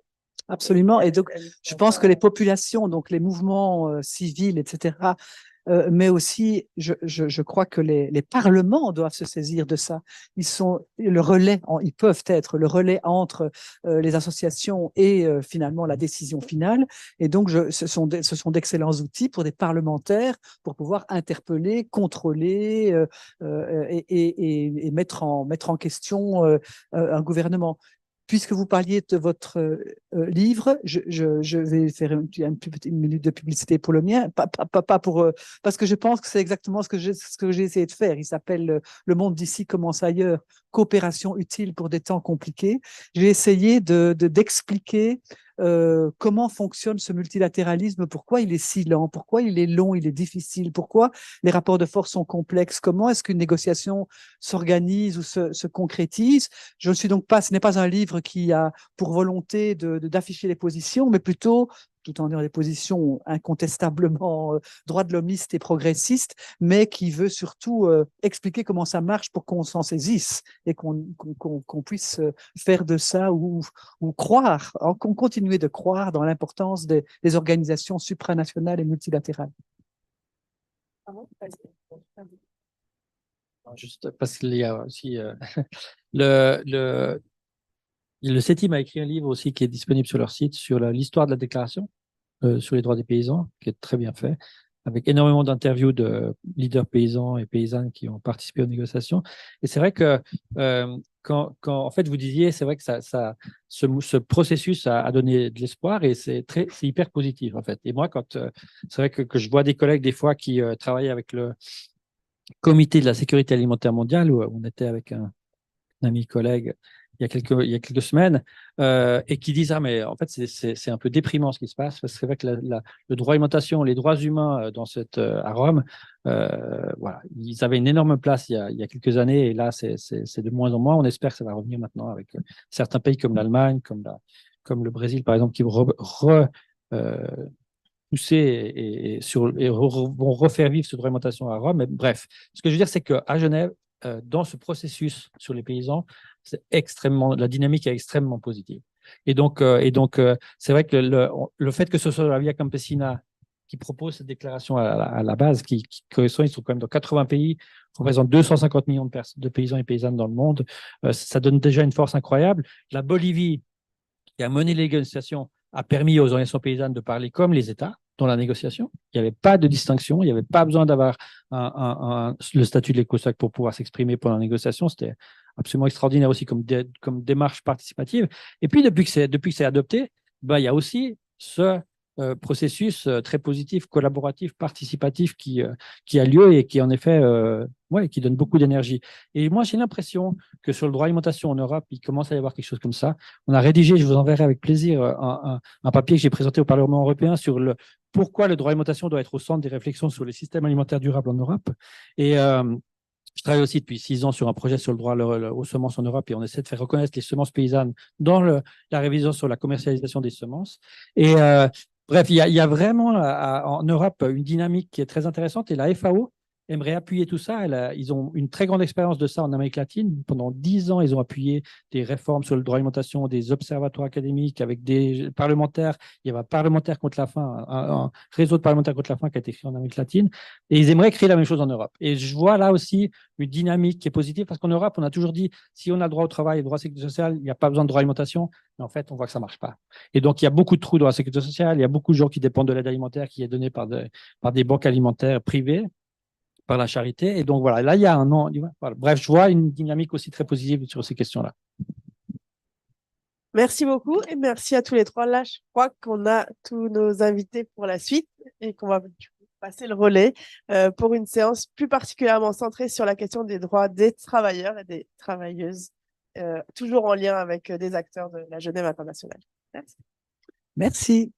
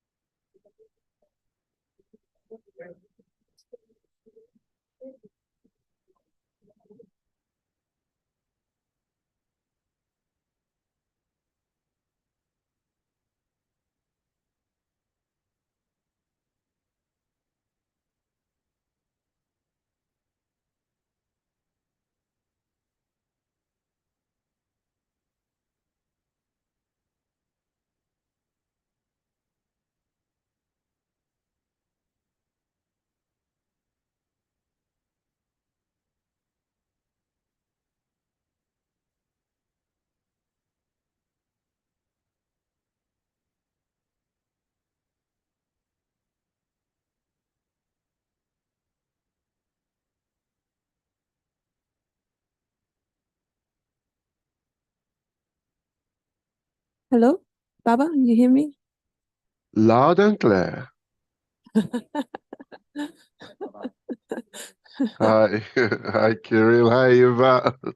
Hi, Hi. good to see you. My pleasure, and it's pretty unfortunate I couldn't join you physically, but I'm happy that I'll be able to be with you on this. Yeah. 1, 2, 3. Раз, два, три. So we are online now? Okay, good. Okay, so we will continue, as Jan said before, with this session on workers' rights in the UDHR and International Geneva work today. And I'm very happy to welcome our two guests for this session. Kirill Buketov, the policy officer at International Union of Food and Allied Workers Association in Geneva, is here with me in the studio. And Baba Aye, the Health and Social Sector Officer and Geneva Global Health Hub co-president and officer of PSI, is talking from his home in Ferney-Voltaire. But we'll still try to manage to come up with some kind of discussion between the three of us. Okay, so I'm very happy to have both of you here because I think during some point of this night that is already running for quite some time now, we already had some discussion on workers' rights, but I think this is the second time only that we're referring to this topic. And so I would like to ask both of you if you could just briefly present yourselves and the work you carried out in your organizations on the question of human rights related to your field of activity, which is workers' rights. And maybe we start with you, Kirill, since you're sitting next to me. Just present yourself and the work you do with regard to the human rights agenda. Thank you, Eva. My name is Kirill Buketov. I'm working here in Geneva at the headquarters of the International Union of Food, Agricultural, Tobacco, Hotel Workers Associations, which is a very old organization. We are more than 125 years old. So we were established by the workers in a time when there was no United Nations system in existence. There was no declaration of human rights. Basically, there were only some of the human rights of today spelled out in national legislation in some of the European countries. And as part of this workers' movement, international workers' movement, we were working generation by generation to actually establish the system of universal and globally recognized human rights for the workers, because we believe the workplace is one of the points where the whole system is starting to develop. So I work in IWF, almost all my life. Half of it I spent in our regional office in Moscow as a coordinator for Eastern Europe and Central Asia.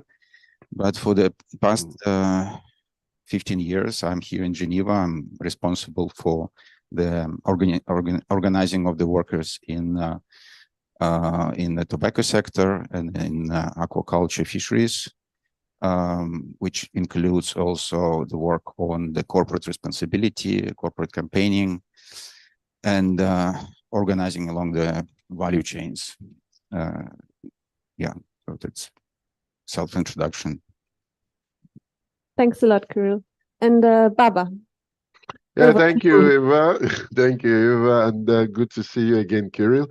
I work with the Public Services International, going on 8 years now. Before then, I worked for an affiliate of the PSI, Medical and Health Workers Union of Nigeria, for about 20 years.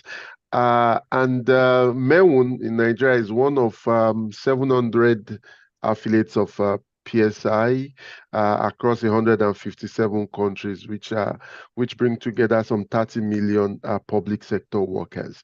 PSI itself, just like with IUF, predates the UDHR and the United Nations. It was established in Stuttgart in September 1907. And the issue of human rights, and I love that dog. Sorry, behind you, Kirill.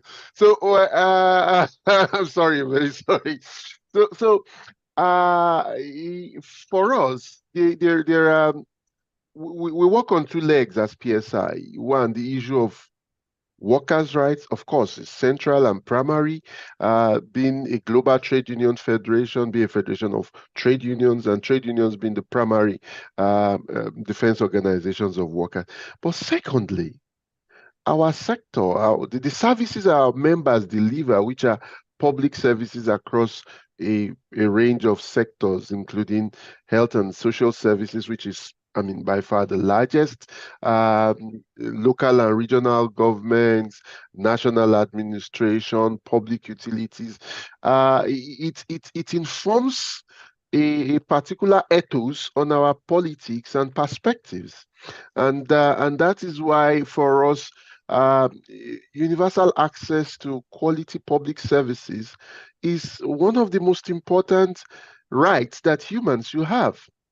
And which is also very essential for building inclusive societies, for extending democratic the democratic spirit. For me specifically, as the Health and Social Services officer, one of the things I kicked off with in 2016 when I started the work was to organize the PSI Global Human Rights Campaign for the Human Right to Health. And, you know, this flows from that, even the World Health Organization, the preamble to its constitution had stated that, you know, the right to health is a fundamental human right. It is included in the constitution of over 120 countries, but more often than not, there are ouster clauses, and so this takes us back to how do we move, particularly in the global south, but not only limited to these, from having it in black and white to the realization of the right to health and generally the broad corpus of the fundamental human rights of workers and of people. Thanks a lot, Baba. So both of you refer to the year of foundation of your organizations, and it's as both of you said, long before the Declaration of Human Rights 75 years ago. Nevertheless, and I know that I think in all of the founding documents of trade union networks and trade union organizations, there's a reference to human rights, workers' rights being human rights. So could you explain, still from your point of view and from your work experience, what the relevance of the Universal Declaration of Human Rights is for you today, despite having like a much longer history than that. And maybe we continue with you, Baba, and then hand over to Kirill after that. Yeah, there's a contradictory reality of it. I used the background of two events a couple of months back of the Titanic submarine and the Mediterranean and the ship that collapsed. It kind of reflects the contradictory nature of the issue of rights. And now, first, let's be quite clear about it. The UDHR was very important in that it helped to generalize a sense of recognition, acceptance that, we all have rights. And for workers, that was quite important.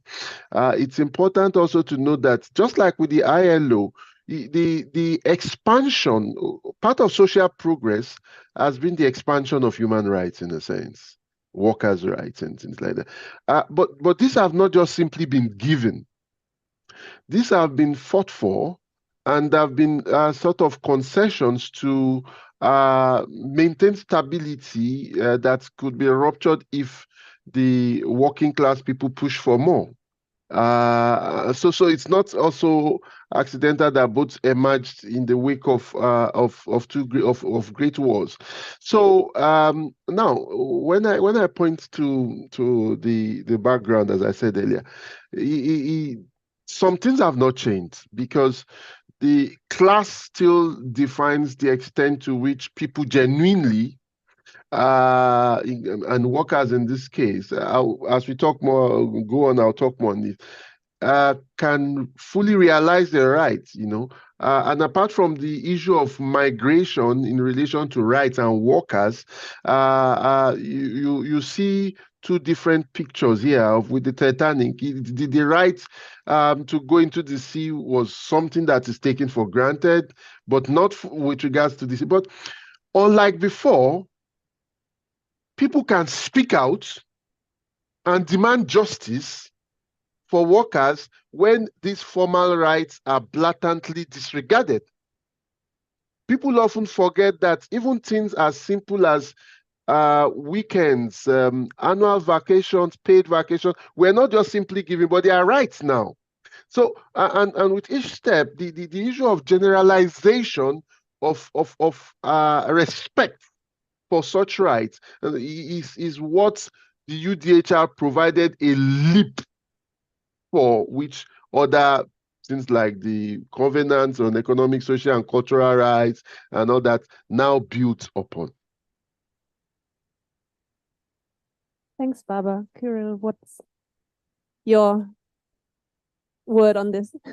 Yeah, well, thank you, Comrade Baba, for excellent class perspective on the issue of human rights. I would add or try to add to this a bit more sort of humanitarian focus or humanitarian aspect, because if we just think about this, it's a universal declaration of human rights. It's not just a document, a piece of paper. This document was born after the World War, when the nations came together to discuss how this nightmare happened, what led to this. And the conclusion was that we need to spell out for ourselves and for the whole world what we consider to be human and what we consider to be inhuman. So these are the several couple of dozens of articles which are actually an attempt to give a vision of the humanity. What is human? And we shall take it in this perspective. If we're talking about, is it relevant today or less relevant? But just look at what is happening now in the world. There is, again, a new war going on in Europe. There is a war started in the East. There are rumors and information coming from different parts of the world when countries and nations are now discussing that they have now to claim the right for territory, for whatever. And it is, of course, relevant for us to look at this document from this point of view. Why human rights are important, and how it is linked to the workers' rights. Interestingly, but we need to look at a deeper historical perspective. After the First World War, there was also a discussion about how did it happen and which factors led to this. The result of this discussion was the creation of the International Labour Organization, which is the oldest agency. It was created before the United Nations was created. And ILO was created with an understanding that actually what leads to the wars is inequality, social injustice, poverty, and the understanding that if people are poor in one country of the world, that represents a risk for all the other countries, because the poor population will be easily dragged by the war propaganda into the war action. So the ILO developed this set of conventions. Some of them are considered to be fundamental. Which are the fundamental conventions? The conventions which are referred to in the United Nations Universal Declaration of Human Rights. So this was the ground for the system of security in Europe and for the world. This is what is now under threat, and that is why it is so relevant for all of us to come together and look at this system. You know, why didn't it work as people expected it to work? If you look at this, the UN declaration text, there are very nice wording, like everyone who is born as human have the right to social protection. 75 years after this declaration was adopted, how many countries actually introduce a system of universal coverage by the social protection? We are very, very far from reaching the ambition which was guiding the people who were writing this text. And I think we have to admit and recognize that we failed. We failed to achieve these aims and these ambitions which was called in this document. And we need to make a specific effort now in order to bring back this stability and security by looking at the concept of social justice. First of all, we are hearing now at different levels, there is a discussion about post-war Europe, how it will look like in when the armies are not fighting each other anymore. And in these discussions, different politicians represent their view, talking about economy, economic stability, etc., etc. Almost nowhere we hear people talking about justice. And one of the weak points of this old system of security was that it was so much focused on freedoms and liberties, which are very relevant and very important, but these freedoms and liberty do not deliver peace if it is not based on the social justice. And there is a big demand for justice now. This is what the workers of the world are increasingly talking about. And we should make this program and this political perspective better structured and better represented.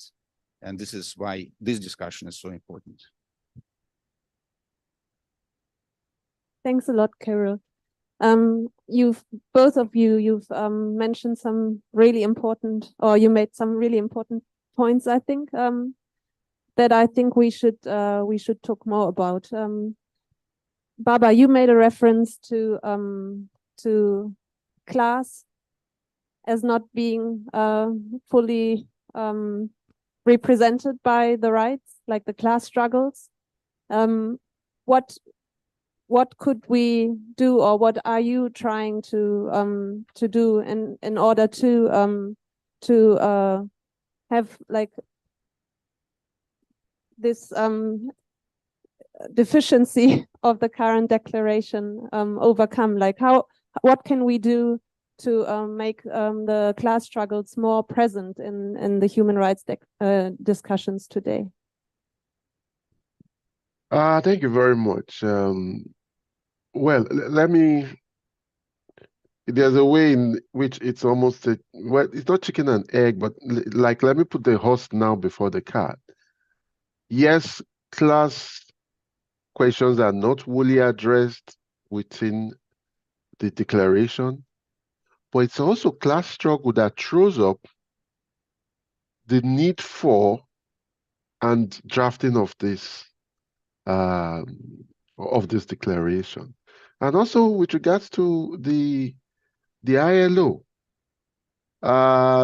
if it's within is it Philadelphia or it is Pennsylvania, the declaration for the ILO bit, it speaks clearly of to avoid the mass anger from the workers. And then with regards to the universal declaration, it explicitly speaks out that, look, let me try read out the part where it's explicit that it said, whereas it is essential if man, we can forgive them the gender bit here, is not to be compelled to have recourse as a last resort to rebellion against tyranny and oppression, that human rights should be protected by the rule of law.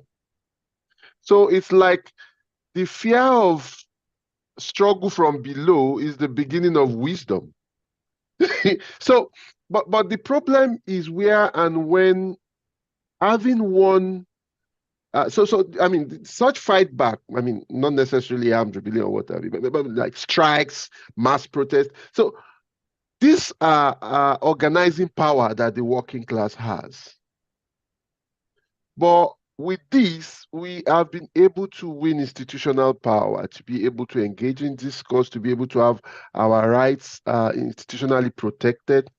But the greatest mistake, and from there I'm answering your question in a roundabout way manner, the greatest mistake, and which often is made sometimes, is to then downplay the import of organizing power for that institutional power.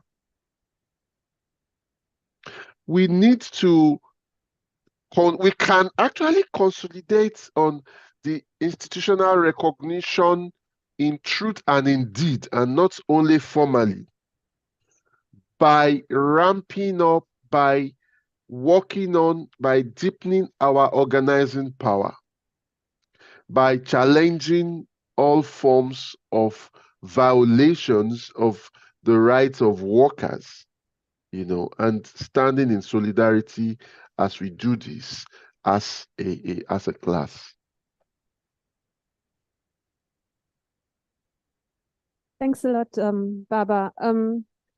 Kirill, you referred to the concept of social justice, which also has a lot to do with the class question, of course. So you said that we've been talking a lot about freedoms, liberties, but not about the justice aspect.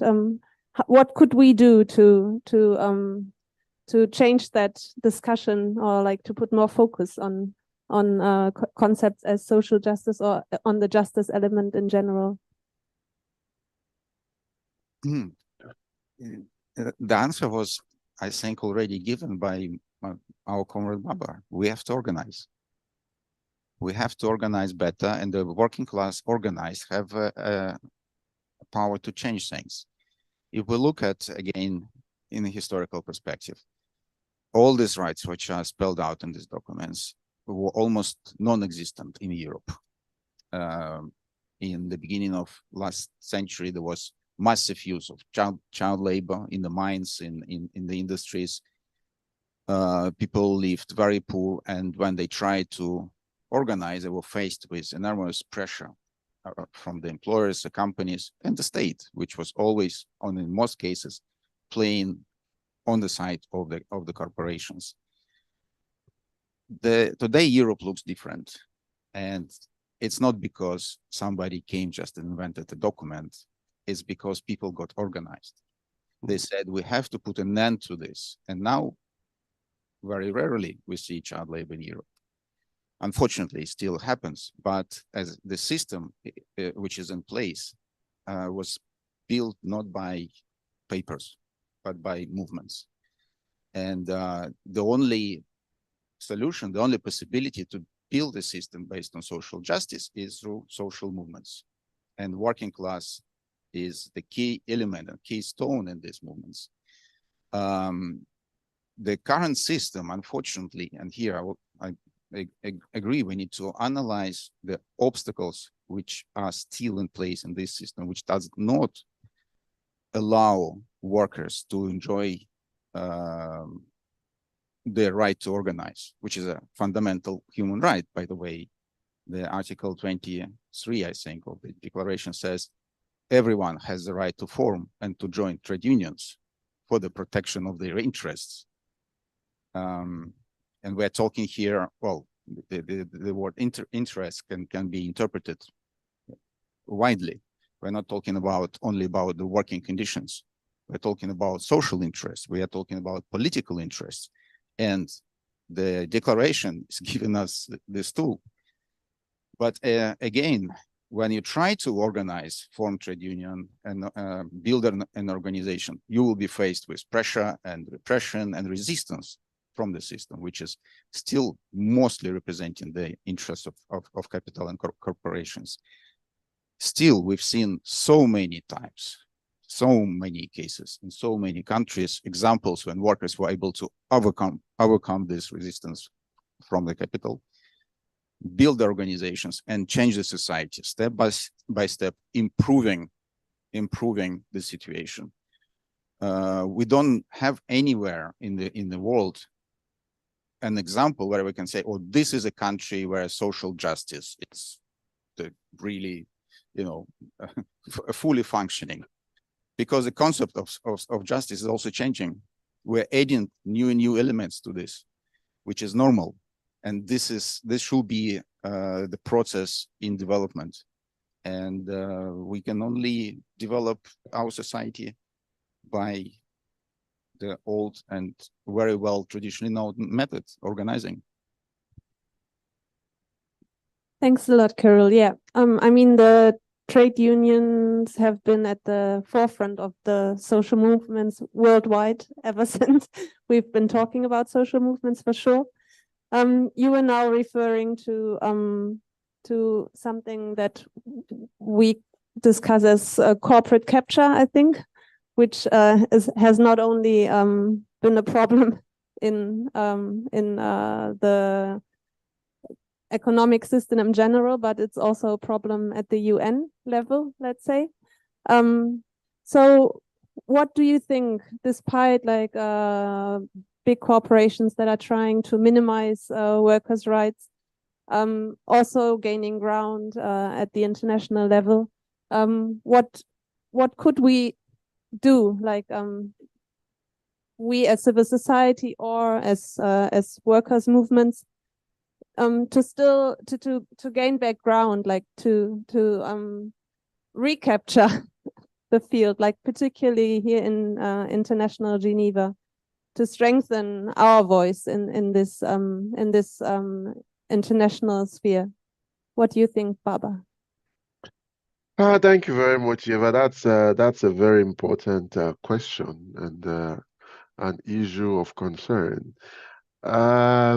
Corporate capture, the corporatization and commodification of our social life, and they're all part of a broader agenda. They're all part of the neoliberal paradigm of capitalist development. And an important fact is that in the late 70s and the early 80s, we had a gradual reversal, in fact, even if not in words, of quite a significant extent of what the UDHR tries to capture as the spirit of to draw from Ken Loach, the spirit of 45. You know, and this was also, don't forget, it was within the context of the UDHR. I mean, that this spirit of 45, that you had the emergence of the welfare nation states in Europe, the decolonization process in the global south, and you know, things like the covenants on political and civil rights and economic, social, and cultural rights, and so on and so forth.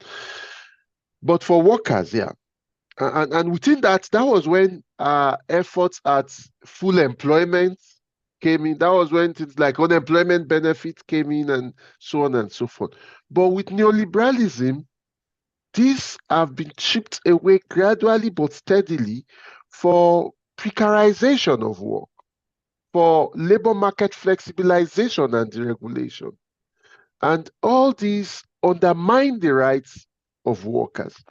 Now, my own take is this, and it sort of takes us back to the earlier position. You see, we have a saying where I come from, a Yoruba saying that when the child falls down, he looks forward with the view of to continue running. When an elder falls down, you look back to understand what caused the fall, and you know, the trajectory of your movement to the point of the fall. The spirit of 45 came out of a class struggle that demanded much more, that demanded fundamental changes. It brought about institutional power, and which I think to some extent became, if not dominant, almost as significant as organizing power. And also, not along with the organizing, the ideation. What are we organizing for? You know, there were demands for post-capitalist reality of humankind, 45. So I'll sum up here in terms of how I think we take things forward with an analogy a metaphor I often use, of which is that, look, it's like if you are in hell and you try to ask the devil to make the portion of hell where you are cooler for you, the devil realizes that you are not serious, you know. But when you fight like hell to get out of hell, he is ready to negotiate for a cooler corner for you. That's what happened in 45. In a sense, that's what happened even with the ILO. We need to stop limiting our demands to the commonsensical, which the corporations, which the representatives of this exploitative system constrain us within, to demand more radical expressions and implementations of our rights economically, socially, culturally, and politically. What do you think? How could we bring about these radical changes that are needed? Well, I don't have solutions, but I agree we have to do something. And just to add to the complicated picture on the political rights and political issues, which we include in the list of human rights, and look at the UN system. Many people say, well, the system doesn't function well, it doesn't work. But in reality, United Nations is United Nations. These are the governments which make the United Nations. Look at what is happening in different countries on the governmental level. Most countries, in very many countries, the politics is now taking over. The power is in the hands of people who place the national or own egoistic interests above the interests of own people. And of course, the weakness of the UN system globally is a result of the weak social justice or justice agenda at the national level. How did we arrive to this situation? Let's ask ourselves where the working class have the power to influence these governments. And looking at the countries in Europe, what we can see, where is the working class here? This is mainly made of people who came from other countries. That the working class is predominantly migrant workers. Migrant workers have no political rights in the country where they arrive. They don't vote, they don't elect. That's one of the reasons why we have this weak policy at the European and the international level, because the working class is actually deprived of the right and opportunity to impact the influence on the politics at the national level. And as a result, the working class interests are not moved above the national borders to the international level. So this is one of the questions for us to address. How do we re-empower the working class, taking into consideration that the current system does not allow us to make influence on itself? And that's just one of the questions. There are others, of course, but I'm looking at the picture of Comrade Baba and talking about migrant workers. We are not only talking about migrant workers which already arrived in the country, but so many people who represent the working class are now on the move in a very, very risky path to a place where they consider to be safe, but then also with an understanding that they will not have political power in the countries where they arrived. Thanks a lot, Kirill. I think this is a very important point. And I mean, I think that also says that organizing must more than ever take place not only at the national or regional, but at a global level. And Baba, you were before referring to a global campaign that referred to the right to health that you were part of. What kind of campaigns could we imagine to address like issues like the one that Kirill just described? Yes, thank you very much. I'll start from like the issue Kirill described and our experience as PSI. One of the things we did as a project that unfortunately it hasn't been sustained, you know, some of the vagaries of projects, that was we came up with what we call PSI workers, migrant workers passport. What it was, I mean, of course, we didn't have the power to issue passport like countries, but what it did was this. It enabled members of affiliates of PSI in countries of origin to not only better know the rights and how to go about enjoying this in countries of destination, but also to be able to link up with the unions to give them to support them as needed. So it aided the integration. There were a couple of I mean, it was a couple of select countries, and it was very, very useful. Even the process of the work of advocacy for it within the unions, both in the global north and the global south, destination and origin, it enabled more workers to appreciate the intricacies of, you know, migration, the challenges of it, and how to come out stronger with solidarity. So for me, it's something that we've been looking at, that, I mean, something that we need to still come back to. And I think it was, then I was still in the affiliate in Nigeria, and I know the impact, how useful it was for us then in the Nigerian workers migration working group, which I co-chaired.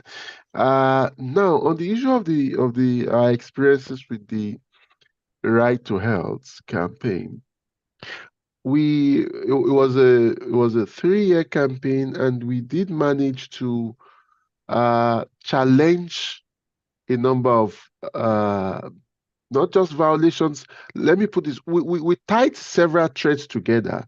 One, starting with countries where you did not have these rights where you had this right being denied to, like, migrants, and where you had even, and this is part of the broader context of politics now. Like, I'll give an example: South Africa, where the then Minister of Health during the campaign was saying the reason why South Africans were not getting universal health care was because of these illegal migrants. You know, we managed to mobilize the resistance to this, along with other people on ground, of course, in South Africa.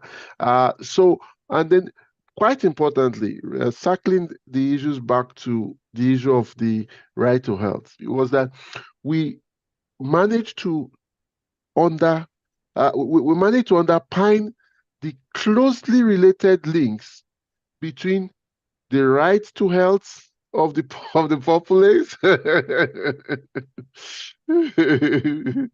and the right to a well-motivated and adequately staffed health workforce. And it was also during this period that we had, and this goes into policy intervention within the United Nations system.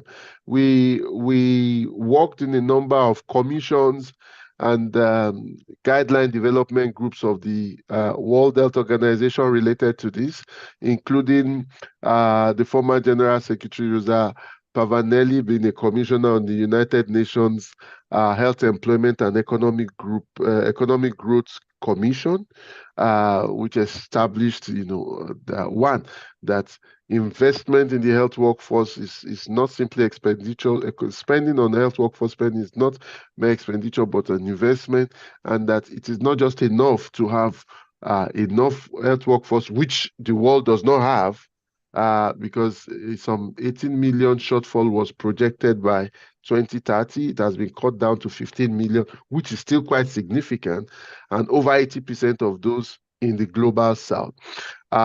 But that it is not just enough to think of filling the gap of this, but that it has to go with decent work. And we also then use that opportunity to send off the message that decent work goes beyond decent working conditions, workplace safety, which are all important. But you talk of the decent work agenda, and which entails, amongst other things, the right to organize, the right to social dialogue, the right to voice. These are fundamental rights that workers delivering health services, but workers in general must have. So for us, this is how the issue of the right to health as a right in itself and workers' rights within the broader scope of universal human rights merge. Thanks a lot, Baba.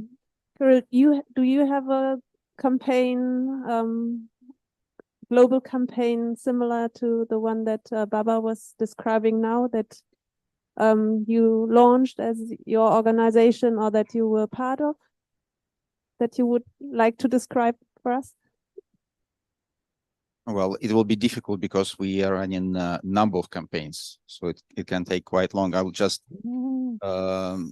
say we have a website, so all the information about these campaigns can be found there at IUF.org. These are campaigns which are targeting specific corporations which are violating human rights, which are violating the United Nations declarations of human rights and the fundamental ILO conventions. Since I understand that we're coming to the Indian word now, I would just want to conclude that the right to unionize is a fundamental right. It is different from other rights because it is a right which is enabling us to have access to other rights. Without an organization, everything which is spelled out on paper will remain on paper and not be in reality.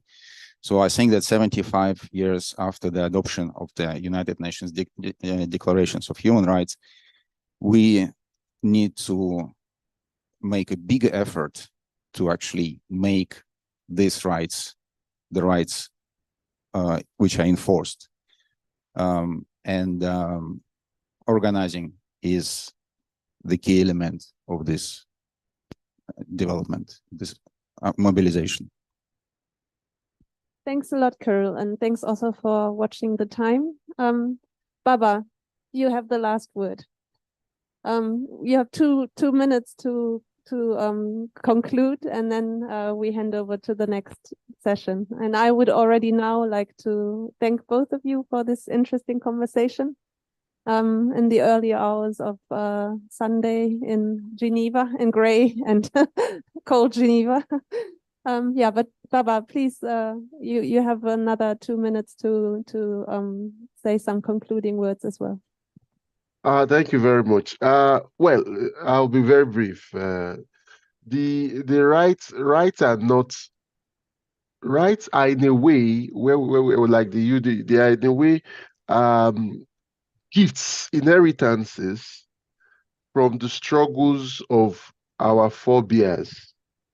And we need to build on this. And as workers have been at the fore of the struggles for both our own, the improvement of our lives and the betterment of the world for hundreds of years in capitalism. And we need to continue this, expand the rights, and also have a gift to coming generations in terms of a broader corpus of rights. And I just want to finally say thank you very much to Rosa Luxemburg-Strauss for this great program, and to you, Eva, moderating us and all, and say it's a pleasure once again to see Kirill, my very good comrade I haven't seen for years now. All right. Amandla. Thanks a lot, Baba. Thanks a lot, Kirill, for having been with us here. And yeah, I'll make sure that we'll meet in person very soon. Okay, and I hand over to the next panel then.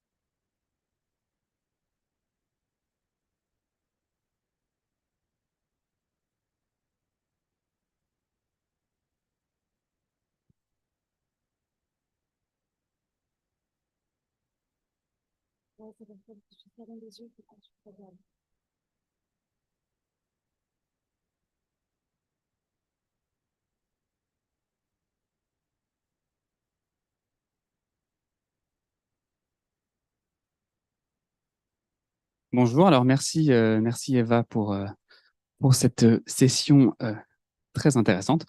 Et alors maintenant, je prends la parole pour cette nouvelle session qui va parler plus de culture et de lien avec les droits humains. Donc je suis ici avec Laura et Mélanie. Donc je vous laisse peut-être vous présenter un peu pour présenter ça, pour nous dire dans quelle organisation peut-être vous travaillez, et puis on commence gentiment la discussion.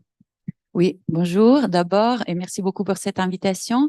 Je m'appelle Laura Longobardis, je suis la assez récente nommée co-directrice éditoriale du FIFDH, Festival international et forum sur les droits humains de Genève, avec ma collègue Laila Alonso Huarte qui aurait dû être avec nous aujourd'hui et qui malheureusement était malade ce matin, donc elle ne pourra pas nous joindre. Et le festival, donc c'est le Festival international et forum sur les droits humains à Genève, qui a lieu tous les ans au mois de mars et qui fêtera sa 22e édition au mois de mars prochain. Super, merci. Mélanie? Bonjour et merci également de l'invitation. Donc moi, je m'appelle Mélanie Rouquier. J'ai fondé l'association Chap Chap en 2015. C'est une association donc, qui est basée à Genève et qui a pour but de contribuer à lutter contre les discriminations raciales et de genre et les inégalités globales à travers des projets culturels. Super. Merci beaucoup du coup d'être là ici présente. Ce qui est important pour nous aussi en tant que la Fondation Rosa Luxembourg, c'est l'aspect culturel des droits humains. Donc on milite dans plein d'espaces, des publications, des articles, etc. Mais on trouve que vraiment l'accès à la culture, la production artistique a une importance dans la lutte pour les droits humains pour toutes et tous et tous. Et je voulais vous demander à vous, quelle était l'importance de la culture dans la lutte pour les droits humains, notamment avec le FIFDH, notamment avec Chap Chap. Voilà, l'importance de la culture. Je ne sais pas si Laura, Mélanie, vous voulez aller en premier. Laura, je te laisse. Bon, pour vrai que la culture est très importante. Les fondateurs et fondatrices du festival en 2003 ont considéré qu'il était important dans cette ville de paix, dans cette ville où on discute beaucoup des droits humains, où il y a beaucoup d'institutions qui œuvrent pour la protection des droits humains et la dénonciation des violations là où elles se produisent, d'amener la voix des artistes, notamment cinématographiques, qui pouvaient apporter un regard différent sur les violations et des fois aussi sur les solutions qu'on peut trouver à ces violations-là. Donc, depuis la création du festival, même s'il a beaucoup évolué, il a beaucoup grandi et il a aussi commencé à explorer d'autres formes artistiques au-delà du cinéma, c'est vrai que l'ADN est resté toujours le même et c'est ce qui anime encore aujourd'hui le FIFDH. C'est-à-dire vraiment d'apporter ce regard d'artiste qui touche de manière différente l'audience, qui touche de manière plus personnelle, plus émotionnelle. Et du coup, ça permet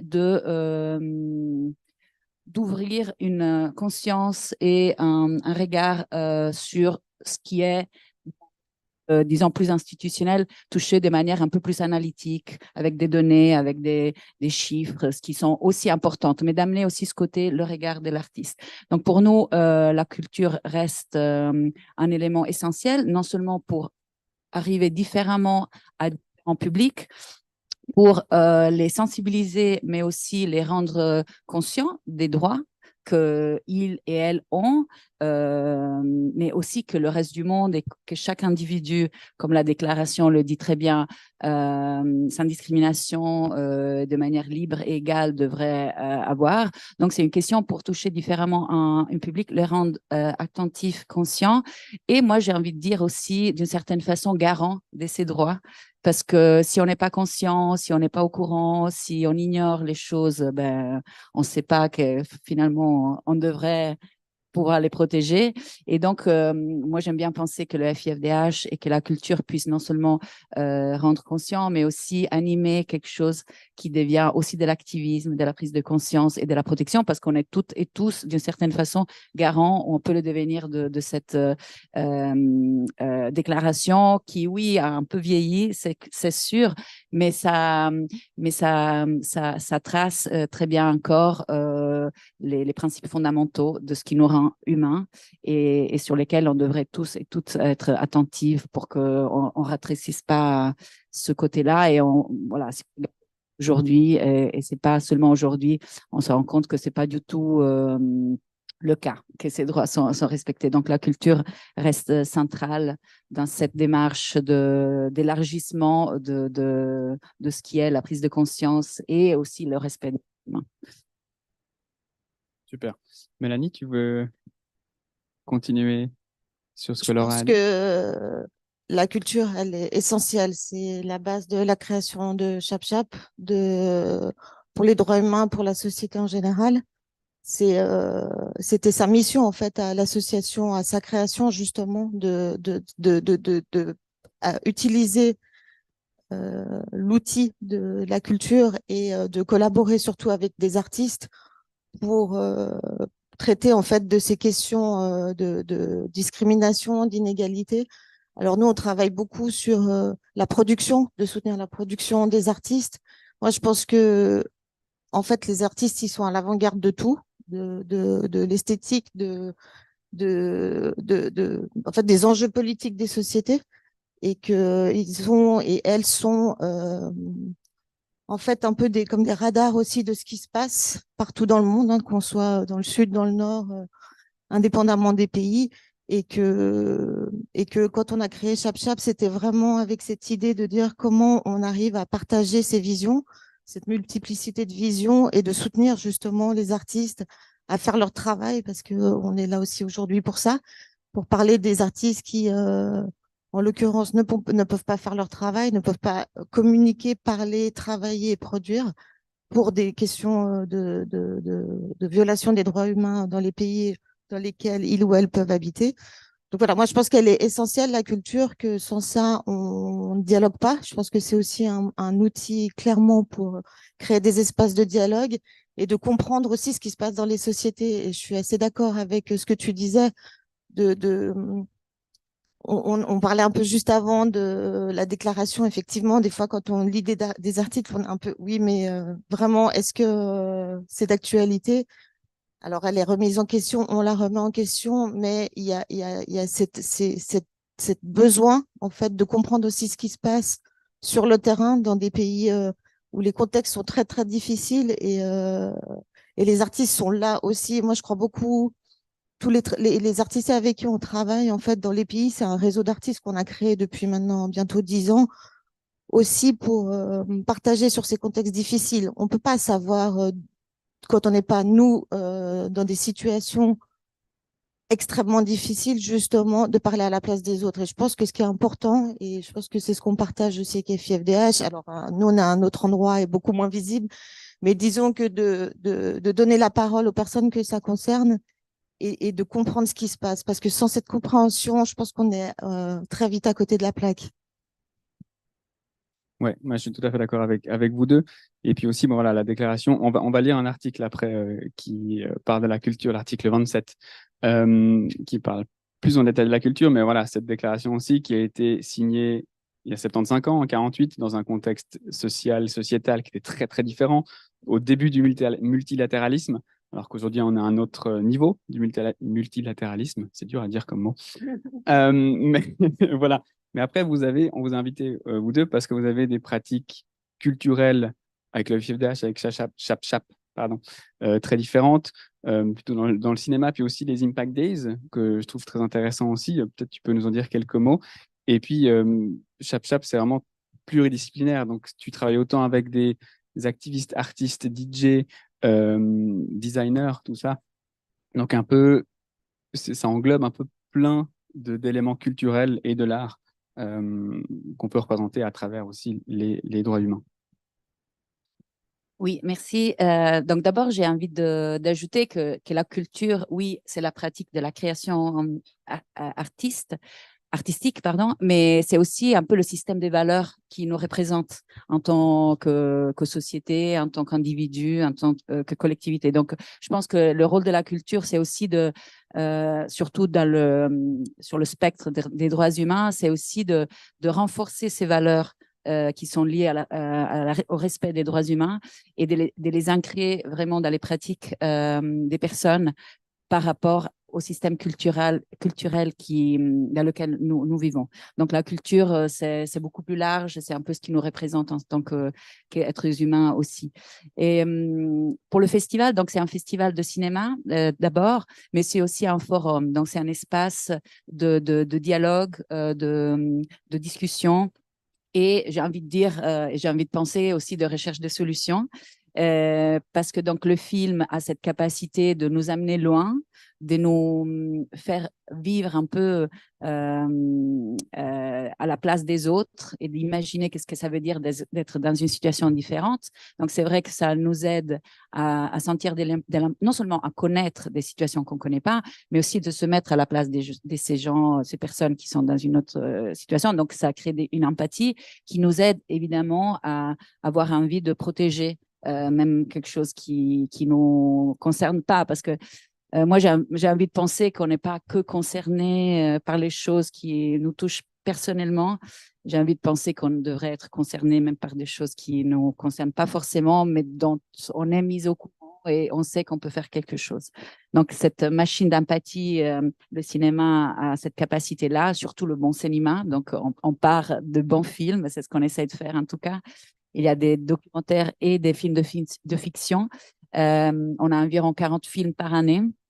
Et après, on a ces débats, donc on les appelle le forum, qui suivent un certain nombre de ces films, normalement les documentaires sur 18-20 débats qui touchent un peu à l'actualité, un peu à l'actualité dont tout le monde est au courant. Donc évidemment, les conflits en cours, on ne peut pas s'empêcher de parler de ce qui est à la une, un peu de les bouches de tout le monde, mais on est là aussi pour ramener au devant de la scène les conflits, les violations oubliées, et de justement parce que l'attention humaine, elle est très courte et très ciblée. On n'arrive pas à être inquiet pour tout ce qui se passe en même temps. Et donc, nous, que voilà, il y a des violations, il y a des conflits, même si on n'en parle pas tous les jours dans les journaux, il y a des gens qui doivent être respectés, des droits qui doivent être respectés. Donc ça, juste pour le festival. Et on est là aussi pour soutenir ces artistes, j'ai envie d'ajouter engagés. Et je parle surtout pour le côté documentaire du festival, parce que la fiction, c'est vrai que ça a un regard artistique un peu plus large, mais surtout dans le cas de certains documentaires, la raison pour laquelle un artiste décide d'utiliser son langage, qui est le langage cinématographique, pour parler de peine de mort en Biélorussie plutôt que non accompagné sur la route des Balkans, ben, c'est envie ou elle a envie d'utiliser son langage, son engagement et ses films pour que ces films puissent faire quelque chose de principe, et c'est le cas pour pas la totalité, mais un certain nombre de nos des cinéastes invités et qui sont sélectionnés, c'est que voilà, c'est leur contribution à la protection et à la défense des droits humains. Et donc, j'arrive aux Impact Days parce que c'est vrai que ça, c'est un programme que j'ai développé ces 5 dernières années. Ça va être la 6e édition en 2024. Et donc, on a cette richesse de public parce que Genève, c'est une ville internationale. Il y a les organisations, il y a les ONG, il y a tout ce travail de plaidoyer auprès des institutions. Nous, on amène les artistes, mais et elles puissent se parler et puis trouver des façons de travailler ensemble.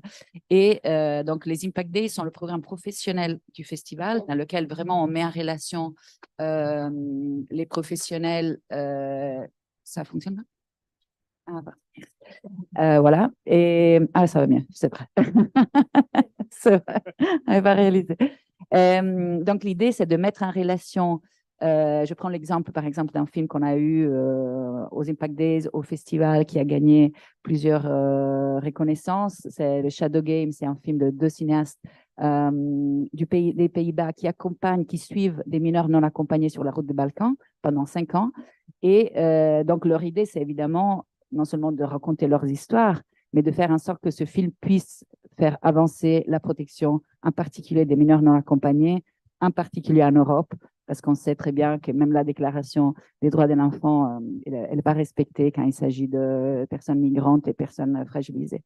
Et donc voilà, donc l'idée de ce programme, c'est de mettre en relation les cinéastes qui n'ont pas encore fini leur film, mais qui ont déjà, et avec nous, développent une stratégie de comment ce film peut être utilisé comme outil de plaidoyer, et les organisations qui travaillent sur ces thématiques et qui, de leur point de vue, un film comme ça peut les aider beaucoup, justement pour toutes les raisons que je disais avant, sur la puissance du cinéma et du récit cinématographique, à faire avancer les causes qu'ils défendent sur le terrain et dans les institutions. Et donc, cette mise en relation,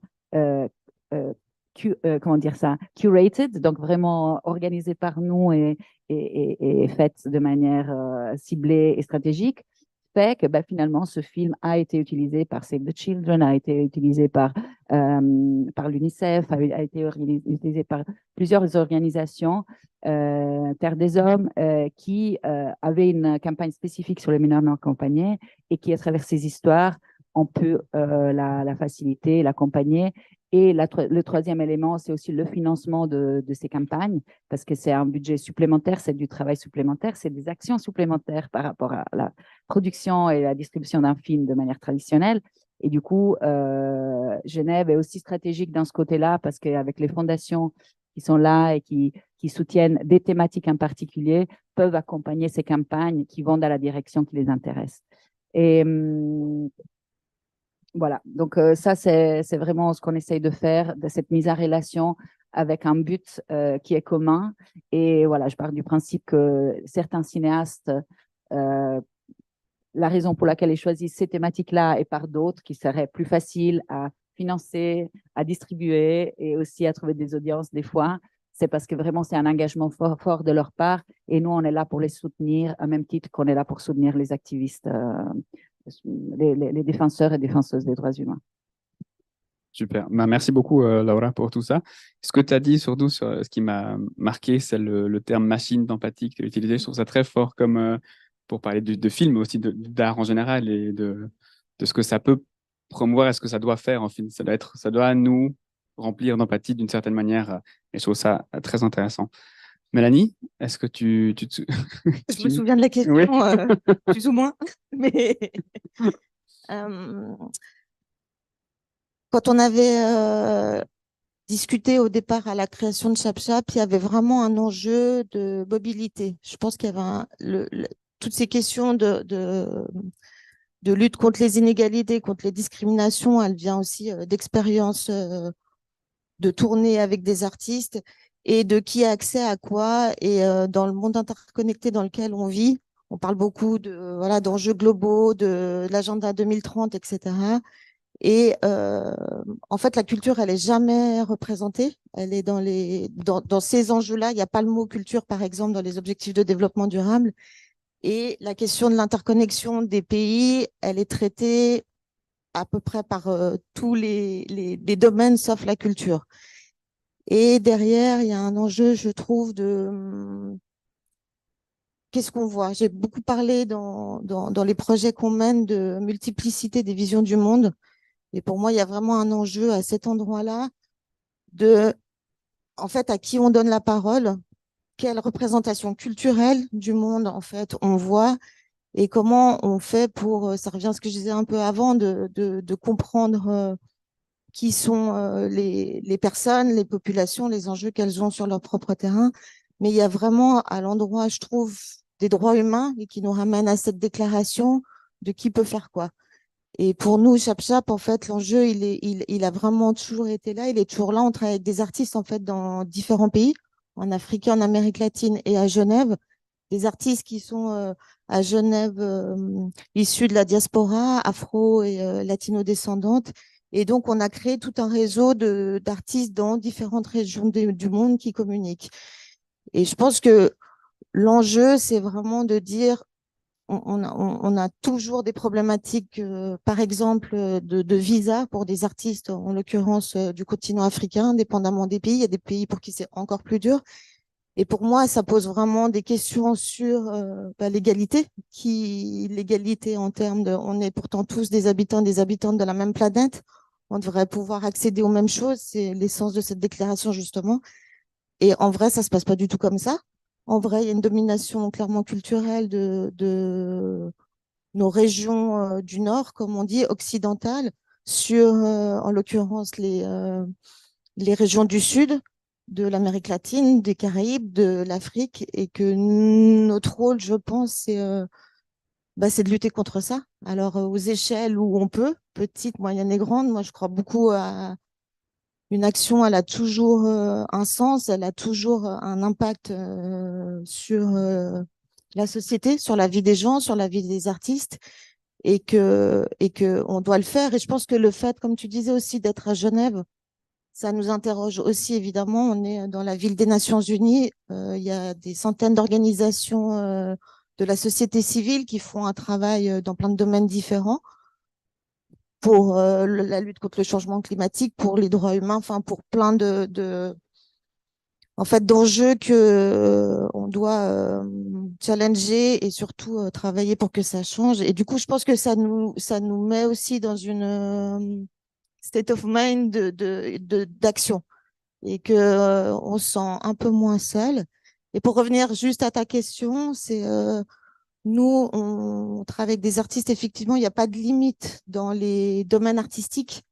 C'est en fonction des réseaux des artistes, justement, dans les pays, des projets qu'on trouve intéressants. On est dans des esthétiques ultra contemporaines avec des artistes très émergents, émergentes, et qui sont justement, je pense aussi beaucoup, et toutes et tous des artistes activistes, je le dis beaucoup comme ça, parce qu'en fait, à travers leur création artistique et leur engagement, je pense en particulier aux artistes des communautés LGBT, des artistes autochtones, en fait, qui sont en train de prendre des risques, qui sont en train de dénoncer des choses dans leur pays et qui font que ces personnes, elles changent le monde de demain. Et ça, je trouve que c'est ça, je pense qu'on essaye de partager à travers votre festival ou nous, les projets de production des artistes. On a fait une fresque, par exemple, murale avec une artiste égyptienne, Aya Tarek, en 2018, qui était en l'occurrence à l'occasion du 70e anniversaire de la déclaration. Et l'enjeu, il était pour Aya Tarek, en fait, dans ce qu'elle nous disait, c'est que sa visibilité à l'international lui garantissait plus de sécurité dans son pays. Voilà. Donc, je pense que c'est là où nous, on a des endroits d'action où le fait que plus elle est visible, moins elle est attaquable. Pour X et Y raison, et c'était évidemment post-révolution. Mais je pense que c'est fondamental de nous. On est dans des situations, alors on dit beaucoup, hein, ultra privilégiées. La moindre des choses qu'on peut faire, c'est au moins soutenir à l'endroit où on peut, aussi financièrement. Moi, je travaille beaucoup sur la sensibilisation aux institutions parce que, en l'occurrence, le cinéma, vous avez de la chance. Je pense que c'est le domaine de la culture qui est le plus soutenu par la solidarité internationale, mais c'est pas trop le cas pour les autres domaines. Et il y a un véritable enjeu aussi en matière de soutien des institutions publiques à la culture et aux pratiques artistiques. Et elle est jamais prioritaire, alors que de ce qu'on raconte, c'est essentiel, justement. Ok, merci beaucoup à vous deux pour tout ça. Ce qui est beaucoup ressorti, c'était, toi, tu as dit, Mélanie, la multiplicité des visios du monde, et puis aussi la facilitation entre, du coup, différents acteurs, actrices culturelles importants. Et je sais que tant ChapChap, le FIVH, que Rosa Luxembourg, on travaille aussi sur une dynamique nord-sud, donc du nord vers le sud, qu'on appelle le Global South et que je vois de plus en plus appelé la majorité globale, the Global Majority, que je trouve ça impactant et plus juste en fait que juste le Global South. Mais il y a aussi cette dynamique sud-sud, donc de faire que des partenaires qui viennent les deux de la majorité globale interagissent entre eux et d'avoir ce rôle un peu de facilitateur, facilitatrice là-dedans. Est-ce que vous pouvez nous parler un peu de ce que vous entendez là-dedans, ce que vous trouvez que c'est important, ce qui est le plus important en fait dans une rencontre sud-sud sans forcément passer par le nord? Laura, Mélanie, comme... Oui. Tout d'abord, effectivement, historiquement, c'est une question de pouvoir, de jeu de pouvoir. Donc, c'est clair que du point de vue du cinéma et qui raconte l'histoire est essentiel dans la construction qu'on se fait de quelque chose, que ce soit d'un pays, de l'histoire. Le point de vue est essentiel pour déterminer qu'est-ce que va être raconté. Et donc, historiquement, le cinéma n'a pas échappé à une approche colonialiste, évidemment. Et donc, c'était toujours un peu le point de vue de l'Occident qui allait voir qu'est-ce qui se passe en Afrique, qu'est-ce qui se passe en Amérique latine, et puis avec notre regard,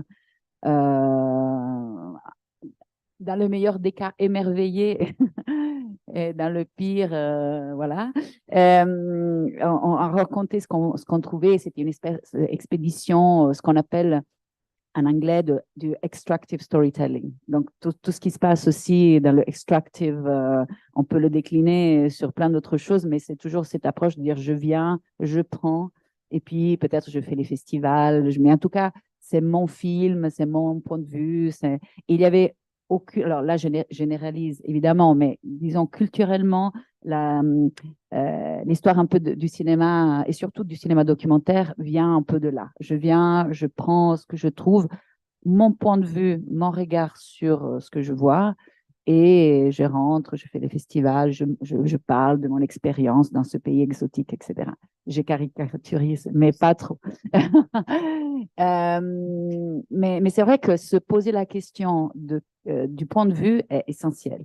Parce que quand on parle de cinéma, on parle d'un point de vue. On décide où positionner la caméra, on décide à qui on donne la parole, on décide où couper quand on est au montage. Donc, même le documentaire est évidemment un point de vue, un regard sur quelque chose qui se passe quelque part dans le monde.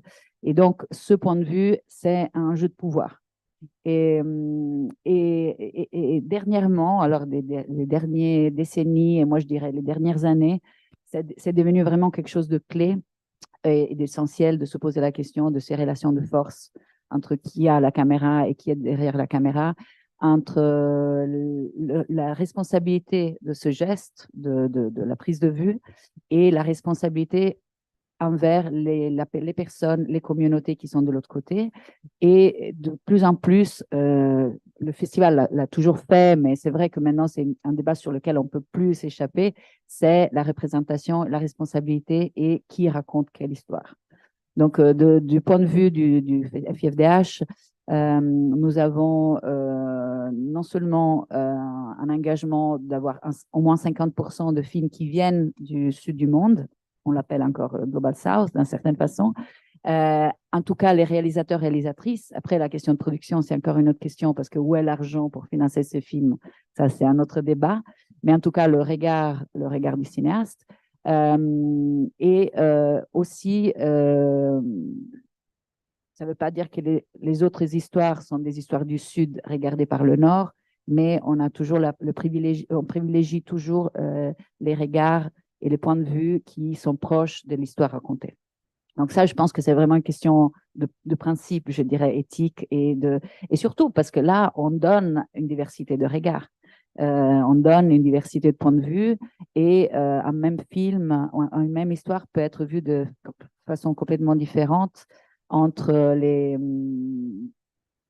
deux différentes personnes qui ont, justement, on revient au système des valeurs de ce que la culture veut dire, qui regardent, qui font un film sur une même situation. Donc ça, c'est la première des choses que je pense est vraiment importante et fondamentale pour nous. Et avec les Impact Days, on a ouvert un espace de rencontre aussi entre les personnes et les cinéastes qui se retrouvent autour de certaines thématiques et qui, donc, on met ensemble aussi des groupes de travail par thématique, par région, pour qu'il y ait un échange aussi un peu plus horizontal et entre des cinéastes et des organisations qui viennent de la même région ou qui travaillent sur les mêmes thématiques, pour justement avoir cet échange un peu sud-sud. Et je reviens à ce que disait Mélanie sur le fait qu'effectivement, le fait de leur donner la parole nous donne une diversité et une variété qui pour nous est indispensable pour faire notre propre point de vue sur qu'est-ce qui se passe, où il y a des violations, ou qu'est-ce qu'on peut apporter comme solution. Super. Je vais juste bouger un peu la plante parce que je vois qu'elle te... elle te chatouille le cou. Super. Mais c'est vrai que ce dont tu as parlé aussi, c'est la réappropriation culturelle, en fait, qui était célébrée pendant des dizaines, enfin des années, un peu, puis que depuis quelques années, c'est vraiment décrié, et puis à juste titre, du coup, on peut parler d'une réaffirmation culturelle, un peu de redonner aux personnes concernées le droit de parler de leur culture et de leur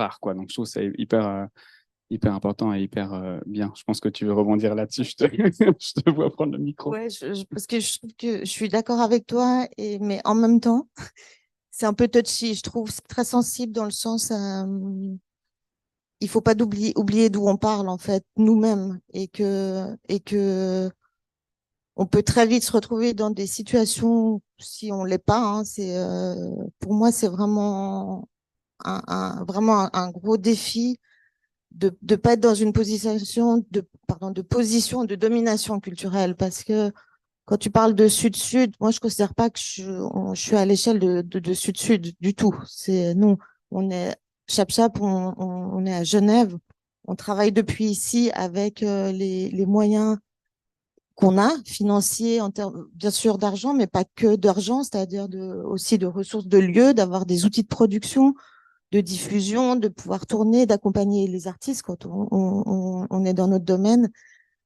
Après, on crée ces espaces dont tu parlais avant, de dialogue et de rencontre, et après, il se passe ce qui se passe entre les artistes, et tant mieux. Effectivement, il y a des choses qui se passent, mais en tout cas, à Chap, on n'est pas à cet endroit-là, et je dirais comment, en fait, on crée ces espaces de dialogue sans imposer nos visions. Parce que souvent, on croit qu'on est juste et on n'est pas du tout juste. Et on peut. Moi, je me considère, par exemple, comme une alliée de beaucoup de causes que tu disais en termes d'empathie. Je me sens une alliée de luttes qui sont, à mon avis, fondamentales pour la liberté des personnes et des femmes en particulier et des personnes de la communauté LGBT issues des minorités. Parce que c'est pas égal pour tout le monde et que je pense qu'on doit vraiment agir à cet endroit-là, mais en même temps, depuis où on est, la question de l'appropriation dont tu parles, elle est limite des fois. Et je pense que la seule solution, en tout cas pour nous, ce qu'on fait avec les artistes et qui on travaille pour éviter ça, bah, c'est le dialogue, c'est-à-dire de aussi se faire confiance et de se dire ouvertement à un moment donné si ça va ou si ça va pas. Moi, je me rappelle de nombreuses discussions avec des artistes et où je me suis fait mettre à ma place et c'était juste parce qu'en fait, d'un coup, par exemple, sur des enjeux de subvention, sur par exemple des rapports au sponsoring privé, où ici, on n'a pas tellement l'habitude d'être soutenu par des grandes multinationales parce qu'on est engagé contre elles, en l'occurrence, mais en même temps, quand on est dans des zones de conflit ou des zones où la question de la survie, elle est là, bah, en fait, de pouvoir produire son travail, même si c'est avec le soutien de marques privées qui, à côté, on contribue au désastre écologique ou au désastre humain, de l'extractivisme, etc. Il y a un moment donné, en fait, pour ces personnes-là, c'est important parce qu'elles peuvent quand même produire leur travail et en fait, à nouveau, changer les choses parce que le fait d'être visible, le fait de travailler, de produire, elles deviennent aussi des exemples pour la communauté. Je crois beaucoup à l'exemplarité, c'est-à-dire de voir des choses, ça nous inspire, ça nous dit que c'est possible.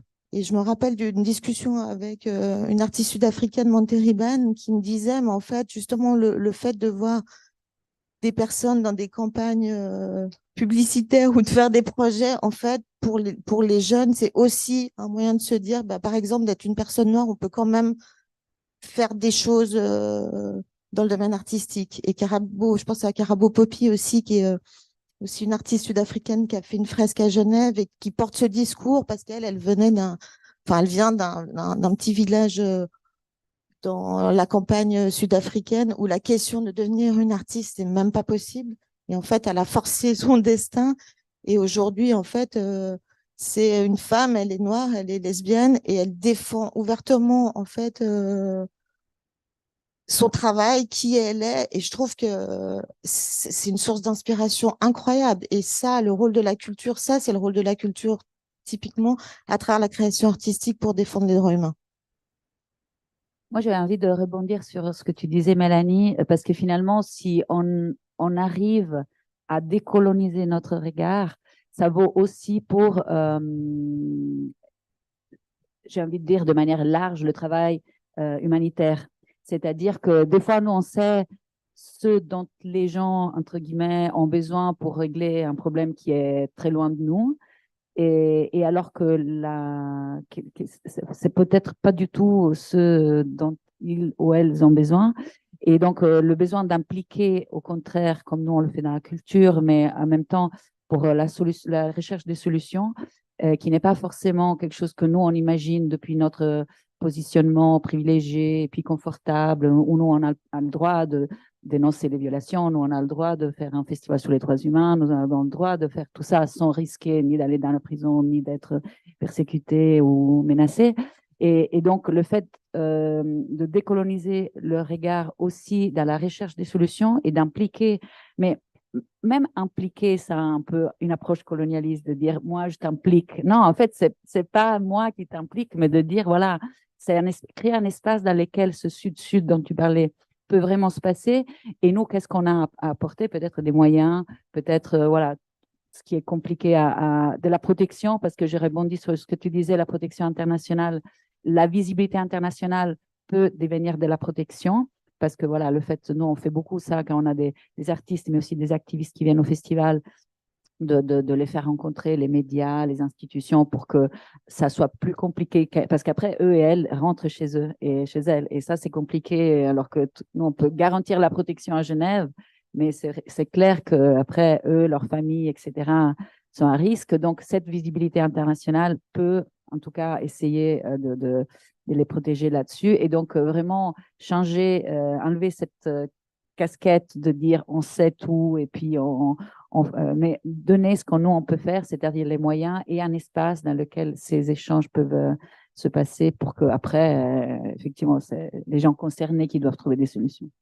Mais je suis entièrement d'accord avec toi. Je pense que cet enjeu de safe space, comme on dit souvent, c'est peut-être là notre rôle à jouer, effectivement, d'avoir des endroits à nouveau de partager des enjeux selon d'où on vient et qui on est, sans risquer à cet endroit-là pendant un moment.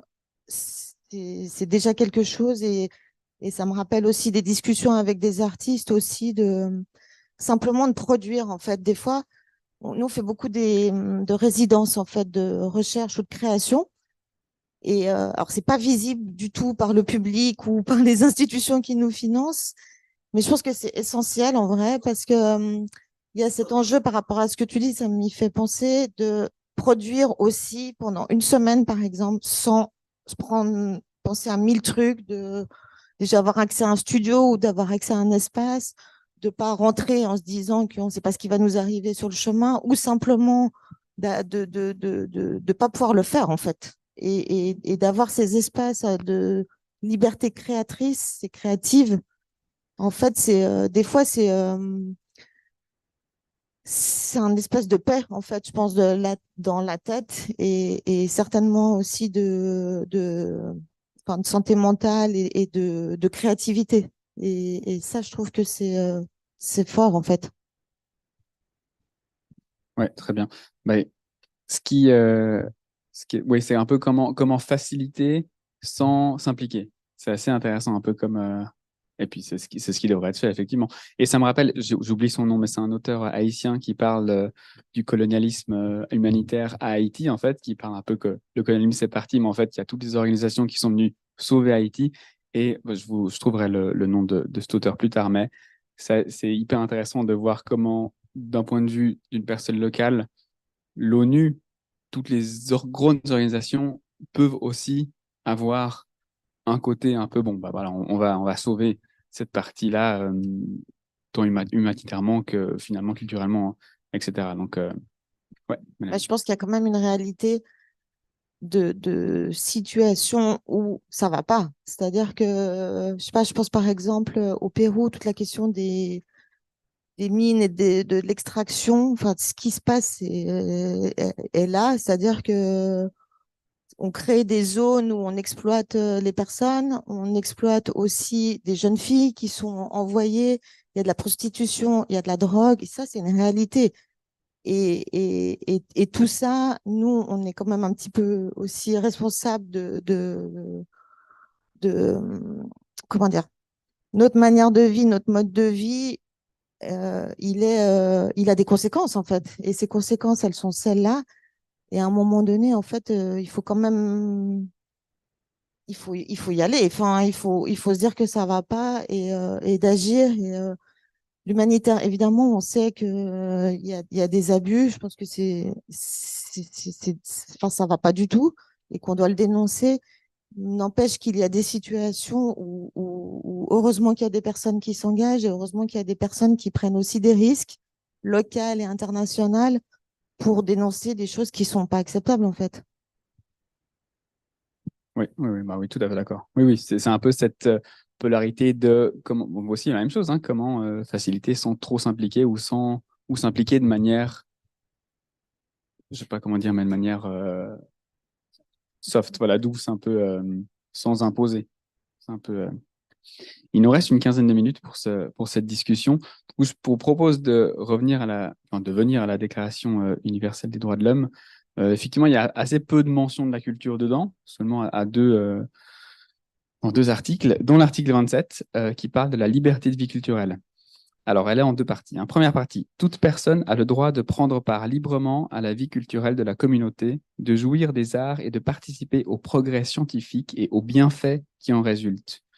Deuxième partie, chacun a droit à la protection des intérêts moraux et matériels découlant de toute production scientifique, littéraire ou artistique dont il ou elle est l'auteur, l'autrice.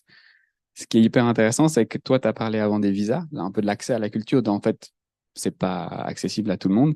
Et toi, tu as plus parlé de la question de la protection des auteurs, ou des artistes, une fois en fait que ce festival est fini, que l'événement est fini, en fait, qu'ils doivent retourner dans leur contexte socio-culturel où ils sont pas forcément protégés. Voilà, je sais pas si vous avez quelque chose à dire vis-à-vis de cet article, ou continuer un peu sur ce que vous avez dit déjà, sur comment peut-être mieux faire, ou voilà, il y a la mention de progrès scientifique, mais pas forcément de progrès culturel, ou enfin, comment est-ce qu'on peut faire pour progresser ensemble. Oui, donc une chose, c'est effectivement la culture, une chose, c'est l'accès à la culture, et on sait qu'il y a énormément de raisons pour lesquelles l'accès n'est pas universel ou peut ne pas être universel. Donc, c'est vrai que nous, en tant que festival à Genève, même à Genève, il y a des disparités sociales, culturelles, économiques. Donc, on essaye de être le plus possible inclusif et accessible. Donc, on a des actions culturelles qui vont vers les populations plus fragiles, même à Genève, dans le canton de Genève, et parce qu'on a notre programmation, disons, dans nos lieux centraux, mais après, on va chercher aussi, on va vers les publics qui ne viendraient pas forcément pour des raisons justement économiques, sociales ou même d'incapacité de bouger. Donc, on a même des projections dans les hôpitaux, des projections dans les prisons. Donc, on a cette notion d'inclusivité parce que la culture, si elle n'est pas inclusive, ben, ça devient encore une fois un instrument pour renforcer les privilèges et les relations de pouvoir. Donc, ça, c'est important. En ce qui nous concerne, on essaie de le faire un maximum.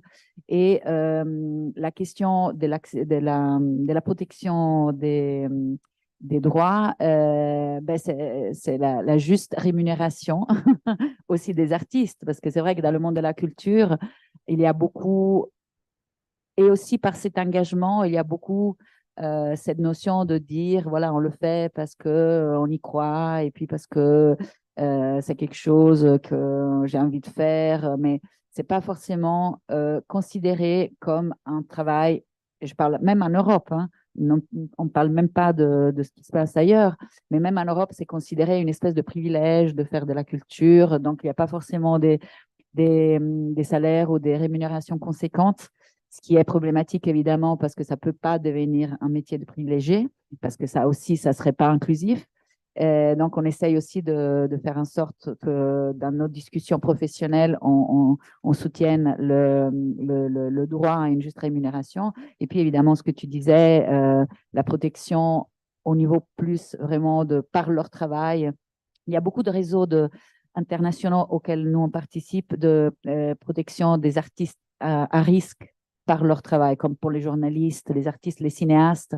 Donc, nous, on fait partie de ce réseau pour lequel les cinéastes qui, par leur travail, parce que justement, ils vivent dans des pays où ils parlent d'un pays où il n'y a pas la liberté d'expression et ils sont menacés ou ils sont en danger, on essaie de les protéger via nos partenaires institutionnels aussi, évidemment, quand ils viennent à Genève, mais aussi par la visibilité et faire partie de ce réseau plus international dans lequel, si tu rentres là-dedans, ben, tout peut toujours arriver et on voit à quel point les pays peuvent arriver même loin pour arriver à rejoindre leurs citoyens qui sont peut-être de la diaspora, qui parlent d'un pays d'une façon qui n'est pas appréciée par le pays même. Mais voilà, on met en place des systèmes pour essayer de les protéger un maximum. Et quand ils sont en prison, de faire des pétitions, de les faire sortir. Donc, la catégorie des cinéastes, on essaie de la considérer et de l'aider à avoir cet accès à la liberté d'expression pour que la liberté de culture soit aussi librement accessible. Je partage ce que tu dis évidemment et ça m'a fait penser à... Je pense qu'il y a un gros enjeu au niveau de l'éducation et si on parle déjà de nos territoires, comme tu dis, de Genève, à nouveau aussi qui a accès à quoi et nous, on a produit des études sur la représentation des femmes enfin, une étude sur la représentation des femmes et personnes qui se considèrent femmes dans les théâtres genevois. C'est pas brillant, évidemment, les résultats, on le savait, quand on pose les chiffres, c'est la catastrophe. Et l'idée, c'était d'aller un peu plus loin que ça, puis d'être quand même un peu positive et de chercher des bons exemples à nouveau. C'est une question d'exemplarité et de pistes de solutions aussi pour lutter contre ça. Et en fait, en faisant toute cette étude, on s'est rendu compte on a posé à nouveau aussi des chiffres et après des entretiens, à quel point, en fait, les questions de racisme, elles sont déjà à cet endroit-là. C'est-à-dire, quand je parle de l'éducation, c'est qui a accès à quelle formation, à quelle école. Les écoles d'art, en l'occurrence, ça bouge un peu, mais c'est loin d'être gagné. Mais en fait, déjà ici, à Genève, je vais donner un exemple. Si on habite à Cité-Jonction ou à la rue du Four, qui sont des quartiers à Genève, qui sont côte à côte, hein, c'est d'une rue à l'autre, on sait déjà qu'en fait, si on est né d'un côté ou de l'autre de la rue, la question du déterminisme social et de l'accès aux choses, en fait, il est différencié. Et je pense que au niveau de l'école et de l'éducation et de la formation, il y a un énorme travail qui peut être fait. Et je pense que c'est l'endroit aussi où on peut agir et que, à nouveau, en fait, d'où qu'on vienne et qui qu'on soit, et c'est valable ici, on ait accès aux mêmes choses. Et accès à la culture, c'est ça aussi. C'est-à-dire que je rencontre plein de jeunes avec qui on fait des projets dans le domaine du hip-hop, par exemple, à Genève, où ça se passe pas. C'est-à-dire qu'il y a une espèce de limite. Ça me tend un peu parce qu'à un moment donné, j'arrive même pas à comprendre à quel point c'est possible qu'il y ait cette limite-là. C'est-à-dire de l'accès à la culture et de l'accès à la formation et à la pratique culturelle, alors qu'il y a tout qui est là pour être fait. Il y a quand même un truc qui joue pas. Et du coup, je pense qu'il y a un véritable enjeu de racisme institutionnel derrière et qu'il faut l'affronter. Il faut pas faire comme si c'était pas là parce qu'en fait, c'est là. Et que c'est à Genève, c'est la même chose pour mes histoires de visa. On est exactement au même endroit. C'est-à-dire qu'il y a des postulats qui font que certaines personnes n'ont pas accès à des tournées ou pour des motifs de crise migratoire qui sont complètement à côté de la plaque parce il y a toujours ce discours de l'exil et qui est faux. Et je pense qu'au niveau local, en fait, il y a aussi un enjeu de dire la ville de Genève, 50% de la population, elle est d'origine étrangère. Donc ça, c'est une donnée statistique. Donc la moitié de la population, elle n'est pas blanche. Mais sauf que si on va dans les universités, dans les écoles et dans notre milieu culturel, en l'occurrence, cette diversité, elle n'est pas représentée. Et il y a comment, en fait, aussi, on change ça. Je voulais juste ajouter quelque chose sur l'éducation, parce que tu as bien fait de le mentionner, c'est clé, l'éducation. Depuis sa première année, le FIFDH a un programme dans les écoles et je pense que c'est vraiment très important. Ça veut dire que des jeunes qui, il y a 22 ans, étaient à l'école, maintenant ont peut-être pris des carrières de protection des droits humains, aussi un petit peu peut-être grâce au FIFDH. Mais je reprends un peu ce que je disais au début, c'est-à-dire que si on ne connaît pas ces droits, on les défend pas et on les protège pas. Donc, pour moi, le premier enjeu, c'est déjà de savoir l'existence d'une déclaration des droits de l'homme, que ça existe, ça nous concerne tous et toutes. Et ça, effectivement, ça commence par les jeunes. C'est indispensable de partir par les jeunes, les enfants qui seront des adultes de demain et qui doivent avoir ça ancré vraiment dans leur culture de base pour pouvoir non seulement les connaître, pour les défendre, pour eux-mêmes et pour les autres. Et ça, je pense que c'est vraiment très important. Total. Et je pensais aussi,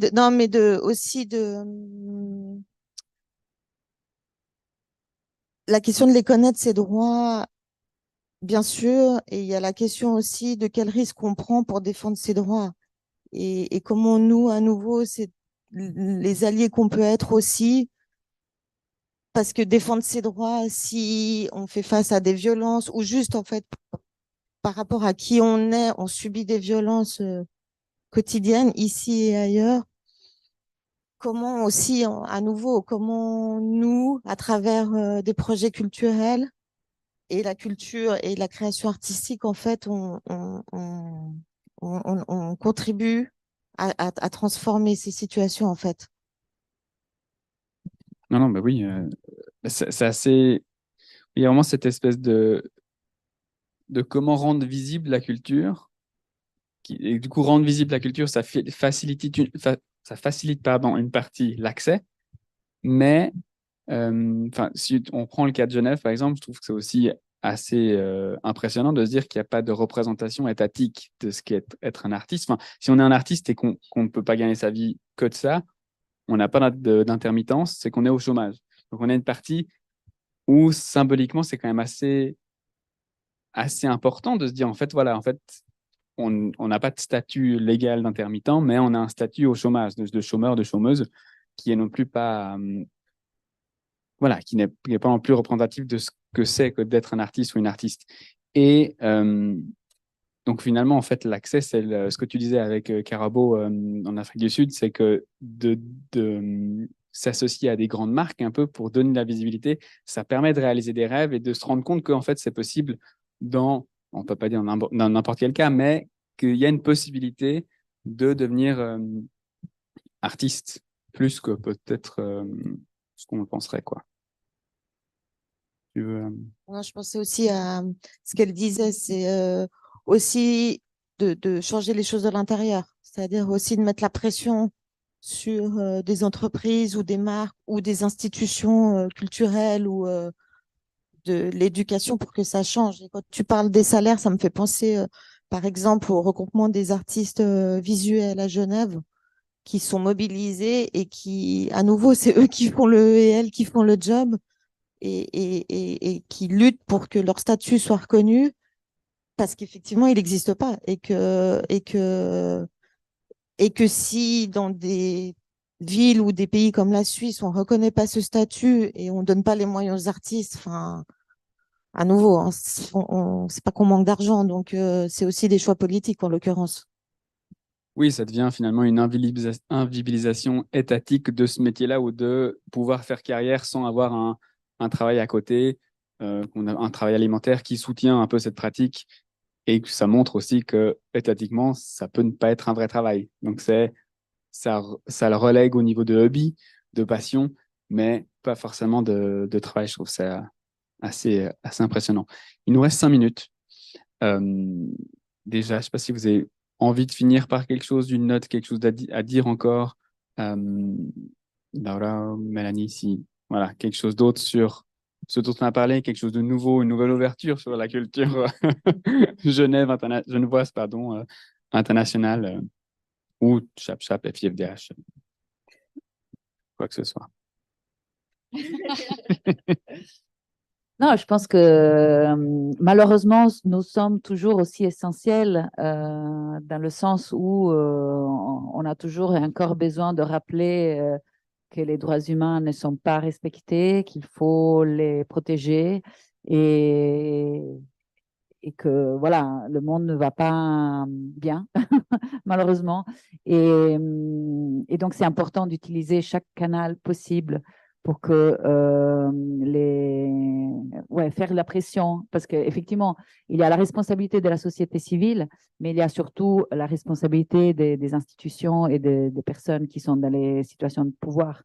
Et donc, la société civile est là pour faire cette pression, mais il ne faut pas oublier qu'après, il y a des barrières qui empêchent la pleine réalisation des droits humains. Et donc, c'est une dynamique entre société civile et discussion avec les pouvoirs étatiques ou gouvernementaux, ou en tout cas.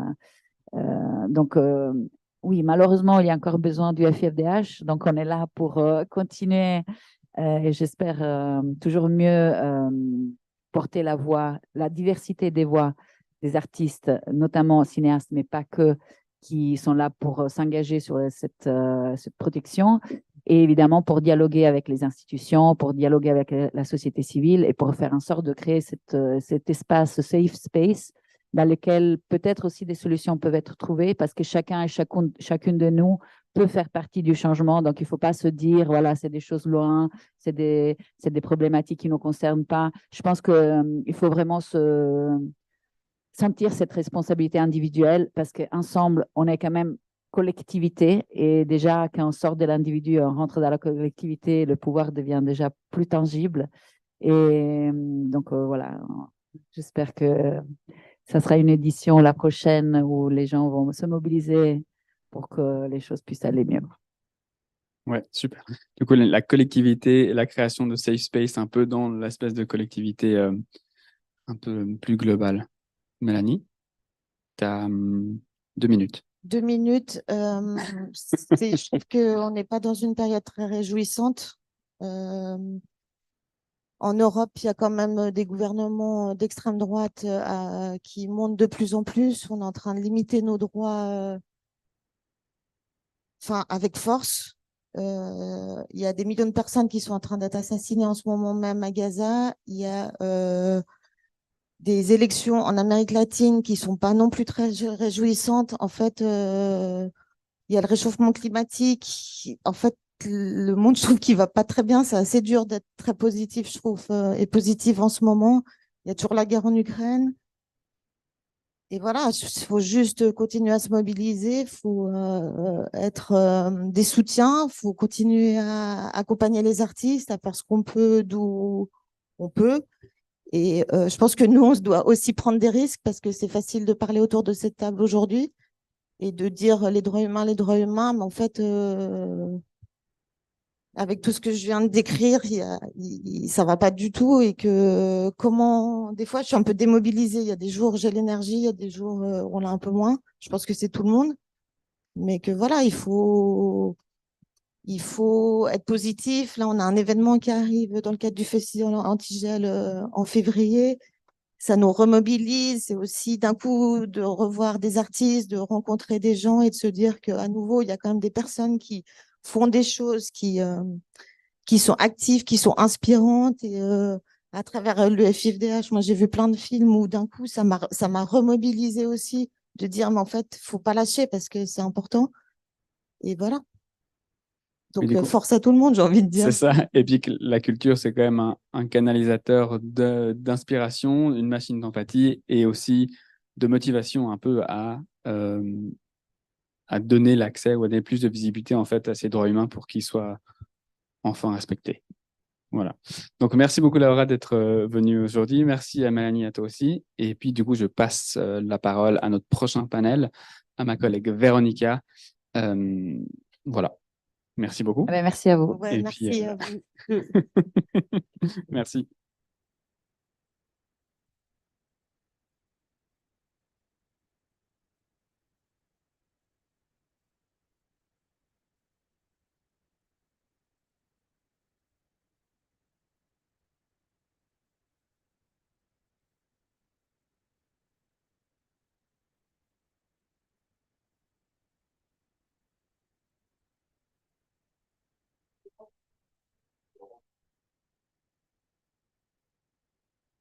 Test 2.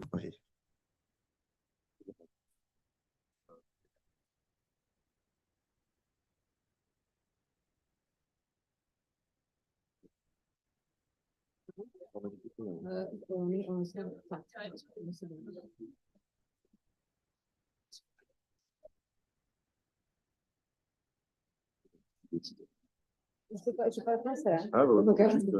et quelqu'un qui peut les chaises, pour ça, de pas trop proche. D'accord. Ouais, là, c'est pas. Ok.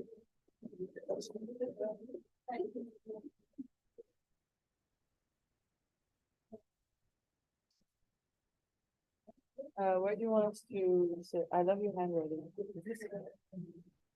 Okay. Yeah.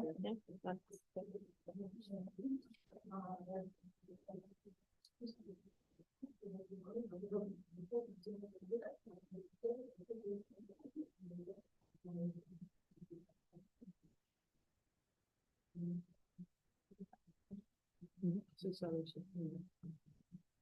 Okay.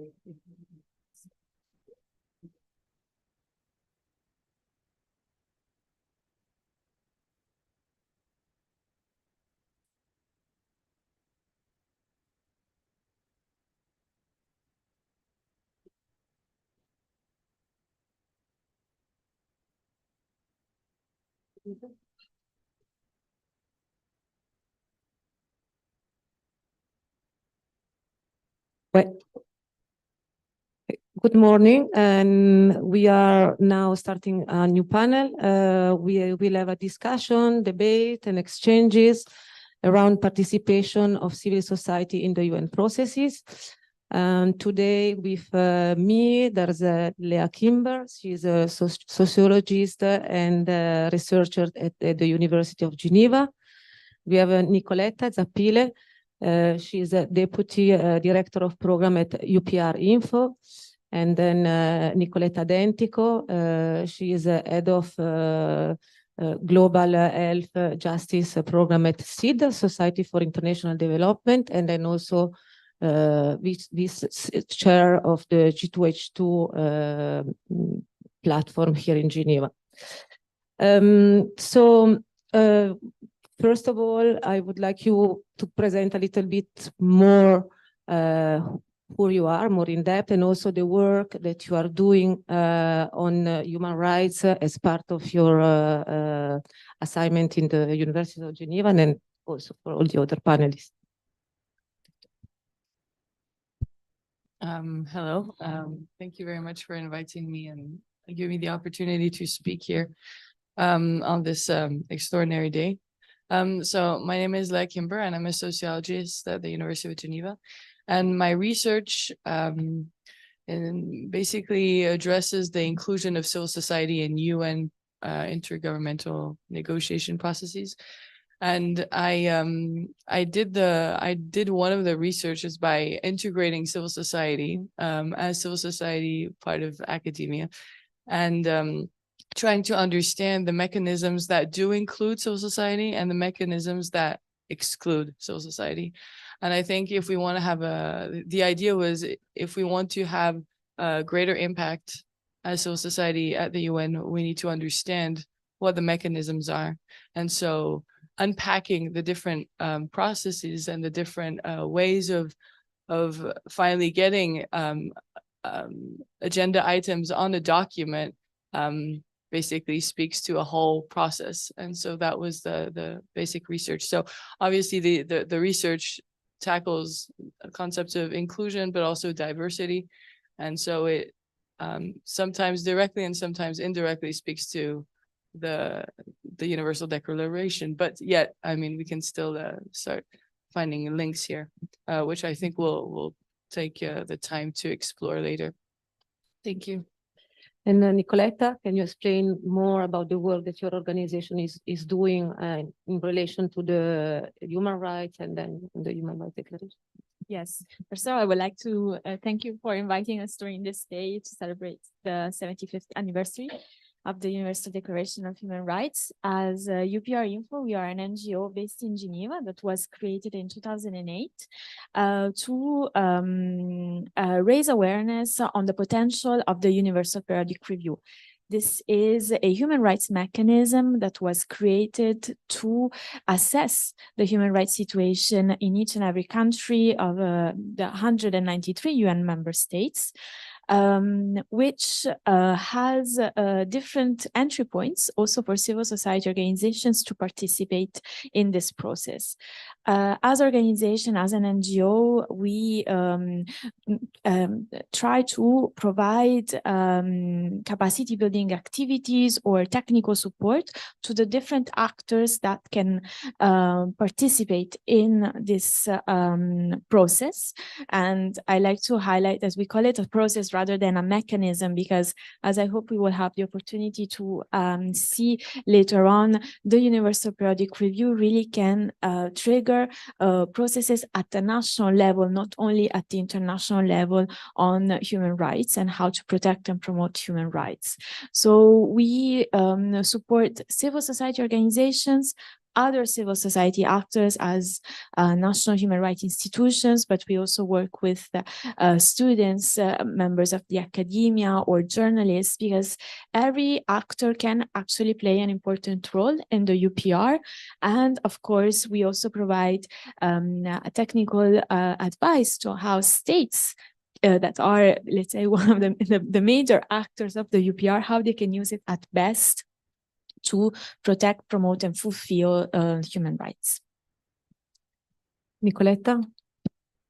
Thank you, Veronica. And yes, I start with the words of, how thrilled I am to celebrate this glorious anniversary with the Rosa Luxemburg Stiftung, and also in the name of Rosa Luxemburg. I think it is a very powerful experience that you allow me to have today. And thank you. Also, thank you for talking about this topic, which is so important. I am now leading the Global Health Justice Program at Society for International Development, which is a very old organization in a way. It was born in the 50s to basically, give substance to the notion of the new economic order that the United Nations set up just a few years before, wanted to establish after those terrible wars, the two genocides, and also two bombs that had dropped on the same country in a week. So it comes through the legacy of what is development and how development should be interpreted. The development, which is a notion today that has become very contested and very controversial. And that's where civil society comes on board.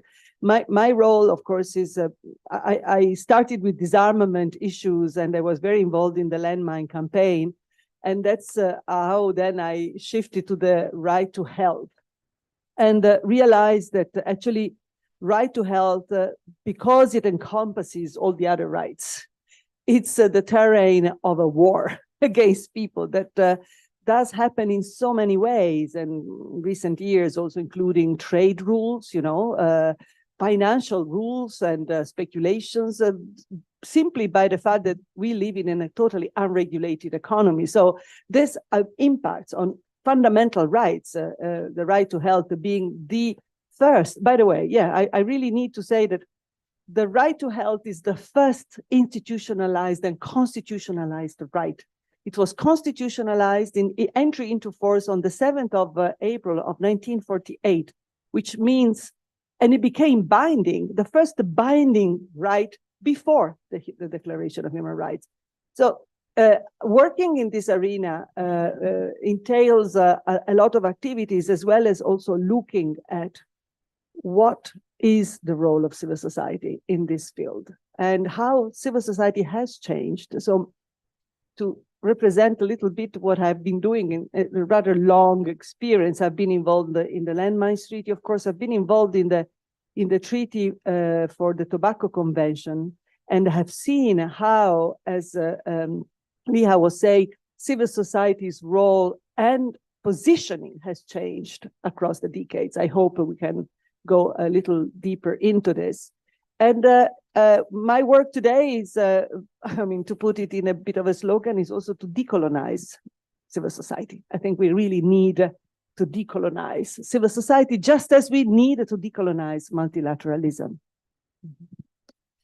Okay, thanks, Nicoletta. Maybe we can start our reflection a little bit more on really the role of the civil society in the multilateral space, but also by thinking who is civil society, what do we mean by civil society, and then really how they intervene in the UN processes. And maybe, Leah, you can, based also on your research, tell us a little bit more. Thank you. Yeah, just first things first, clarifying definitions, right? So yeah, when we talk about civil society, there's in academia at least, there's a notion of good doers that comes from when the UN was established, we talked about NGOs, right? So there was always a space for NGOs to be involved in at the UN. And we're not talking about the ILO, that is already a tripartite organization, but talking about the UN. So moving forward, civil society has just exploded and its engagement has really shifted after the fall of the Berlin Wall, where we observe that there's a consciousness growing among citizens of the world, saying, well, if the UN has an impact on us, well, we have a right to speak up, and we have a right to be part and take part in discussions and negotiation processes. And because fundamentally the decisions will come to us. So civil society really takes more and more space, and the UN hears that. The UN hears that, and from going from what they call the NGOs, take on the concept of civil society, which has a broader meaning. So already conceptually there's a shift, a first shift there.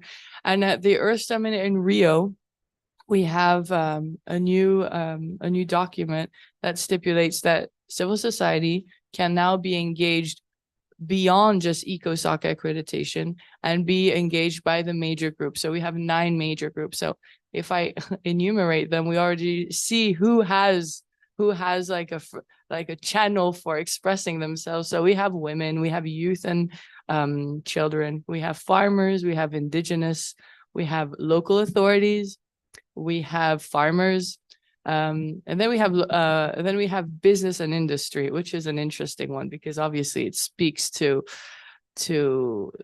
an area of civil society that we should discuss after with Nicoletta, I think. And we have science and technology.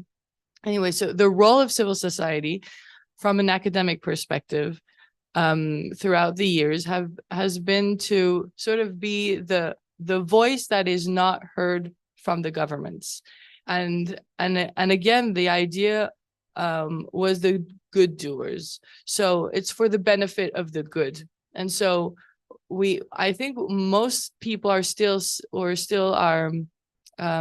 hang on to this concept because we observe, of course, that there are civil societies, that organizations that are maybe going against this trend or with more conservative views. And so the question is, how does this fit into a more broader understanding of what civil society is and what we would expect them to integrate the UN and take position and voice their concerns? So, yeah, sorry.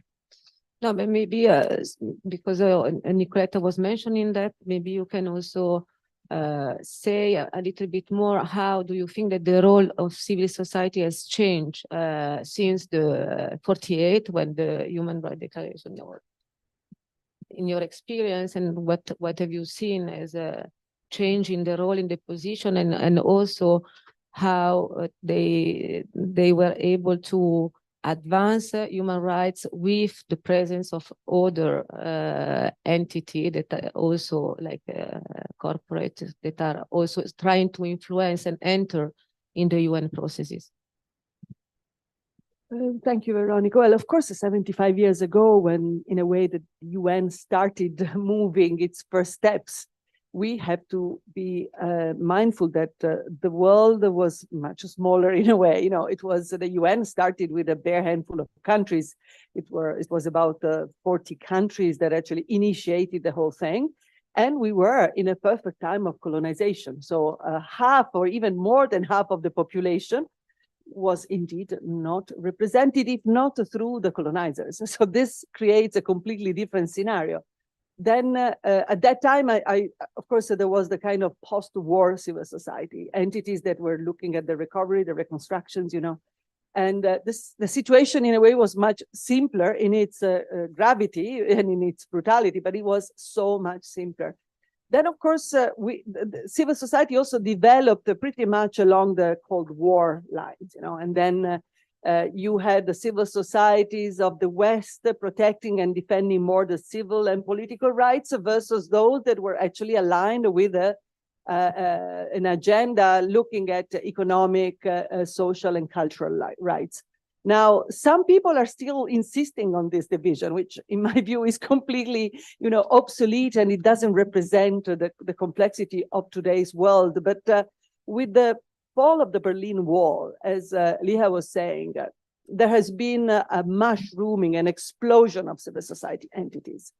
I must say that I personally, if I have to speak about my experience, I'm very much, you know, experientially, but also emotionally attached to the glorious decade of the post-Berlin Wall, the nostalgic year, for two reasons. First, because after that, you know, extraordinary event, the UN set up a series of summits to discuss what now. And because in reality, the kind of peace dividends that Boutros Boutros-Ghali had announced and had declared were taken seriously by certain members of civil society. I mean, I give you an example that I had the total privilege to be part of, the landmine campaign. Banning landmine today seems to be an obvious thing, it's almost a kind, you know, a chivalry in the huge disarmament agenda. But at that time, the idea of banning a conventional weapon that everybody was using, like bullets, was pretty much extraordinary. And it was the first time where people were brought forward to the scene, where the topic was humanized. And actually, even the landmine survivors became a protagonist of this battle. I had the privilege of being in Kabul in 1995, where the war was still going on, but you had people from all different factions advocating for the banning of landmines. So there was an explosion of peace urge, peace demands. And there, at that time, you know, civil society was not in a way enrolled to be there as it is today. You have to have all these stakeholders involved. The civil society simply was there and occupied the spaces and was extremely political and extremely vocal, naming and shaming those that were against it.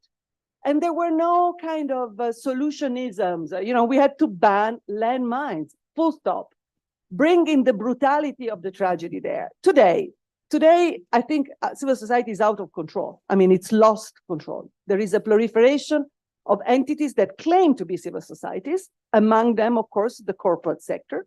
And we have all this, you know, the bingos, the pingos, the business interest NGOs, the public interest NGOs, the gongos, you name it. You have a panoply of acronyms that define, because that is a very, civil society, Gramsci would say, it's a space. And that space is very strategic because it operates to lobby for certain policies or to contrast certain policies. My problem with civil society today, apart from its completely unregulated explosion, is that the private sector, the corporate sector, in all its variants, because you don't only have the corporate sector proper, you have this animal that has grown enormously during the last couple of decades, which is the philanthrocapitalism, the kind of the social agenda version of the corporate sector, philanthrocapitalism. Well, philanthrocapitalism, we're talking about a bare handful of people. I mean, really, the ones that count are less than 5 people who have pushed for the reform of the UN with the Global Compact. They have intruded the private sector with the idea that they would fund the UN, which they didn't, but they only created the space for them to meet all the people that count, ministers, presidents, and now they are so powerful and they embody such an asymmetry of power that, in fact, they have also, penetrated viciously the civil society sector. They support it financially and the policy making of it. They support the agencies.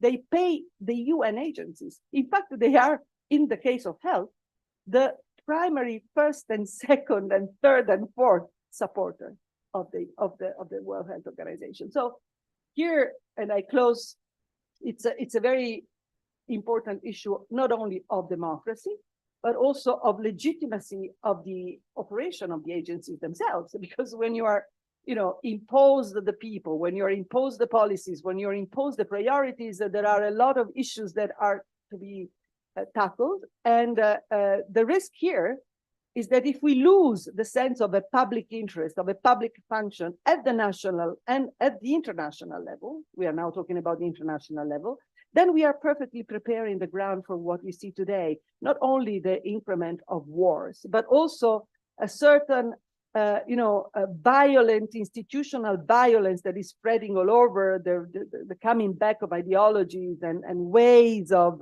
treating people and dehumanizing people that we thought that we had kind of left behind us. So I find the civil society today is extremely weak to tackle these things, but because those that are very political in analyzing these issues, they don't get financed at all, and they don't get supported at all. And so they risk becoming a very,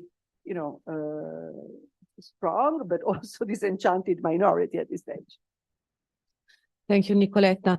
So yes, in this fragmented civil society space or like scenario, like maybe Nicoletta, you can tell us how UPR is working, how we can channelize and then put together who are the actors, the civil society actors that are contributing to this review, and then how you see this as a mechanism which is relevant for giving voice to civil society and then having influence on policies. Yes, thanks. So it's interesting because the UPR is relatively new, even if now, let's say it's 15 years that it already exists. And it was created as a reaction of how much the Human Rights Commission before 2006 was becoming politicized and addressing just human rights situation in certain countries or in certain regions. So when this discussion started in 2006, there were consultations among states, experts, academics, civil society organizations to create a mechanism that would treat all the states equally, or at least that all the states would go through the same procedures in the same manner. And so already this is quite a big change, because the UPR allows to have visibility on human rights issues in all the country. And what is also interesting about this mechanism is that, first of all, it has as key foundation documents the Universal Human Rights Declaration of Human Rights. So that is one of the key pillars of reference. With the UN Charter, all the conventions and the treaties that the states have ratified up to the moment of their exam. But beyond, and the international humanitarian law, which is also very important as and not need to be forgotten. But beyond these key foundation documents, the review of each state also is based upon the reports of the national actors. So we have the report provided by the government, the report provided by the UN agencies, or that includes also the recommendations and concluding observation of the treaty bodies that have, or special procedures that have recently examined that state. But most importantly, we have the report submitted by civil society organizations. So this is a first way through which civil society can entry in the UN, let's say, space and provide their perspective, their vision, how human rights are violated, and what are the measures that should be put in place to improve those situations. If we, let's say, try to go on the UPR history trends that we can analyze that are not as, we cannot go back too much because it was created it first started in 2008. But we see already that from the first cycle, which is the period that it takes for all the countries to be reviewed, so it takes approximately 4.5 years to have the whole round of all the states to be reviewed. This is because the review takes place 3 times per year. And every time that there is a working group, a review, we have 14 countries reviewed each time. So 3 times for 14, it takes 4.5 years to have 193 states reviewed. And if we analyze a bit the reports from civil society organizations starting in the first cycle, so 2008, we see that there was approximately 2,000 to 1,500 submissions that grew up to almost 5,000 submissions in the third cycle that has concluded in 2022. So we see that there is a greater participation of civil society. What UPR Info does, our NGO does, is a bit unpacking the procedures of this process to make it more easy and more accessible, not only to the NGOs that are a bit used to work with UN spaces. And if we looked at recommendations at the reports, it's true that in the first and the second cycle of the UPR, so in the first years, we had greater attention on civil and political rights issues, or issues linked to women's rights, because those were the NGOs that already were aware of how to participate in the UN space. And slowly, given to awareness raising that has been done by the Office of the High Commissioner of Human Rights, by other UN bodies, in our small UPR Info as well has contributed to that, we try to unpack these procedures so that other NGOs that usually work nationally at the national level, they do a great work, can be included in this process and bring up their issues at the international level. And we see already from the thematics in the last 5-6 years, there is greater attention to rights of indigenous people, different minorities, vulnerable groups. And also what is interesting is that the UPR is showing great flexibility and dynamics, even if we look at the, let's say, the theories of how it works, and we would say, no, it's a very long and heavy mechanism. Once every 4.5 years, all the states are reviewed. It doesn't assess urgent matters. But if we look at the recommendations that are formulated in this forum, and these recommendations are the result of the reports of the state and of civil society organizations, we see that it's already quite a few years that we're talking about the right to a healthy and clean and safe environment. And it was only last year that it was recognized as a human rights. We see that there is attention to all the issues and challenges that are linked to the digital space. And they are now still at the academic, theoretical level, the discussion on whether do we need to have a new convention? Can we use the current conventions to address these issues? And in the UPR, thanks also to civil society that brings up these cases, because they are the ones who are living it. They are the ones who are touched first, and that like are those who see concretely how those challenges have effects on the vulnerable people. They are brought up to the international level.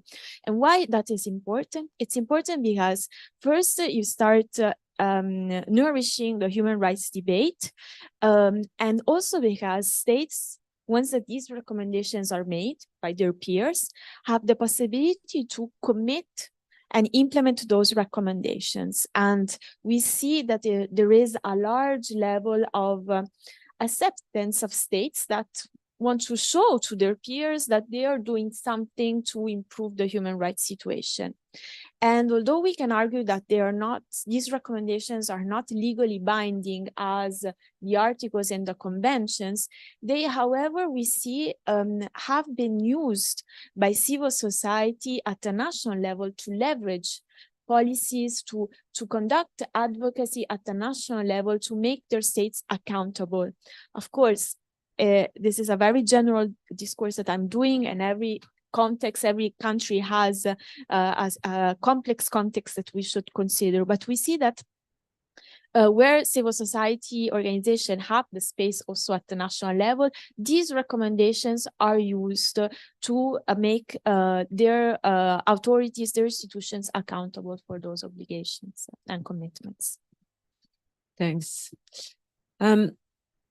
We are saying that the civil society is a little bit also divided, and there's many instances that are participating to civil society, but despite like being more, civil society denounce a shrinking space or also exclusion, although as Nicoletta, you were saying, mechanisms are there from the UN processes, and then kind of state of exception.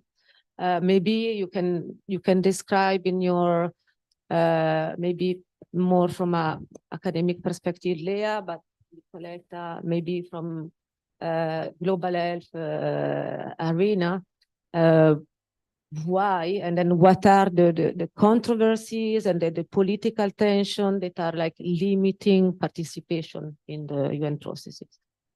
Thank you very much, Nicoletta. Thank you so much for sharing all this insight, because there was one point where you really addressed something, and you said these groups or these civil society organizations that know how to navigate the UN system. And I think that is one of the crucial elements in understanding, on the one hand, civil society's role, but also how it influences and how it builds up capacity in order to influence outcome documents that are ratified and are sometimes legally binding, but most likely not. But so, which comes back to who is the civil society that we're talking about, and who are the whose voice is taking into account. And I think none of us are really have a true answer to that, because it would require going through the nitty-gritty in each country and seeing, for example, in the UPR, who actually writes the documents, who was the person in charge to collect the data. I mean, so we have, but more generally speaking, what we can do is, with hindsight, when we look at the UN, for example, in Geneva, it's easier to say, okay, who is here? And then in that way, say, well, imagine who is not there. So, for example, just very practically speaking, coming to Geneva or to New York requires money, resources, sometimes visas. Depending on what government, during the Trump era, there were problems with visas. So NGO representatives who had wanted to come and voice their concerns could not take their flight. So there's just a very practical point of who gets to be here. Now, once you get to Geneva, if you're not already a resident here, you need to find ways to get to within the perimeter of the Palais. which seems obvious, but then if you've never done it, well, you need a badge, you need accreditation, and getting the accreditation, finding your way until you get this badge is another step. So it means, you know, being well versed in this sort of environment.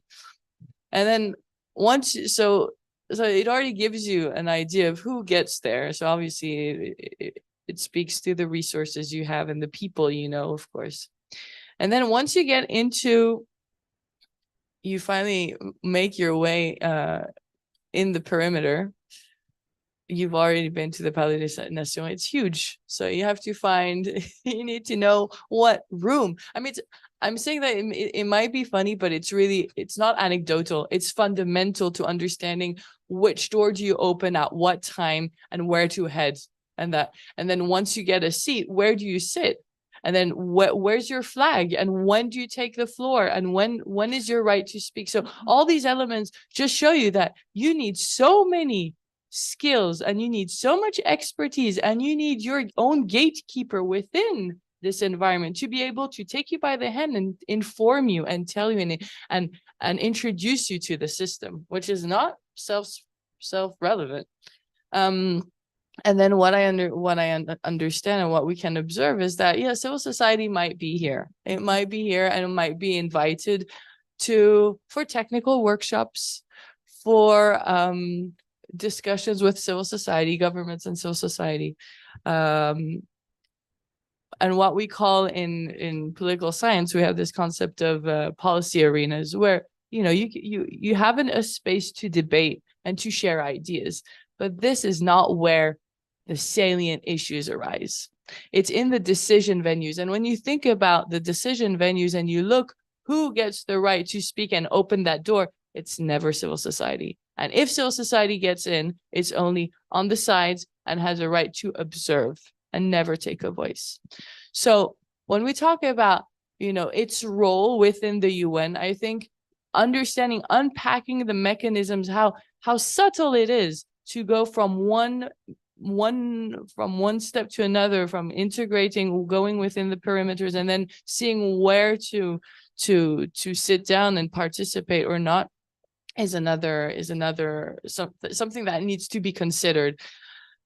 And then we can, of course, talk about, you know, what are the words that you use? You can't, it's just so codified there. You can't just say, oh, I want, there's nothing really, it's something that we need to learn. Terms like women's empowerment or women's leadership. Those are words that maybe are self-speaking for now, but if you're new to the UN, it's something that you need to learn. And so, of course, all these agenda items are fundamentally linked to the bedrock we were talking about before, which is the Universal Declaration of Human Rights. And so in this sense, everything's linked because you need to be well versed in all the steps in order to get your human rights agenda into the UN.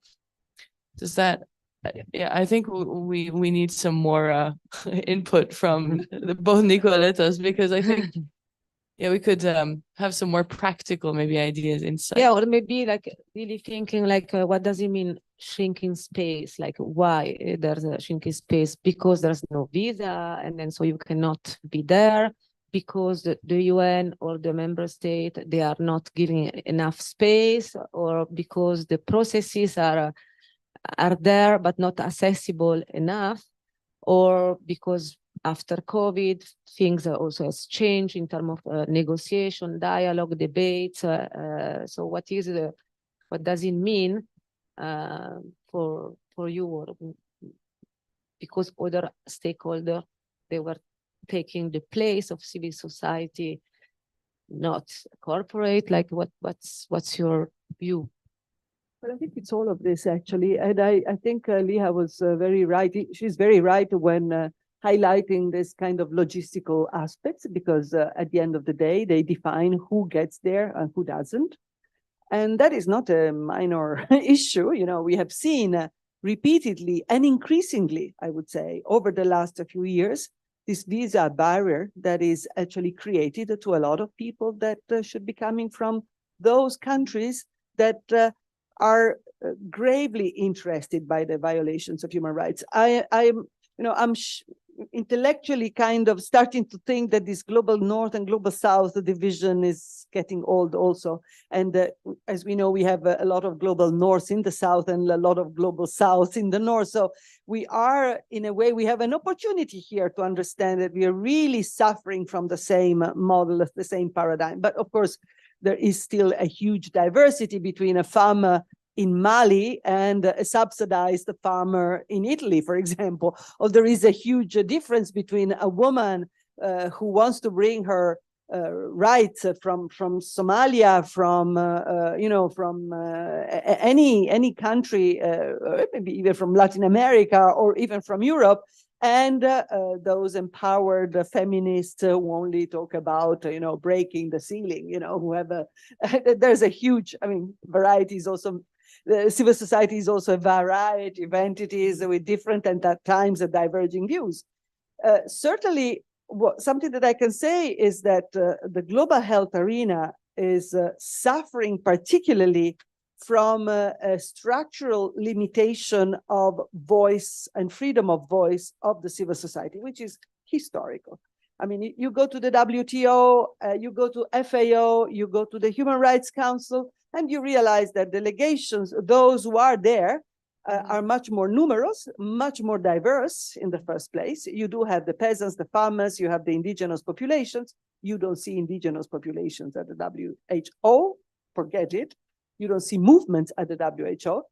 But at the WTO and in other fora, civil society can speak in the course of the negotiations or in the course of a debate around a certain given item, agenda item. At the WHO, civil society can only speak at the end, often when the decisions have been made. And yesterday I was talking to an official of the WHO saying how this coming the last is perceived as a rather useless performance, because we come with the decision, and even in member states saying, yeah, but why do we have now to listen to this sequence of statements that are coming when the decision has been made, and also because we have already spent so much at the last moment when we have already done so much talking already. We have 1 minute, 150 words that we can use to tackle very sophisticated topics at times. So that is a place that really suffers a lot.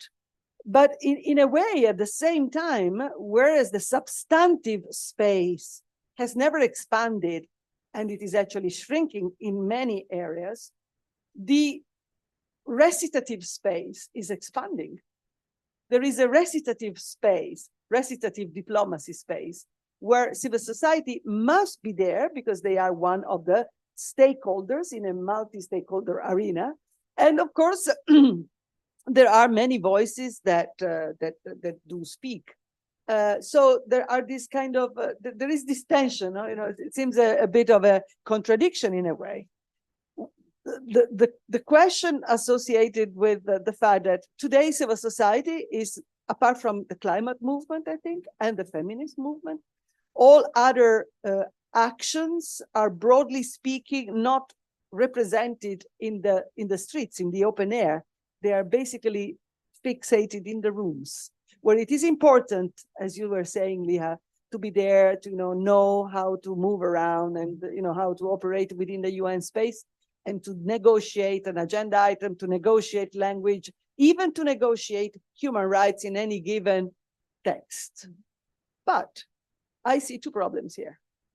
Human rights as a decorative type of language in isolated agenda items that don't see the interconnection between women's rights and health and climate change and the way that wars are waged. And so if we don't recover that kind of sense of horizontal interconnections across the different arena, I think we can advocate for all the human rights language we want, and we will even get it, but it will be meaningless in a way.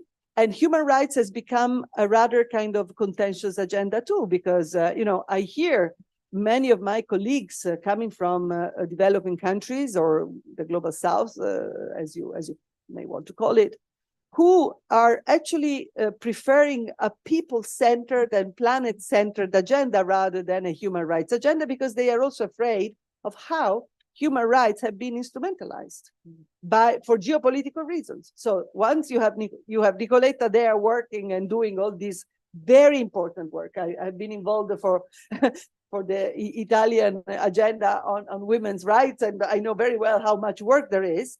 But at the same time, the geopolitical use of human rights is also something that we need to consider. So the space is shrinking for those that are speaking in a way, an uncomfortable truth. The space is not so much shrinking for those that are actually, part of the legitimization process. Let's not forget that today we are at a time where civil society entities are de facto created by the private sector. Global Citizen Movement is a case in point.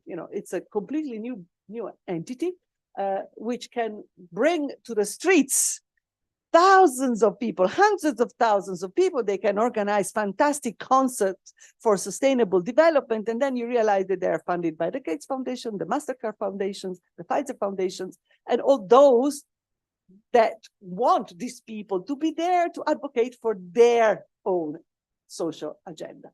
That is to basically say that we solutionize a little things, but we don't politicize anything, and the status quo is preserved. Nicoletta, do you have maybe can share some experience of the organization contributing to the UPR? Is there also a consideration that they have shrinking space, or they don't feel enough represented or influential? Or yes, no, there are so many inputs from these last two interventions, but I wanted to take a few of them, starting from Lea. Let's start from the UPR is actually during the working group, the debate. It's a debate among states. So the UPR is states talking to other states and making recommendations to their peers.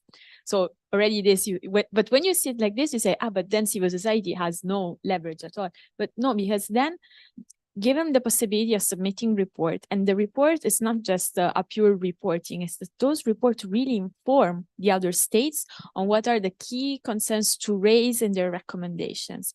And then it's not only the reporting, which that is something that shared, let's say, the technically how this report, and this is something on which UPR Info works a lot, really break down what is the relevant information to put in the reports, how to build the reports, what are the good practices. This is an exercise that we do on a regular basis to enlarge and expand this possibility for others that are not familiar with the UN. But beyond that, there is all the advocacy work that can be conducted by civil society organizations before the review of their country, during, from the moment when the review is happening until the state decides what commitments to get, and after. And that was something that UPR Info really strongly encourages civil society to do, this advocacy work, that it's important. We can do it at the international level. Civil society, it's true, they can come to Geneva, but then who is coming? Those that have the funds, those that have better connections. UPR Info, given this thing that civil society could not speak during the state review, we created an event. Usually it happens 2 months before the review of each country, and we send a call for applications for all the NGOs or the civil society organizations of those countries that will be reviewed. And we say, okay, you have the possibility to come to Geneva.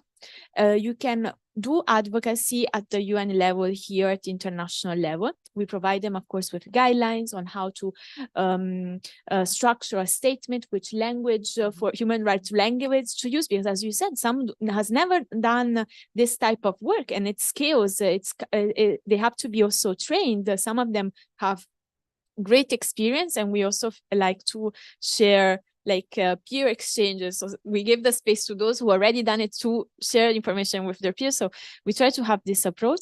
So some of them come to Geneva, they do directly the advocacy with the diplomats here, but that is not the only way. Advocacy can be done also at the national level. It can be done with the foreign embassies in their country. So we try also to give inputs, to give ideas on how, when it's not possible to travel or to come to Geneva for a series of the reasons that you have exposed. Okay, what are other, let's say, ways that your message can pass?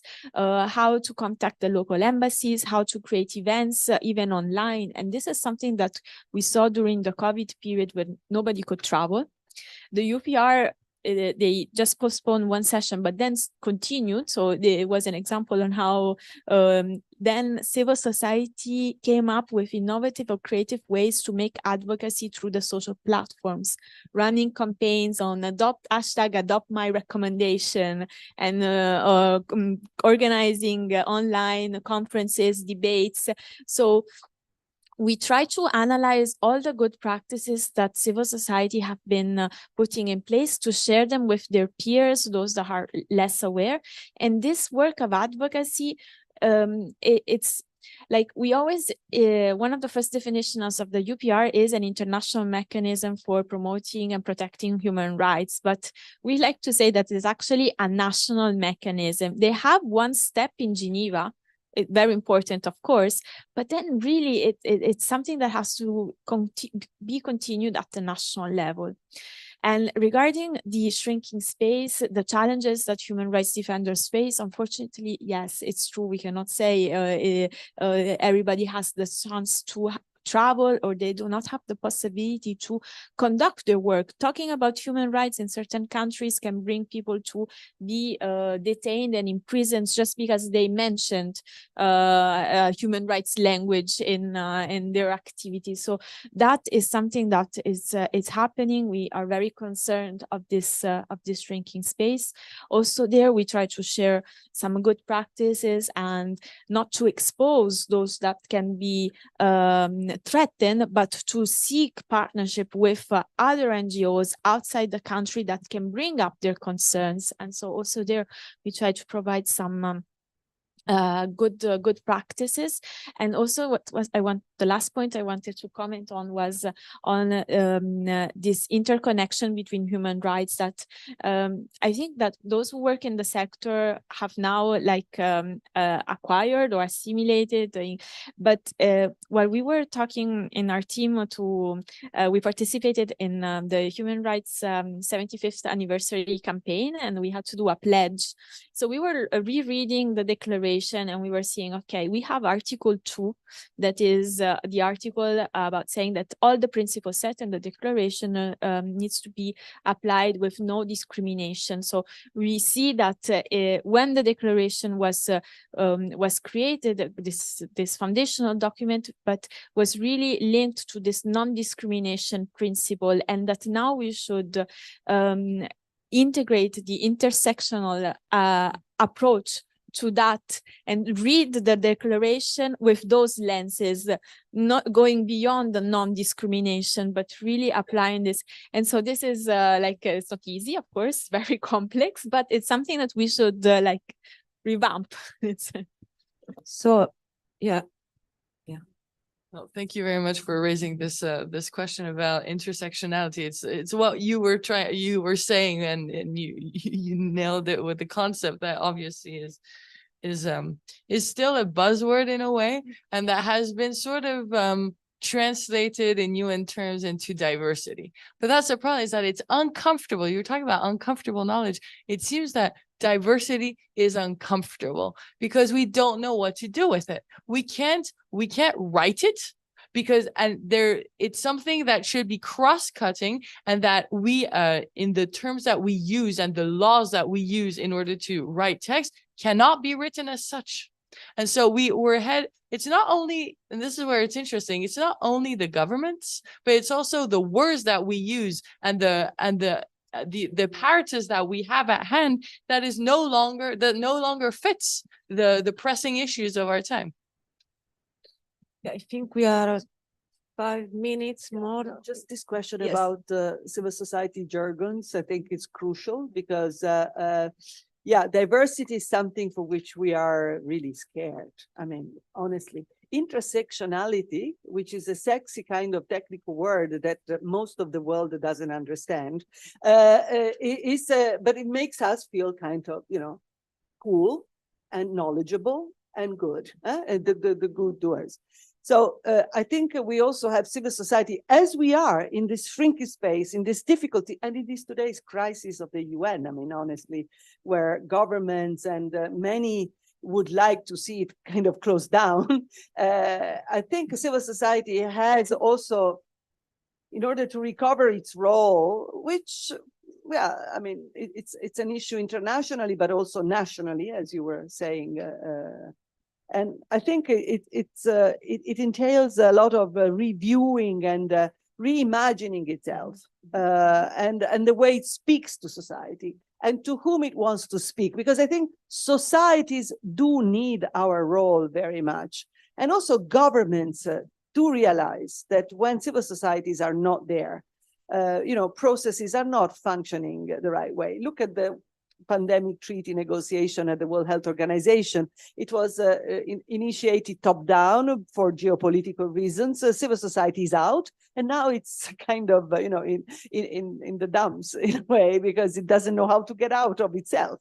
So there are many. This is also for all the drama of the moment. It's, I think, a propitious moment. It's a good moment to really self-analyze ourselves as civil society entities, to self-criticize ourselves, because no one is innocent ever, but we are not innocent. We have decided to be co-opted in many cases. We have decided to be performing a role which is basically a legitimization of the status quo. I'm thinking of several civil society entities, that are keenly bureaucratically engaging with all these G20, G7, whatever, there are bodies without no jurisdiction superseding the role of the UN. And we allow this to happen, unfortunately. So there are many contradictions that we have to, put on the table and critically review, because if civil society is to be saved and we want to rescue civil society,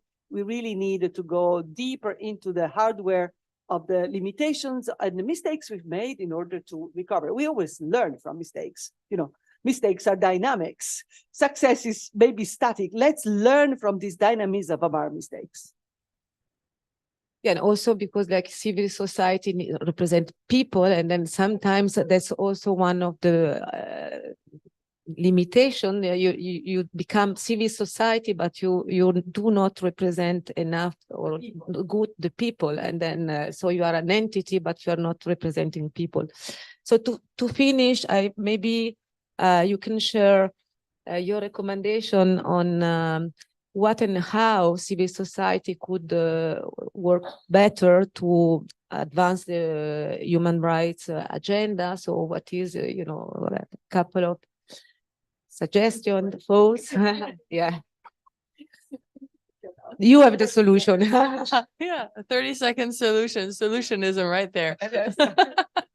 No, but I think what Nicoletta was saying, yes, just before, being reflexive, I think it's true. I would absolutely share that. In order to continue the work, we first have to understand from where we speak and who we speak and what we're aiming for. And I think before we continue our work, there's no way that, this is a fundamental moment that where we will have to be questioned and question ourselves. And I think reflexivity is definitely a fundamental question. And academia can also help in this, because as part of civil society, but also putting the right words and the good reflection. Yes, but I think and that's why I'm sensitive to reflexivity, because it speaks to academics.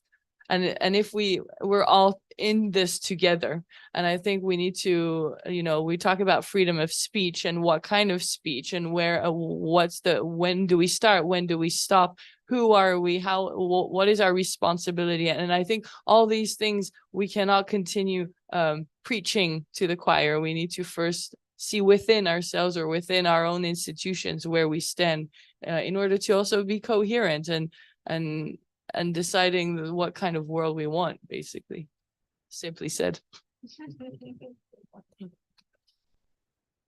Yeah, I agree with Lia, and one of the things that we encourage to do is to not working alone, like it's because we work mostly with NGOs, with civil society organizations, and there is this tendency of going ahead, bring our message out there, work on this, and we always say take the opportunity of the UPR, because we're working on the UPR, to link with other organizations, because the issues that you are bringing up, they for sure they are connected with all the other organizations that you don't know, and seize the opportunity of the UPR to make the connections and bring a common message, because then one let's say issue that can happen is that then there are conflicting messages from civil society, and this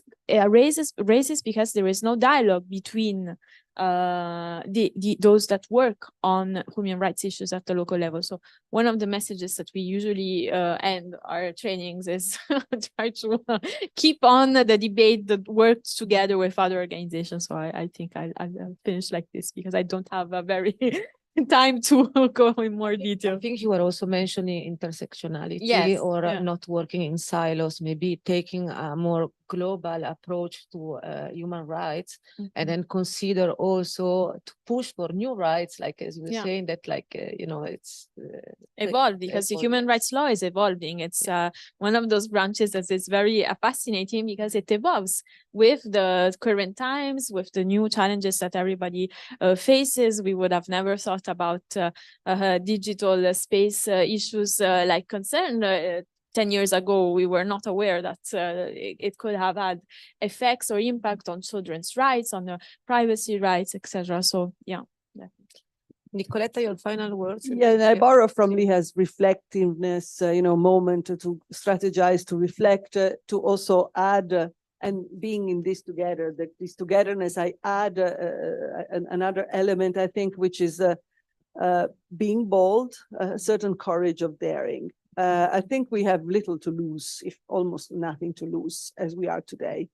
And I think the courage of daring means getting out of the comfort zones, and also imagining that for us to be more relevant at the UN, for example, that's where I operate mostly, I think we need to not only stop accepting the projectification of human rights, solutions through projects, new initiatives, these town hall meetings that lead nowhere. It's actually policies that make the difference, and policies that have to be shaped.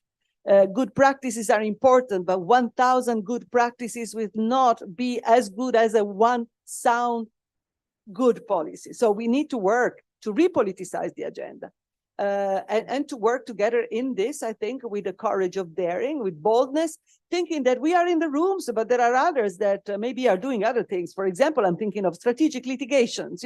These are ways of mobilizing societies, the media. They create news, because we don't create any news. I mean, staying in the room and working for a bit of language on a paragraph of the text of the UN. We need also to be creative in this sense, and to think a bit out of the box, and above all, out of our comfort zones.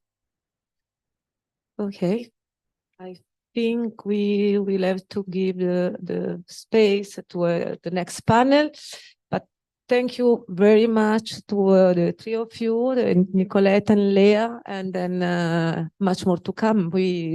We have started already to think about this problematic, and then we will keep working on that together. Thanks.